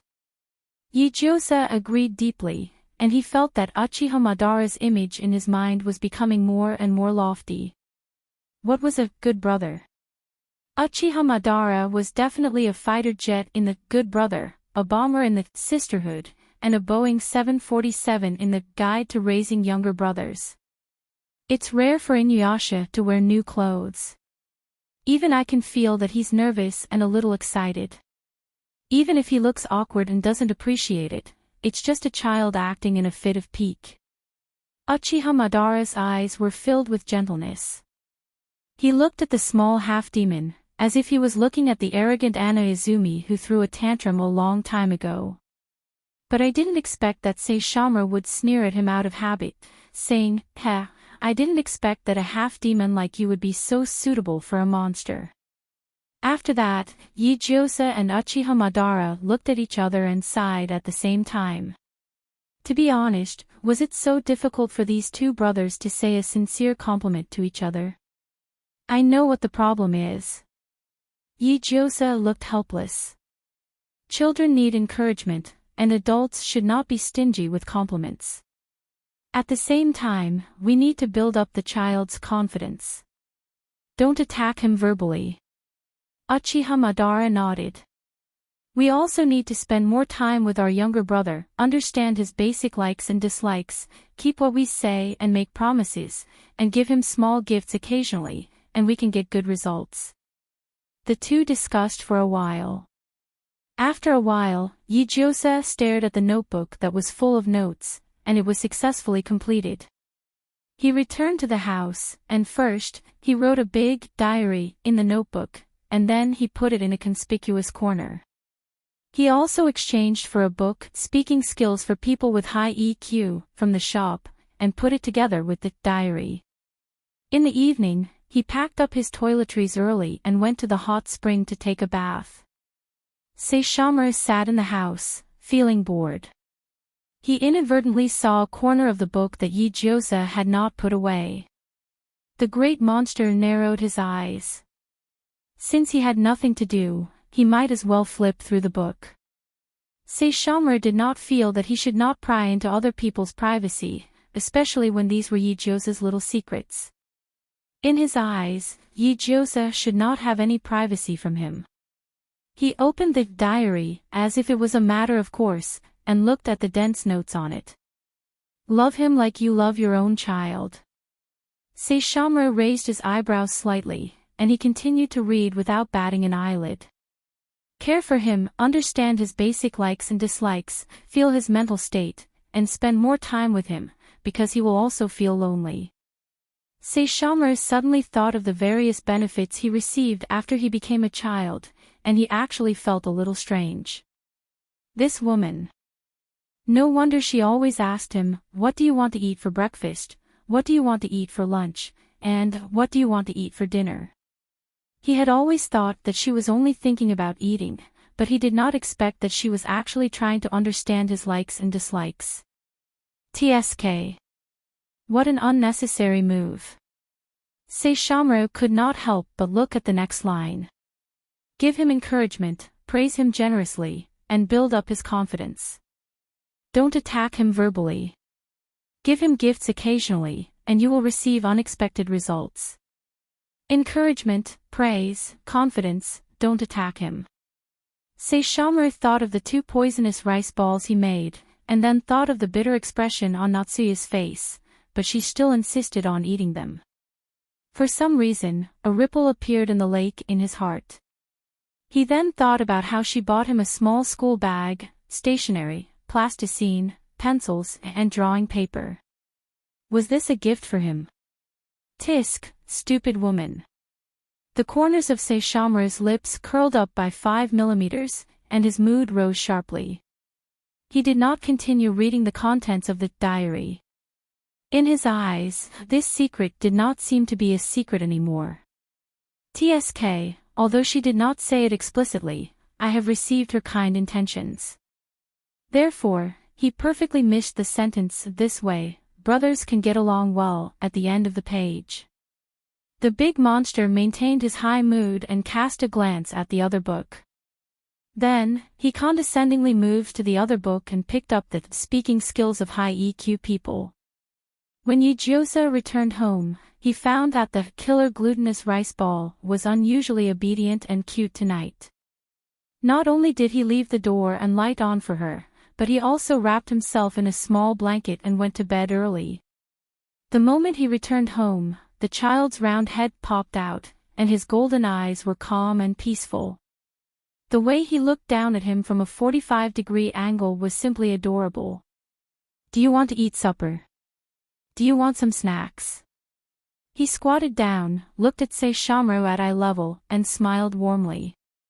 I would like to have a bedtime chat and reminisce about the bustling days of the past.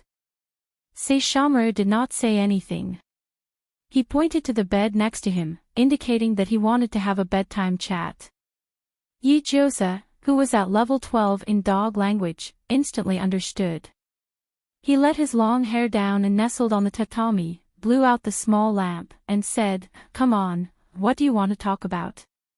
He was already quite skilled at the 3 services of chatting, eating, and accompanying. "Accompany me back to the Western Kingdom in 5 days, Saishomaru said, without asking Yi-Jose's opinion at all. Perhaps for him, the words in the diary represented everything, and there was no need to say it explicitly. "Ah. Why are you going to the Western Kingdom?" Yi-Jose was shocked, but then he thought of Saishomaru's mother he had seen in the Western Kingdom. If he could see the goddess again, maybe. Maybe she could straighten him. Could it be that he had special feelings for Saishomaru because of his unrequited love for Lingyu? Yi-Jose suddenly became excited. "Go to the Western Kingdom to see my mother." Seeing her excited look, Saishomaru said in a rare soft tone, "She's married." Yi-Jose was speechless. Being happy for less than 3 seconds was probably the best way to describe him. Yi-Jose's stiff face successfully made Saishomaru happy. It was as if he had found a teammate who shared the same hatred. For the first time, he found that someone was thinking from his point of view. Finally, he was no longer a yellow cabbage in the field. "I want to see that man." Saishomaru rubbed the broken teeth on the pillow. "Whether he has the strength to stay in the Western Kingdom or not, whether he is qualified to be a general, is not up to my mother alone to decide." Yi-Jose was speechless. "Are you taking me to kill your stepfather in front of your mother?" "Oh my God, this dungeon is too difficult. How should I put it? If I am not careful, it will not be 2 against 1, but 2 against 2. Will Goddess Lingyu let her man be beaten by her son? Impossible, she will definitely beat her son up. He was not enemies with the other party's stepfather, so there was no way they would fight. At that time, would he have to watch Goddess Lingyu beat Saishomaru in a one-sided fashion? Fuck, then the problem was, if the goddess and the Prince Charming were to fight, who should he help? What was the difference between this and, if your mother and I fall into the water together, which one will you save first? Yi-Jose said dryly, "I will help you win the battle." Saishomaru was satisfied. This woman was indeed like what she had written, she would use encouragement to get close to him. In that case, he would reluctantly take her back to the Western Kingdom for a short stay. By the way, what about Inuyasha? Yi-Jose suddenly remembered. Don't you still have to educate him? If you leave for a while, won't you give up halfway? I handed him over to Uchiha Madara. Saishomaru closed his eyes and turned around. I heard that he was so bored that he chatted with someone for the whole afternoon. Why don't we find something for him to do? Yi-Jose was speechless. Actually, you just can't stand him mocking you for not knowing how to raise a brother. Then, what about my dog? Yi-Jose asked. The excavator from last time is still in my backpack. Should I take them with me? Saishomaru frowned. Put them in the city of people. Ha! I sent Lawn Harmony to the city of people, Saishomaru said. I've been to that place before, I remember the location. Since Harmony hasn't returned yet. It seems that the half-demon Nara took good care of him. Yi-Jose was a little moved when he heard that Nara, who had a little grudge against him, would help him take care of the dog. Nara is really a good young man who knows how to repay kindness. Saishomaru responded indifferently. The good youth who knew how to repay kindness, Nero, after spending countless days and nights, going through mountains of blades and seas of fire without any hesitation, finally managed to turn Kikyu's darkened resentment value from 100 to 0. This was truly worthy of celebration, Coca-Cola. Nara almost cried with joy. Fortunately, thanks to his thick skin, Kikyu had become accustomed to his existence after following him for a long time. Even if it had no feelings and didn't want to see his face, it wouldn't shoot him with a bow and arrow like it did in the beginning. In the evening, at the time of the devil, Nara knew that Kikyu had lodged in the village ahead, so he stopped to catch a rabbit and prepared to barbecue it. The night gradually deepened, and there was no one around. Just when the rabbit meat was golden and fragrant, a pair of green eyes suddenly lit up in the bushes.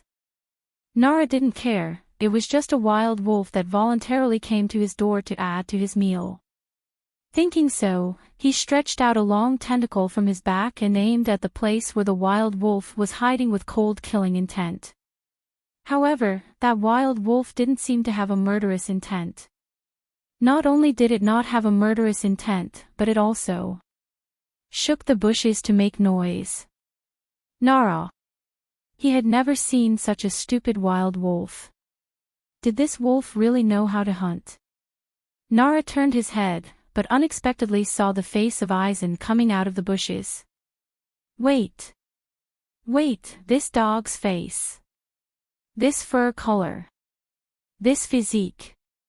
This is clearly. Isn't this Yijosa's dog that disappeared for several years? Why is he here? Didn't they leave this world? Why did he still appear? How long are they going to stay?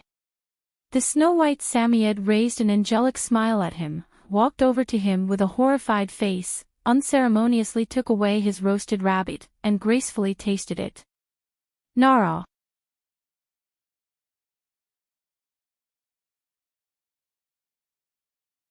Chapter 224.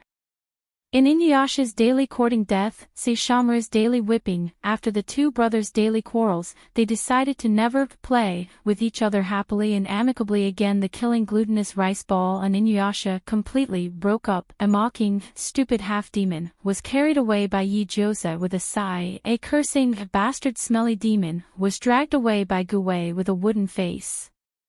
He didn't know if the side effects of aptX 4869 also affected the heart and brain of the user, but these two dog brothers, whose ages added up to more than 600 years old, seemed to become more and more retarded with each passing day after they became children.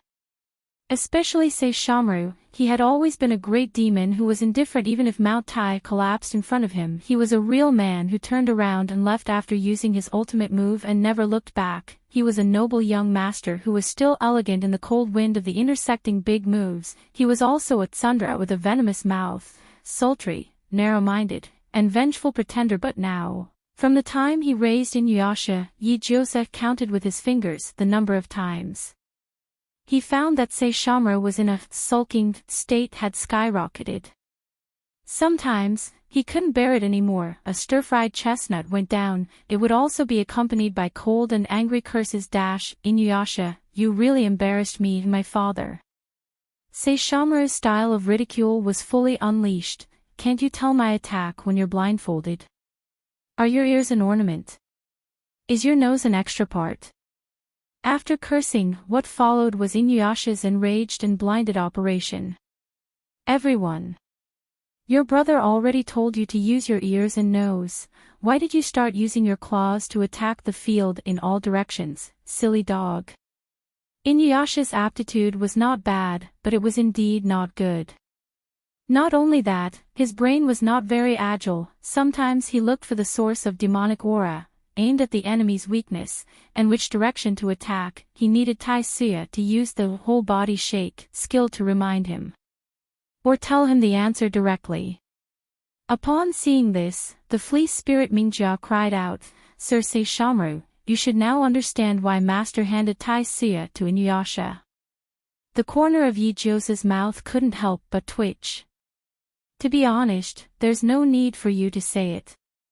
We've been watching for a long time, and we've already understood. How could Saishomaru not understand? Taisuya was a protective talisman that General Quan had left for Inuyasha. It was a walking stick that supported him as he limped forward.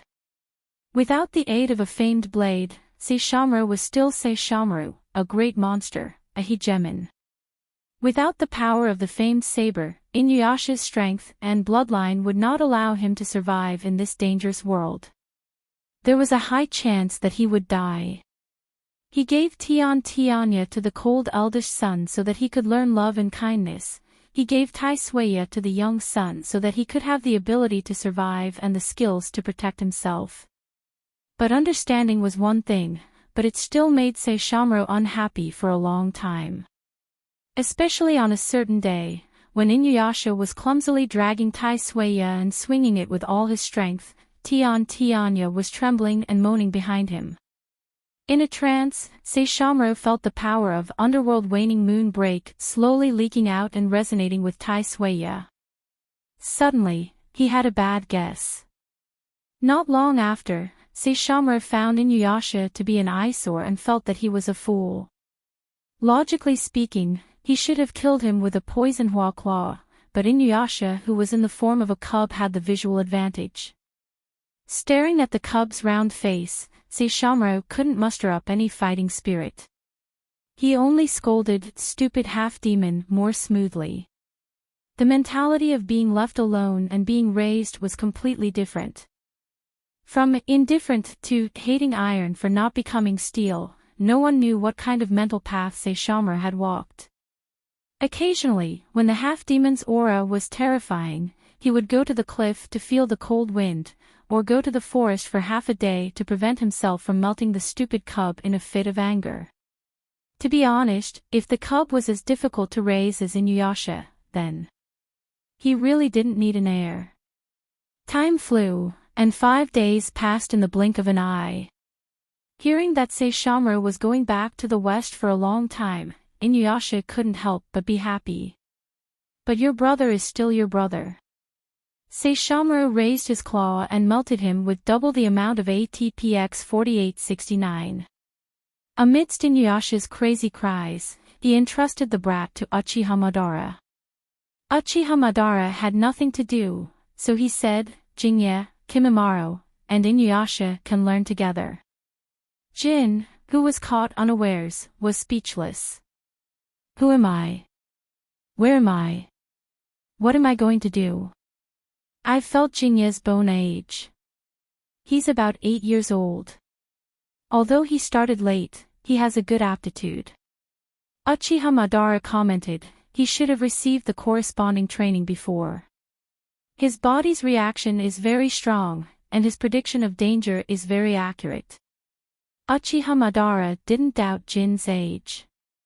The side effect of APTX 4869 was just a digestible poison for monsters, but for humans, it was a rebirth.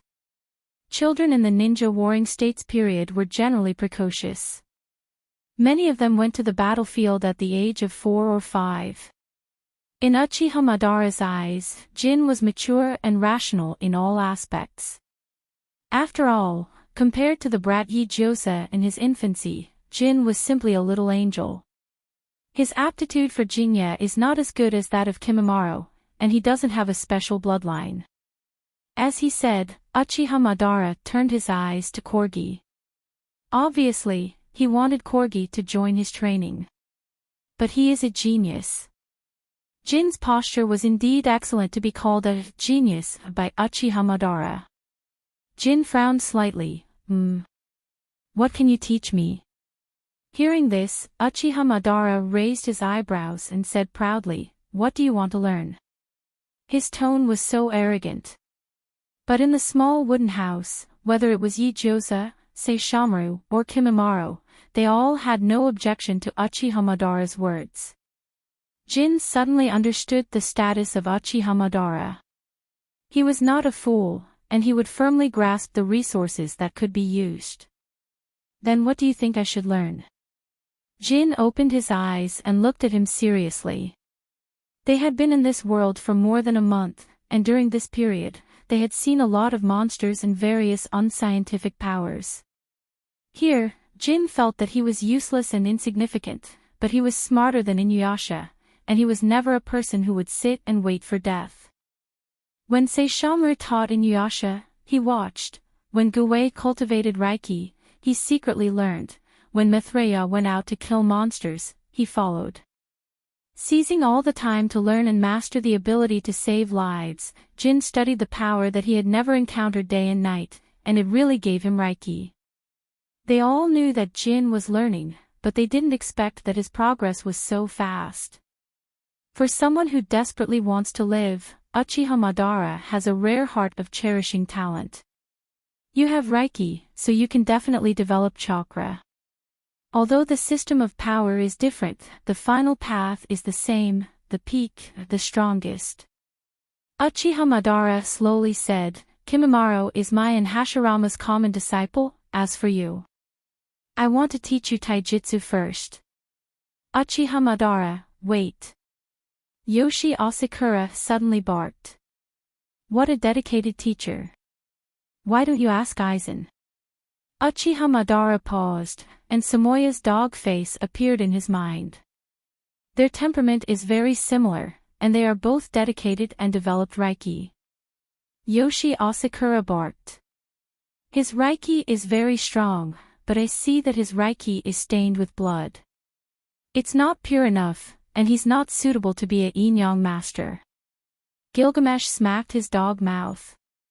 Tisk, Yoshi Asakura, isn't your Reiki stained with blood? I'm a grand yin-yang master, the spirit of the earth, and it doesn't matter if I'm stained with blood or not. Yoshi Asakura glanced at him coldly. Being surrounded by the undead, this is his sin and debt, and he needs to personally send his sin and debt to the afterlife. The profession of Shinigami is his home. Gilgamesh suddenly stopped talking. Yijosa had been watching his dog barking, and his expression was as if he was having a meeting. He didn't say anything, but he felt that they were so interesting that he wanted to record it on Weibo. Sure. Uchiha Madara said. What about Seiji? Corgi. Edagawa Corgi raised his head vigilantly. When he returns to his human form, I'll leave taijutsu to you, but I want him to be my disciple. Yoshi Asakura turned to Corgi and said, he's a person with a pure soul, the lord of boundless virtue. Hell won't accept him, and he'll enter the cycle of reincarnation after death. Even the gods of Takamagara have to give him some respect. Edagawa Corgi was dumbfounded. He was born to walk the path of a yin-yang master. Apart from Abe no Saimai and me, his brilliance is rarely seen. Yoshi Asakura set the hammer, and Uchiha Madara didn't say anything else. Since he had nothing better to do, helping others train their disciples was also a way to kill time. Okay, Uchiha Madara said, and turned to Yijosa. After you come back, train with them. Yijosa was speechless. Who am I? Where am I? What are you guys deciding for me? However, when Grandpa Spot got serious, he dared to refuse. But it seemed like he couldn't, so why did a dog suddenly turn into a human? He wasn't cute at all. Uchiha Madara's gaze swept across Saishomaru, and there was nothing more to say.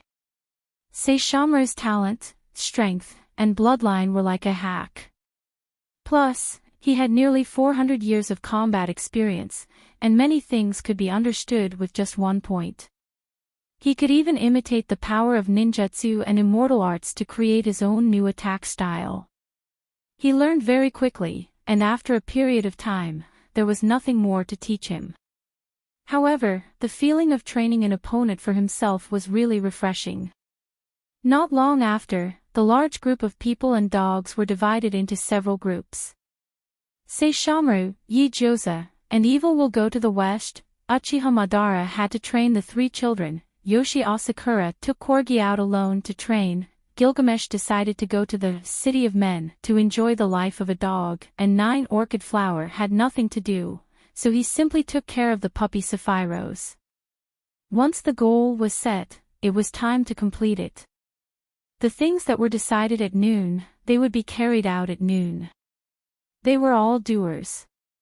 However, before leaving, Uchiha Madara specifically asked Yijosa about the light fight. If he remembered correctly, Yijosa had made 3 light fights in the Soul Society. One was given to Saishomaru, one was given to Kimimaro, and the last one was kept by him. He had never seen Yijosa use the light fight, so he thought that instead of being buried in her backpack, it would be better to let Yijingye familiarize himself with the aura of the light fight in advance, and maybe one day he would develop his own Zanpakuto. Unfortunately, the light fight that Yijose found in the backpack was already stained with his own aura. It seemed that he couldn't use it anymore. Uchiha Madara was a little regretful. However, he saw Saishomaru take the light fight from Yijose's hand and put it next to Uchiha Madara. Let Inuyasha take you to find a swordsmith called Knife Saber Shop. It's just a light fight, and he can make many handles. Uchiha Madara rubbed the light fight and asked, "What do you want to pay?" "Keep him alive, and that's the reward for him." Uchiha Madara was speechless. Yijose was speechless. Did it mean that you didn't pay people to make swords? Were you a robber? Robber? Saishomaru didn't make any extra explanation.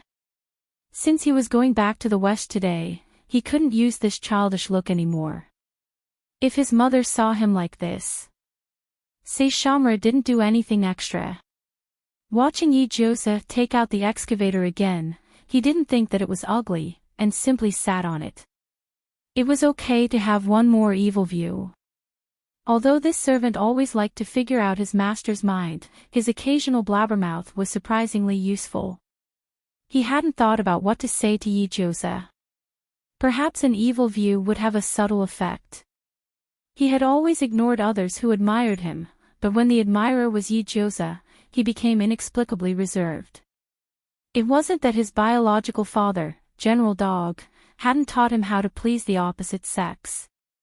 To be precise, fighting for outstanding females was also one of the compulsory lessons of the White Dog clan. Saishomaru felt that he should take the initiative, but when he thought of Yijose's various unreliability, his face darkened. It was a matter of a man's pride, so he had to do it properly.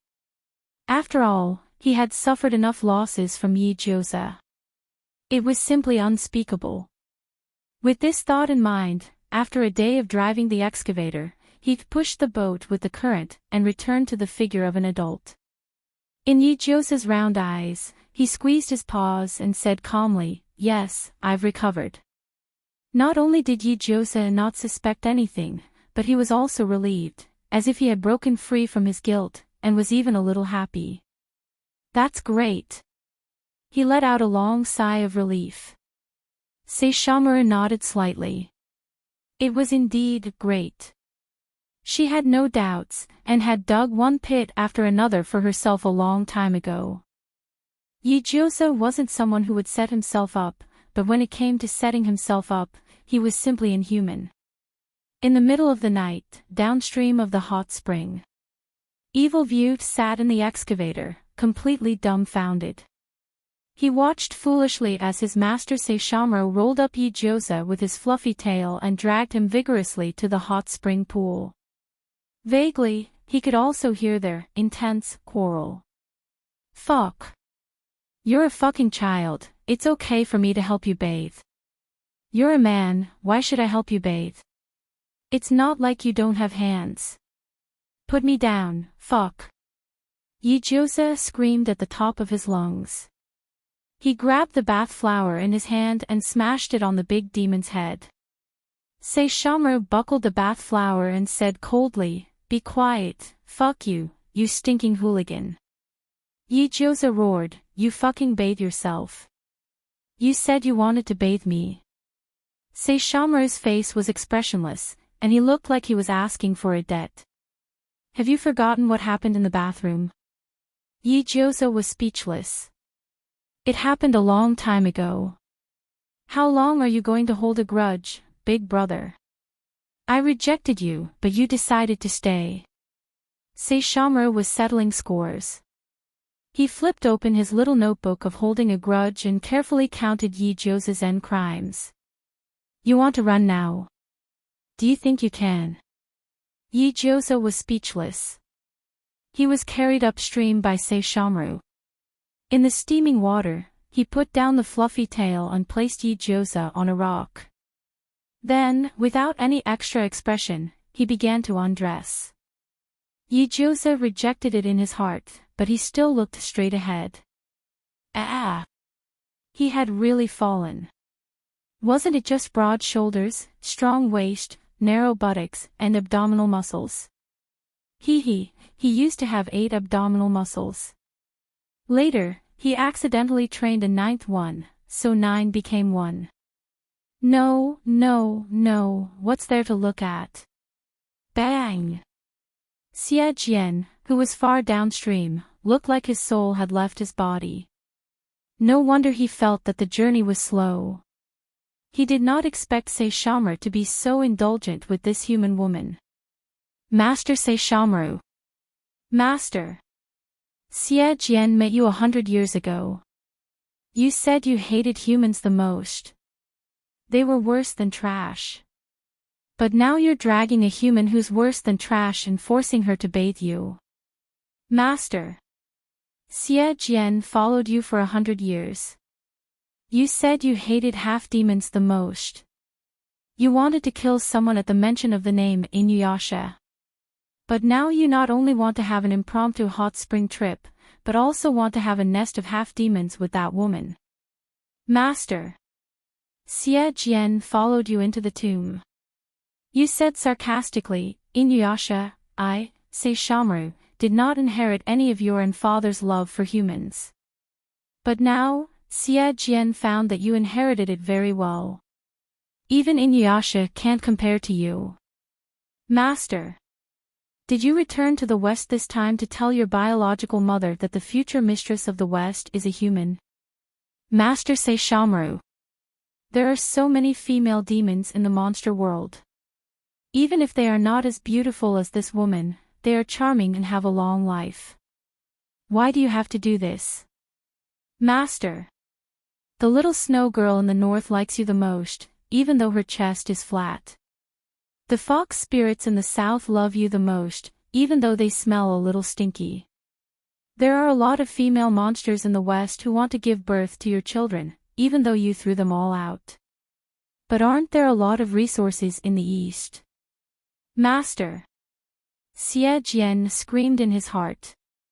He deeply felt that the cabbage he raised was taken away by a pig. Upstream of the hot spring, Yi Josa, who somehow got into the hot spring, rubbed Saishomaru's back with a bath flower. To be honest, he wanted to escape at that time. But just as Saishomaru said, he couldn't escape. That furry tail that could stretch and retract at will was simply a sharp weapon to catch mice. To catch people. So, Saishomaru's character is really of the cat faction, right?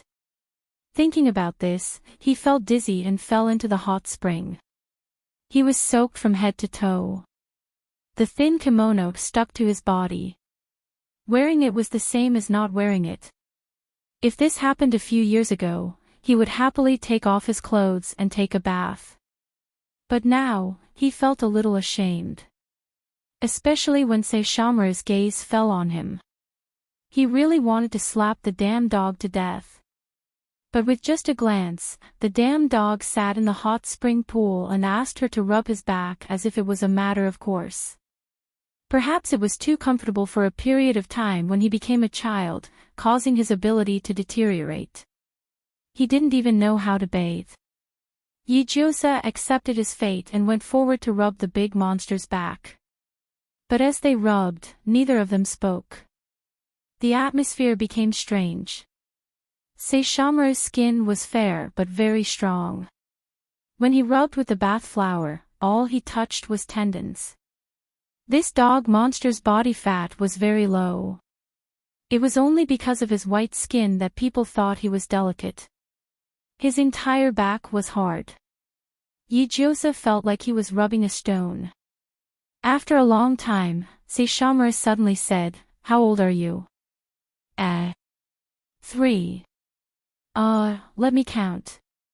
Yi Josa was suddenly distracted.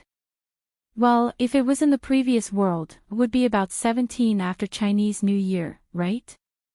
17. Saishomaru closed his eyes and said calmly, "In your human world, what stage is this?" "The stage of studying." Yi Josa entered the topic and his hand movements became gentler. "But every era is different. In your warring states period, Ling was only 16 and was already waiting to be married. It's against the law in my world. In our Huaxia, girls usually get married at 24, 5, 6, 7, 8 or 9, right? They are only of age at 18. The warring states period is really scary. His face gradually darkened. But speaking of which, I remember that in Japan, you can get married at 16. Don't you think it's too young? Yi Jiosa complained. Forget it, it's none of your business being single. Single dog. Saishomaru's eyebrows moved slightly. He felt that Yi Jiosa was indirectly scolding him. But Japan. Was it the era with cars and televisions? Speaking of which, it seemed that every time he traveled through time and space, there was a high chance that he would go to this era. One could get married at 16. Saishomaru said slowly, I'll remember it. Yi Jiosa. Wait, brother, what did you remember? What is there to remember? Are you holding a grudge again? Oh shit.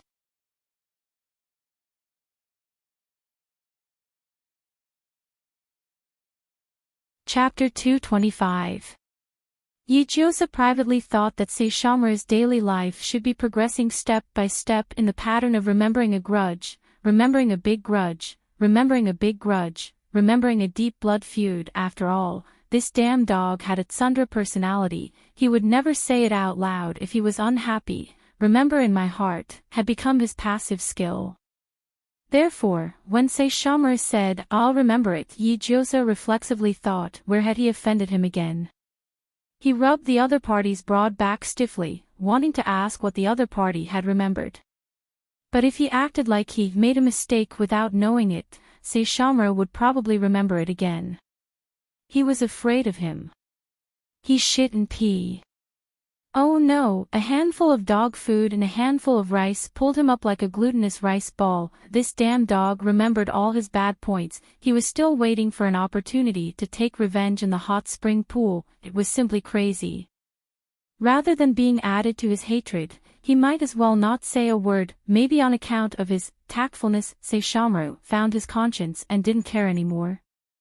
Yi Jiosa shut his mouth. He rubbed his back even harder.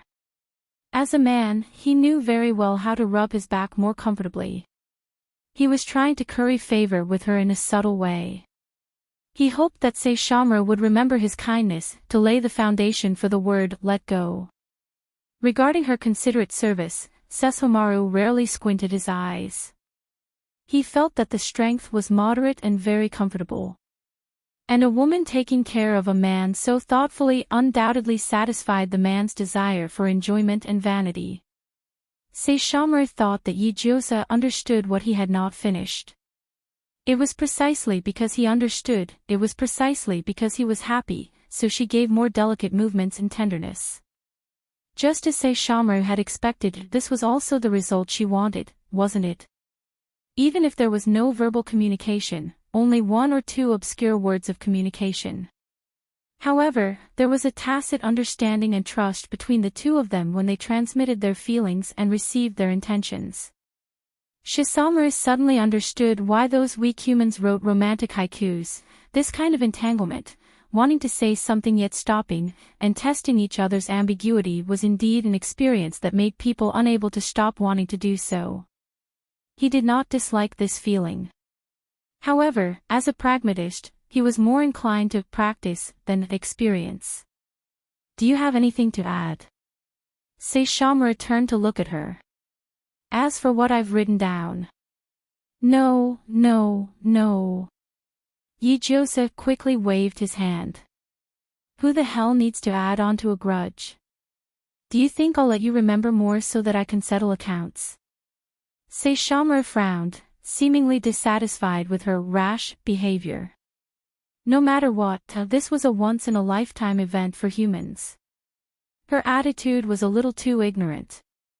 Did he need to remind her of anything else? You can do whatever you want. I have no objections. Yi Jiosa's face was full of sincerity. He firmly pulled the dog-skin flag and stroked it. I believe in your magnanimity, taste, and personality. You will definitely give me the most fair treatment. I've already praised you so much. Don't hold a grudge.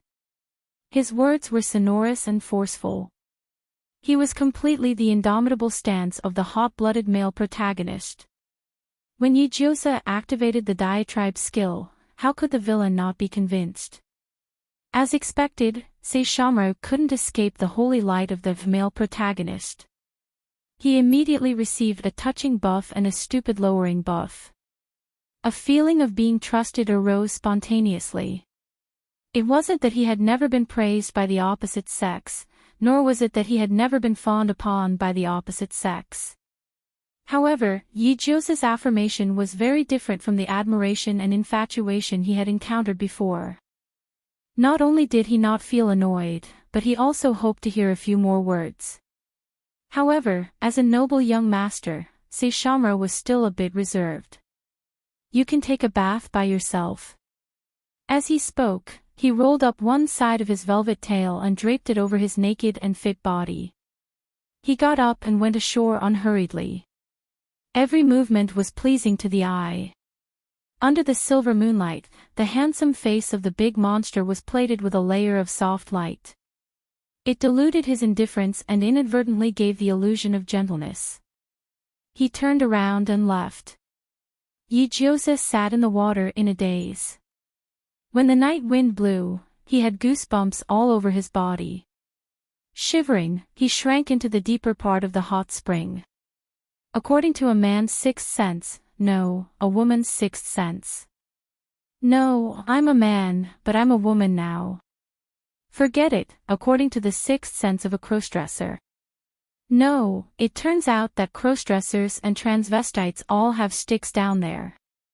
He didn't, then, according to the head of the East faction.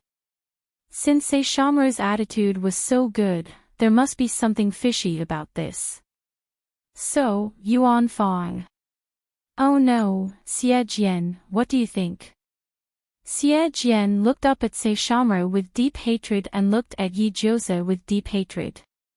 After looking at them several times, he had to admit that in terms of appearance, they were indeed a good match. After following Saishomaru for more than 100 years, it was not that Xie Jian had never met a female demon who fawned on Saishomaru. They were beautiful in their own way, but as long as they stood next to Lord Saishomaru, they were all inferior. Even if they were lucky enough to meet a beautiful female demon, the other party seemed to have been driven away by Lord Saishomaru's indifference, mockery, and disdain. Thinking about it this way, it seemed that there was a woman who could fall in love with Lord Saishomaru. Was it already? The ancestors' graves emitting smoke. Xie Jian shivered and fell into his memories. He hugged himself tighter, lest Lord Saishomaru discover his disrespectful thoughts. Speaking of which, he still remembered a few decades ago when Lord Saishomaru went to the Musashi Plain with him. There were graceful snake women swaying and flattering him. They were a group of beautiful snake women with good skin. Even if they could not become the mistress, it was their honor to serve Lord Saishomaru. It was a pity that Lord Saishomaru was single. He frowned at the beautiful snake women and said, blocking the way, "Do you want to die?" In an instant, his murderous aura exploded and his demonic power spread.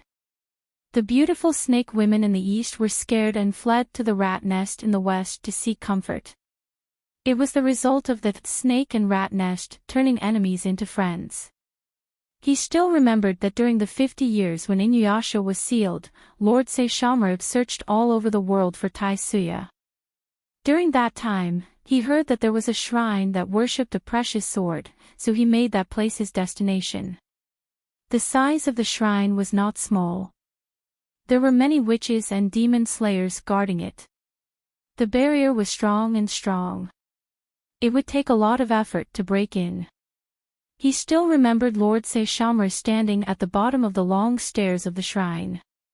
He looked up expressionlessly and looked at the witches. Then, the 15-year-old main witches were stunned by Lord Saishomaru's beauty. That was the first time he understood how powerful Lord Saishomaru's appearance was.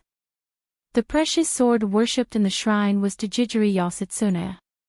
It was said that it had cut off the head of the demon king Shitendaji. It was a terrible and fierce sword.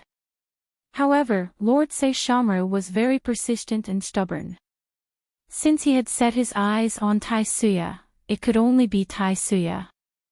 Lord Saishomaru gave up on Tajijiri and left the shrine. As for Little Witch, Lord Saishomaru only said one sentence, "Get out of the way." Fortunately, this time Lord Saishomaru improved and did not release his murderous aura.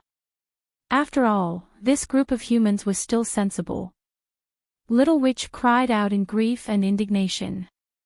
From then on, Lord Saishomaru and his evil views were blacklisted by all the shrines in the Shikoku region. There were many similar examples, but the most tragic one was the fox spirit. Whether it was a male or female fox spirit, they were all peerlessly beautiful monsters. Especially the one he met more than 10 years ago, she was a rare beauty in the demon world. Her bloodline was clean, her strength was not bad, and she was already an adult at the age of 200. She even liked Lord Saishomaru. This was probably the future mistress of the house. He used to think optimistically. However, as a dog demon, Lord Saishomaru could not bear to see her. "Do you want to be melted? The smell on your body disgusts me." It was so touching. This was the longest sentence that Lord Saishomaru had ever said to a woman. Although it was not a good thing, the fox spirit was angry and fought with Lord Saishomaru. Love turned into hate, female turned into male. He only found out after a long time that the fox spirit had to decide on a gender when she reached adulthood at the age of 200. That fox spirit was in love with Lord Saishomaru and wanted to become his woman. In the end, Lord Saishomaru beat her up and turned her into a man. There was no one else like this, so, strictly speaking, it was rare for Lord Saishomaru to have a woman he liked. No matter how he looked at it, it was a good thing, right? Otherwise, according to Lord Saishomaru's temperament, he would not even have a woman to serve him in the future, let alone a mistress. Worse still, if Lord Saishomaru felt that women were too weak and preferred men. Oh no. No. Heirs are more important, heirs are more important. Evil View could not help but look at Yi-Josa again. Actually, other than the fact that she was a human and had a bad temper, he could not find anything wrong with her. And a woman like Yi-Josa with big breasts, a slender waist, and a perky but seemed to mean good fertility. As he weighed the pros and cons, Evil View's fondness for Yi-Josa rose from 0 to 50. Unfortunately, he found out that Lord Saishomaru was the one who decided who the mistress of the family was. He had no other choice. And the reason why Lord Saishomaru brought him back to the Western Kingdom. It could only be because of this woman. At this moment, Xie Jian finally saw through the clouds and saw the clear sky, getting to the main point. The excavator worked for 5 days before it finally reached the barren land. With Saishomaru leading the people into the territory of the Western Kingdom, Yi-Josa finally saw the city in the clouds, the holy land of the demons. Unlike the first time they came back, Saishomaru brought them to the royal family's stronghold and brought out 3 strong twin-headed dragons in a matter of minutes. They had mouths to chew and were as docile as horses. They seemed to be well trained. Yi-Josa straddled the double-headed dragon, facing the wind and the sun. He was very excited. So fat. Oh no, it's really strong. Does it have a name? Saishomaru did not look back. It's called Amu. That's a surprisingly down-to-earth name. Yi-Josa patted Amu's head and looked at the larger double-headed dragon under Saishomaru. He continued to talk. What's the name of yours? Saishomaru paused suspiciously and said coldly, Big Moo. Yi Josa. What about evil views? It seemed smaller. Yi Josa looked back. Little Moo. Yi Josa. Big Moo, Moo, Little Moo. Amazing. Who the hell came up with these names? What a down-to-earth genius. This name is quite interesting. Who came up with it? Yi Josa smiled. You can call out the name just by looking at its size. It's very easy to remember. My father. Yi Josa said dryly, Your father's name is very easy. Saishomaru nodded. He seemed to have thought of something, and his face darkened. But he did not say anything in the end. He led them straight up the cloud ladder and rose above the clouds. The palace towered into the clouds, with magnificent decorations and solemn guards. Immortal Fairy Lingyu sat lazily on the throne as usual. Unlike her usual coldness, she was accompanied by a handsome man. He was even considerately peeling grapes for her. Saishomaru's face became even colder. His golden eyes stared at Saishomaru, as if he was going to pull out the exploding tooth and fight him. Her biological son's killing intent was so obvious that Immortal Fairy Lingyu naturally noticed it. She quietly sized up her son whom she had not seen for several years. When she realized that he had grown into a real demon, she could not help but smile with satisfaction. Even though she did not really feel how much Saishomaru had grown, the aura of a powerhouse on his body would not deceive her senses. The awakening of the natural tooth, the appearance of the exploding tooth, and the saber with a terrifying aura hanging on his waist. She knew that her son's talent was extraordinary, but she did not expect him to surpass General Quan at the age of 400. Saishomaru, I'm very happy that you've finally entered the ranks of the top demons. Immortal Fairy Lingyu's eyes were fixed on Yi Josa. She smiled faintly. I didn't expect you to still keep her. Yi Josa. The goddess was looking at him. Saishomaru suddenly moved his body and stood in front of Yi Josa. At that moment, he felt his mother's sharp killing intent and probing. His mother was not a kind person. If he wanted to provoke her partner, she would naturally not be soft-hearted. Rather than saying that his mother wanted to make things difficult for Yi Josa, it was more accurate to say that his mother wanted to use Yi Josa to teach him a lesson. This was a confrontation between mother and son. I remember her. She was still a little girl a few years ago. I didn't expect her to grow up already. Immortal Fairy Lingyu spoke softly as if she was having a casual conversation. I thought that you were being raised as food, Saishomaru. Saishomaru frowned. No. Immortal Fairy Lingyu giggled. Yes, it's a pity to treat such a beautiful girl as food. But why should I fulfill your wish? Saishomaru's face darkened. He felt a chill run down his spine. He knew that his mother was playful and straightforward. However, saying such words in such a situation was akin to slapping Saishomaru's face. Especially since he had thought about bringing Yi Josa back with him. Yet, his mother wanted to make things difficult for him. Are you angry? Saishomaru. Immortal Fairy Lingyu twirled the underworld Dao stone in her hand and smiled. Why did you come to find me? Tianxingya started to tremble. Saishomaru's expression was unprecedentedly serious. He suddenly realized that he had to temporarily put aside the spar with Saishomaru. He had a request for Tianxingya, and he had to fulfill Yi Josa's request. In comparison, teaching Saishomaru a lesson seemed insignificant. You should know why I came to find you. Even when speaking to his mother, Saishomaru was not polite at all. No one knew a son better than his mother.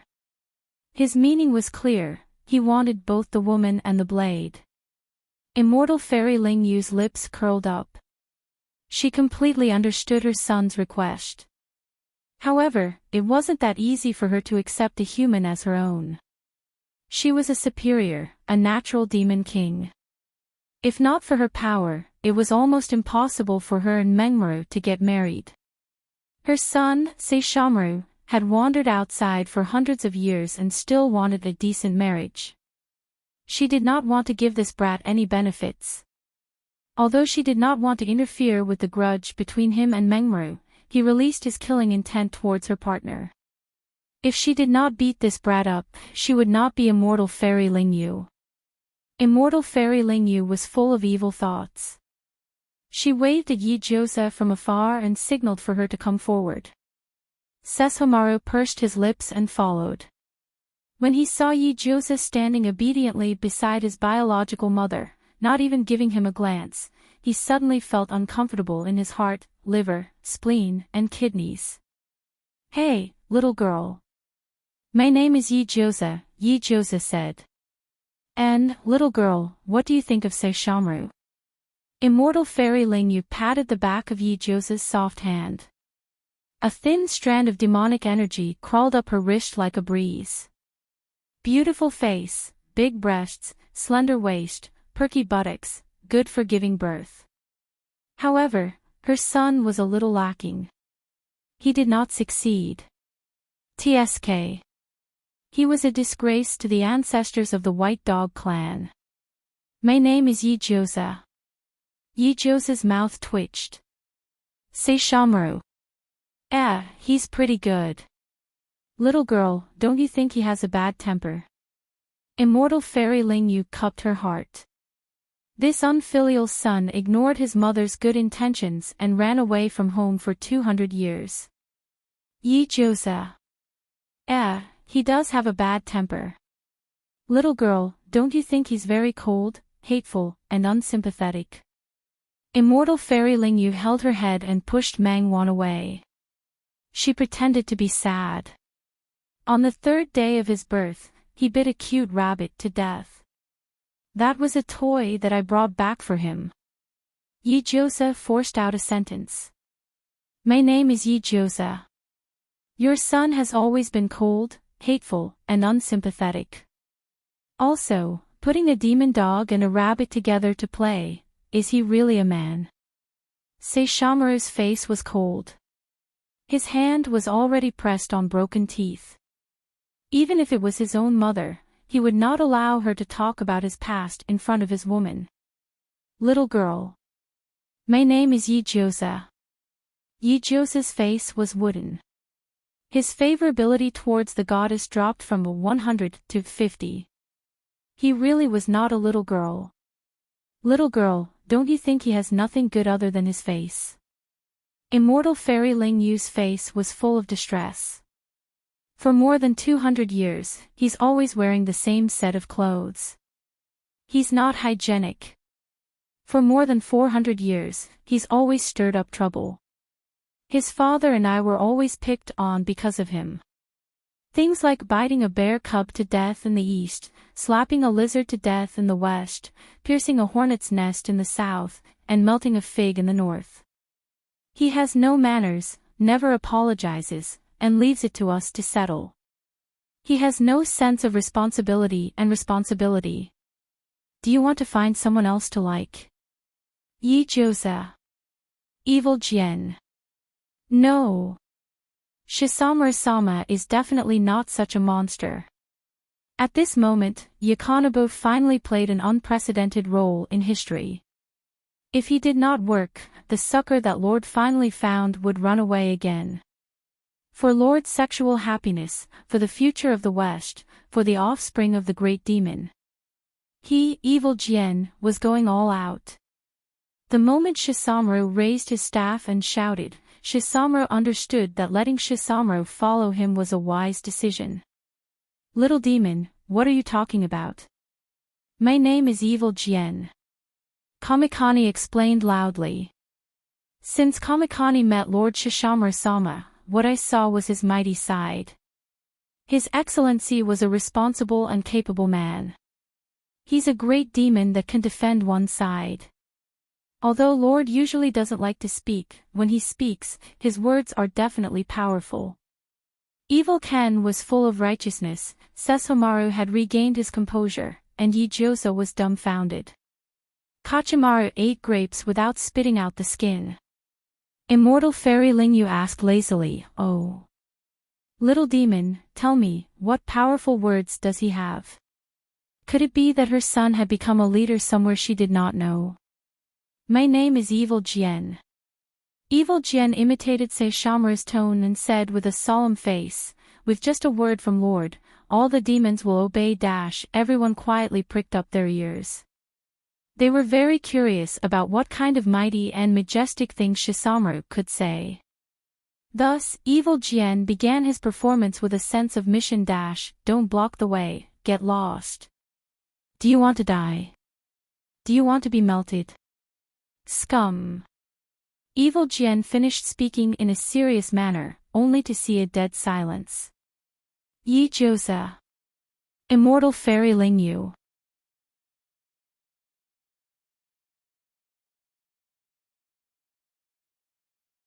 Chapter 226.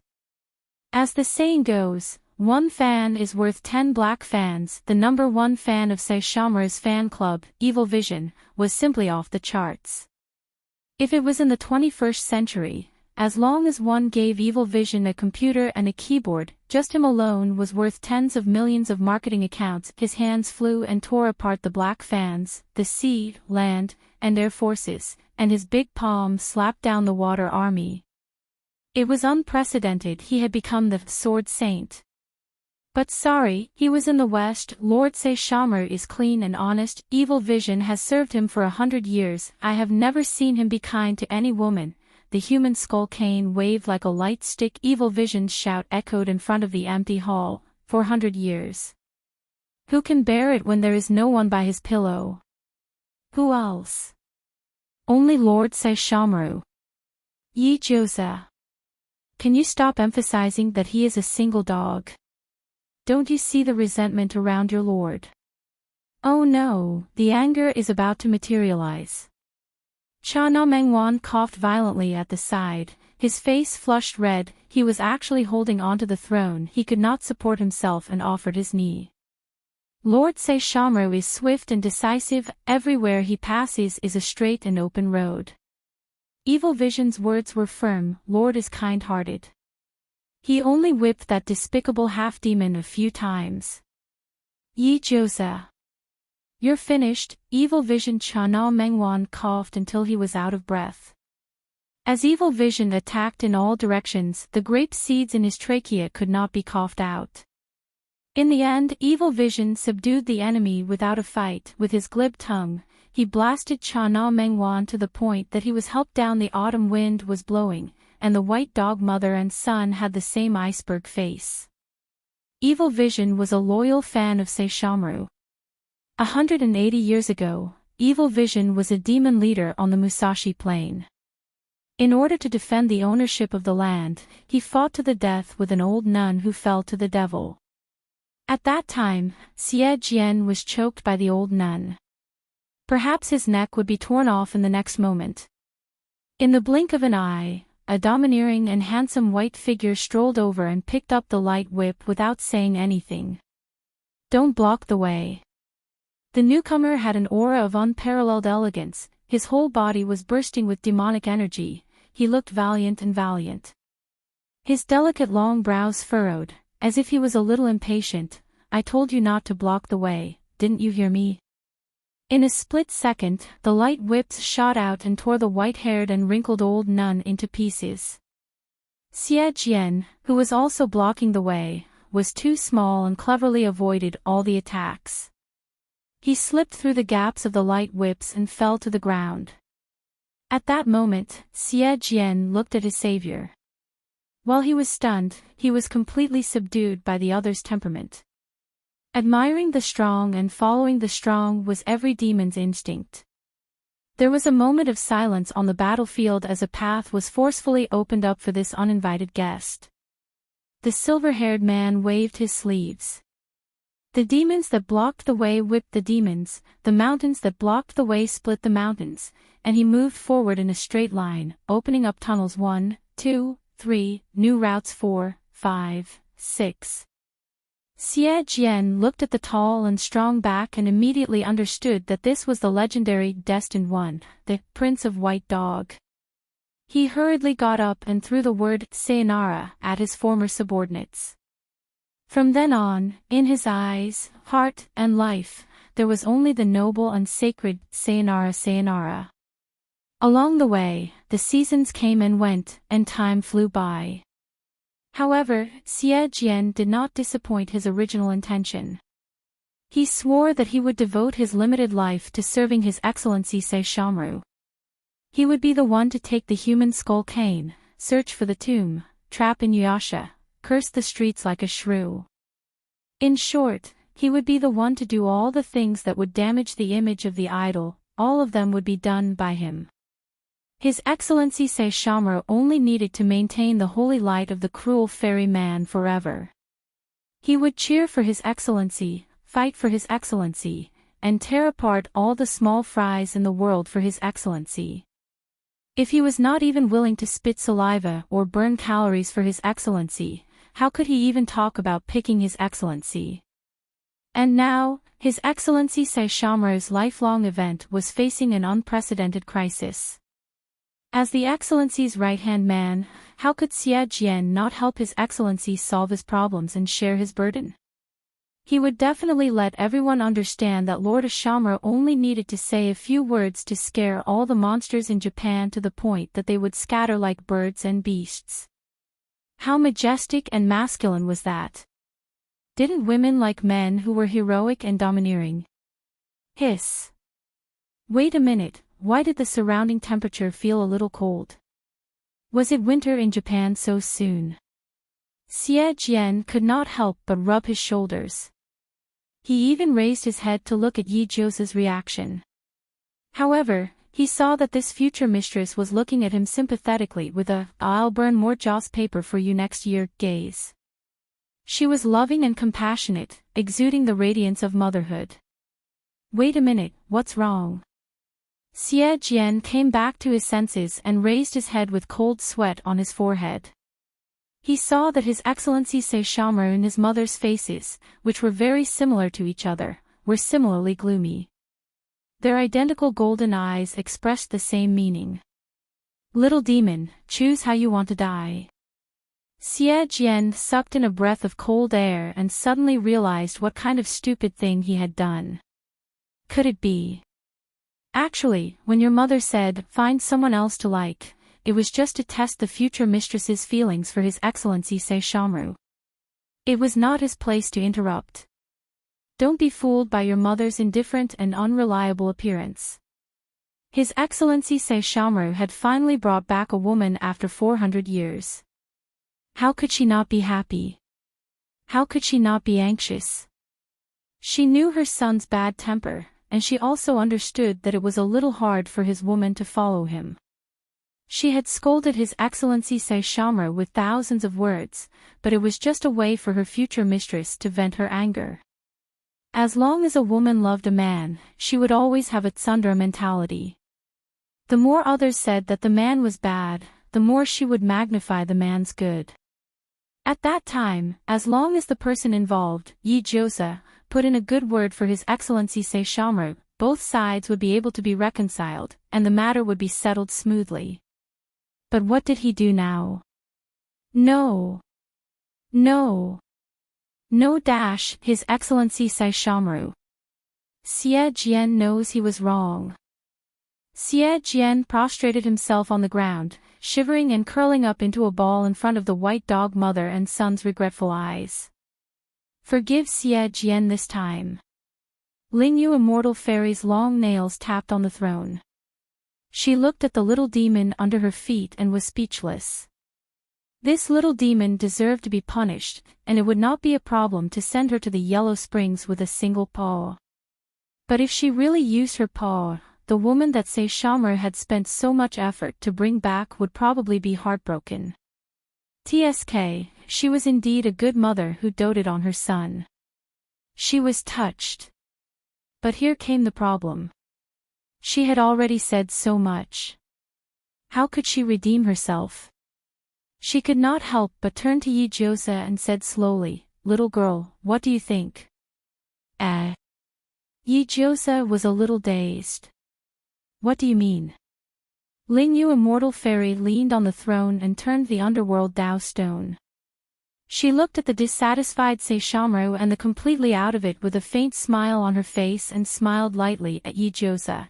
"There's no need to explain things that can't be explained. Compared to empty words, a man's actions were more convincing to a woman. I value the process, but I value the result even more." The underworld Dao stone in Lingyu, immortal fairy's hand, emitted a faint light. She lowered her eyes as if she could not bear to do it. Her voice was so soft that it sounded like she was whispering, "Whether you are suitable for her or not, the underworld trial will tell me everything. It would also tell this little girl everything." "Nah, Saishomaru dash," Lingyu, immortal fairy, suddenly raised her voice and went straight to the point. "Pull out your innate tooth. Are you ready?" Saishomaru pulled out his innate tooth and said coldly, "I have been ready since the moment I stood in front of you. This is the trial your father gave you. When he handed the underworld Dao stone to me, he told me not to cry because I lost you." Lingyu, immortal fairy, caressed the underworld Dao stone. "The underworld Dao stone will tell you the answer you want." She held the underworld Dao stone in her palm and injected majestic demonic power into it. When Saishomaru was preparing for battle, he saw a purplish-black giant hound tear apart the seal between the two worlds. It was ferocious and charged towards Yi-Jose at lightning speed. It was impossible to guard against. Yi-Jose did not expect that there would be such an attack in front of the Western Kingdom Palace that was supposed to be extremely safe. The giant hound opened its jaws and bit his body at lightning speed. It rose into the sky and entered the torn underworld passage. In an instant, Yi-Jose's whole body felt cold. His pure yang inner energy automatically circulated and protected his heart meridian. Xie Jian screamed. Saishomaru quickly chased after him. At the same time, he heard Xie Jian's birth mother's stern voice, "Wait. Saishomaru. If you enter the underworld passage, you won't be able to come out. I'm only going to kill that underworld hound." Yi-Jose could not hear what they were talking about. The strong wind beside his ears was fierce and filled with an aura of death. However, the pure yang constitution was indeed a weapon to ward off evil. Since he had the ability to protect himself, he was not someone who would sit and wait for death. He immediately wanted to draw his sword, but he saw, the underworld hound leaped 1,000 feet and jumped into the dark and gloomy black and white area. It carefully put down Yi-Jose, who was in its mouth, and secretly glanced at the closed underworld passage behind it. Then, it reached out its front paw and buried its head in the dog's head. It stuck up its butt and wagged its tail, showing a pitiful look. Yi-Jose held his sword.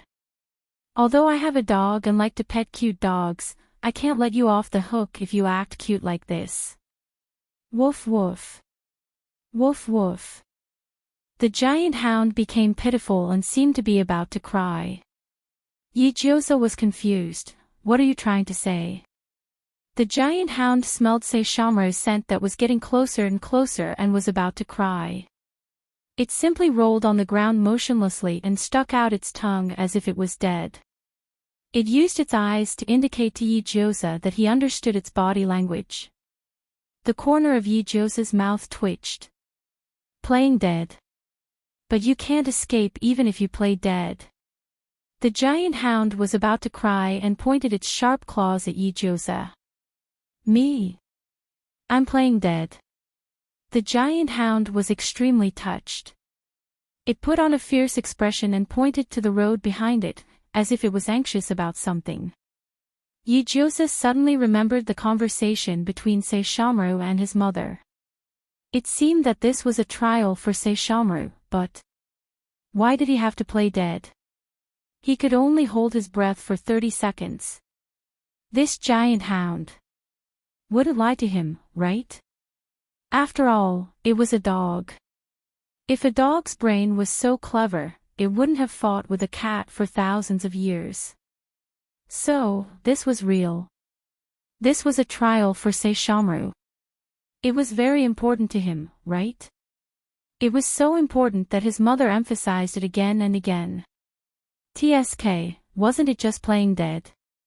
Yijioza lay on the ground, took out a handful of severing vitality pills from his backpack, and poured them into his mouth. The effects of the pills took effect very quickly.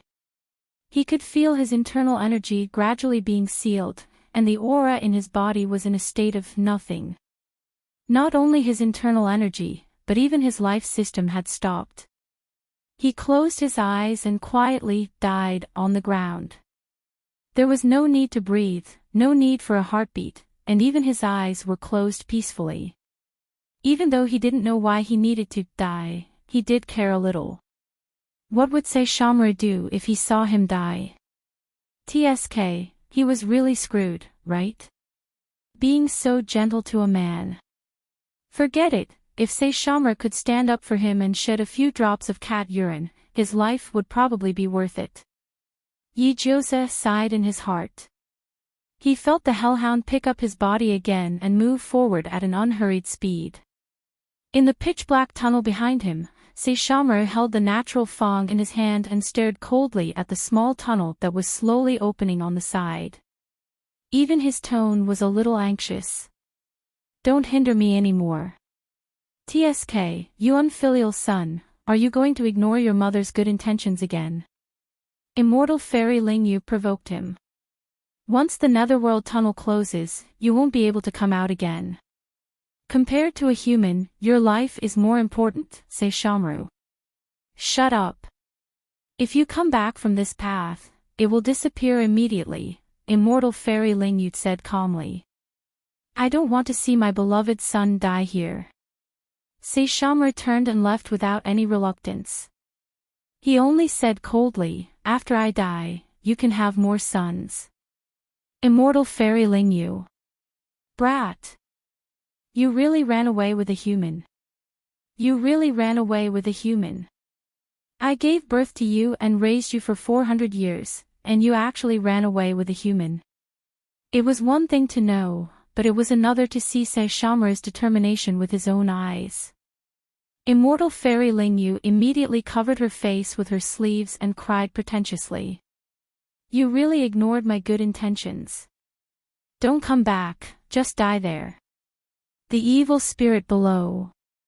Were they really her biological mother and son?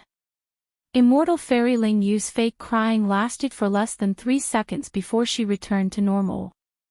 She stretched out her slender hand and swiped at the side of her body. It was as if she had torn open a small space and took out a thick stack of the White Dog clan's genealogy book. She let out a long sigh and flipped through it expressionlessly. When she found out that the ancestors of the White Dog clan would most likely fall in love with humans once they entered the world, and that there were many white dogs who fell in love with humans since ancient times, she could not help but fall into deep thought. Her expression was very grim. Why did dogs always like to be close to humans? His mother's voice did not appear again. Saishomaru sped along the tunnel. With a wisp of Yijioza's aura, he approached at lightning speed and smashed the hound of the underworld that was blocking his way. He slashed apart the tall Lord of the Underworld. At the moment when thousands of dead souls and corpses flew into the air, he leaped into the air and pulled out his fluffy tail. He quickly and accurately blocked that familiar figure. Yijioza. He hugged her, pushed aside the messy hair on her forehead, and shook her body. Wake up. She did not make a sound. She was so quiet as if she was asleep. Wake up. Saishomaru frowned. He carried her and jumped a few times, jumping out of the most dangerous area. Tian Xingye trembled in his hands. He pursed his thin lips and looked at the woman in his arms. Yijioza. Get up. She still did not move, and even her body was gradually turning cold. It was as if she was only left with a shell, and her soul was nowhere to be found. Saishomaru stretched out his hand and checked her pulse. However, there was no beating, nothing at all. Only then did he realize that her chest was no longer moving, and her cheeks had lost their color. For a moment, he felt that his heart had stopped. Tianxingya was trembling. Yes, there was still Tianxingya. He held her in his arms and held the long knife with one hand. However, Tianxingya was still buzzing, and there was no underworld envoy that he could kill. How? How could it be? Yi Josa. Saishomaru's voice was a little stiff. Wake up. Yi Josa. There was no sound, no vitality. She closed her eyes and left his life. Why couldn't Tianxingya save her? Why couldn't she be saved by Tianxingya? He knew that human life was fragile, but he did not expect it to be this fragile. Damn it. Wake up. In the vast and empty underworld that was deathly silent, only his voice remained. Tianxingya. Tianxingya. Saishomaru lowered his voice and gritted his teeth. Aren't you known as the divine knife that can save hundreds of people? Why? Can't you save her? Tianxingya trembled violently, and layers of ripples surged out. The soft white light surged with demonic power, and the corpses in the surroundings began to move. They crawled over in a twisted posture, approaching Tianxingya. Saishomaru lowered his eyes, and his long hair covered his eyebrows. He suddenly let go of the knife in his hand, letting it fall to the ground and pierce into the soil that was soaked with corpses. Saishomaru, is there something you want to protect? Saishomaru hugged Yi Josa tightly in his arms. For a long time, he did not respond. He was not qualified to mock his father. At least, although his father died, he saved Inuyasha and his mother. However, even if he had the power, he could not protect a human. For the so-called trial, for breaking the underworld waning moon, for his own dignity. He lost what he wanted the most. There was nothing in the world that could replace her, but she died in his arms. He knew very well what it meant that Tianxingya could not save her. It was his incompetence. Yi Josa slept peacefully in his arms, quiet and obedient, not unlike her usual lively self. Her occasional feminine temperament was what he loved the most. However, right now, he would rather see her get up, fight, and make a fuss. Yi Josa. He called her softly. The last light in his golden eyes was extinguished, as if it was covered by a thick mist, and the sharpness in it could no longer be seen. Saishomaru gently lowered his head and planted a kiss on her forehead. He reached out his hand and intertwined his fingers with hers. However, he gradually trembled. He slowly closed his eyes. I want to take you back to the clan. There are many young demonic dogs there. The pups in the clan's land are so stupid that they are cute. In such a big space, only his murmur could be heard. For the first time, Saishomaru realized that there were many things that he had never finished saying to her. I have never told you that I am willing to go with you. I will take you back to the West. The future here belongs to us. The underworld path stone would tell him the answer. Yes, he got all the answers. She became his inner demon, his obsession, and the past that he could not let go of. Yi Josa. I want you to be the mother of my child. If it is you, you don't care about being a half-demon. Yi Josa. The fluctuation of Tianxingya was getting stronger and stronger. The mountain of corpses and sea of corpses wriggled and surged toward Tianxingya. Not only that, Saishomaru found that Tianxingya and Wanxiang on his waist were trembling and making noise. Saishomaru stared at the abandoned Tianxingya and was silent for a long time. Finally, he reached out his hand and held it again. You. Saishomaru's cold eyes swept across the souls around him. Do you also want to be redeemed? In an instant, light bloomed. Countless dead souls turned into milky white halos and transcended the darkness of the underworld. They ascended to the land of reincarnation, which had an infinite future. Saishomaru split open the underworld path and walked out with Yi-Jyosa in his arms. He still looked the same as before. His eyes were still cold, but he was emitting an aura of death, as if he was suppressing something. Saishomaru, the underworld path waning moon break is almost complete. Are you unhappy? Immortal Fairy Lingyu walked down from the throne and looked at the girl in his arms. Saishomaru, are you sad? Saishomaru did not let go. His demonic energy was cold and sharp, preventing anyone from getting close.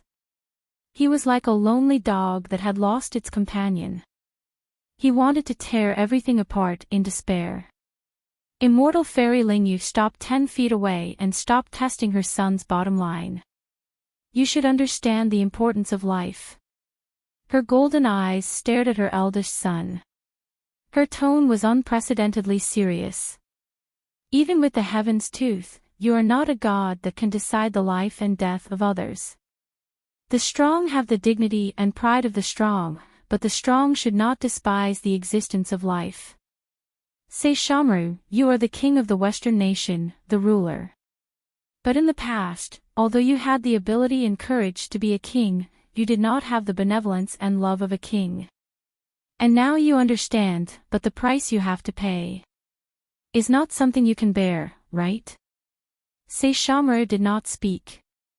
The tail on his shoulder grew and wrapped the corpse in his arms, pressing it against his heart. He had never felt that things that he had lost should be discarded. It was not worth remembering. But now, it was impossible for him to let go. He still hoped that she would open her eyes and wake up. And tell him that this was just a nightmare. TSK. Immortal Fairy Lingyu had no choice but to take down the underworld path stone. I really don't know what to do with you. She stepped forward and ignored her son's sudden increase in aura. She hung the underworld path stone on Yi-Jyosa's neck.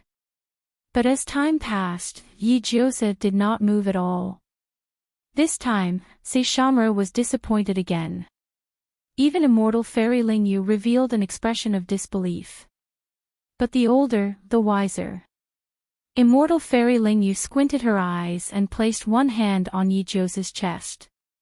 Demonic energy seeped into her body. After a while, Immortal Fairy Lingyu moved her hand away and said to her son with a wooden expression, "She is not dead. Why do you act as if she is dead?" Saishomaru, is it fun to fool your mother?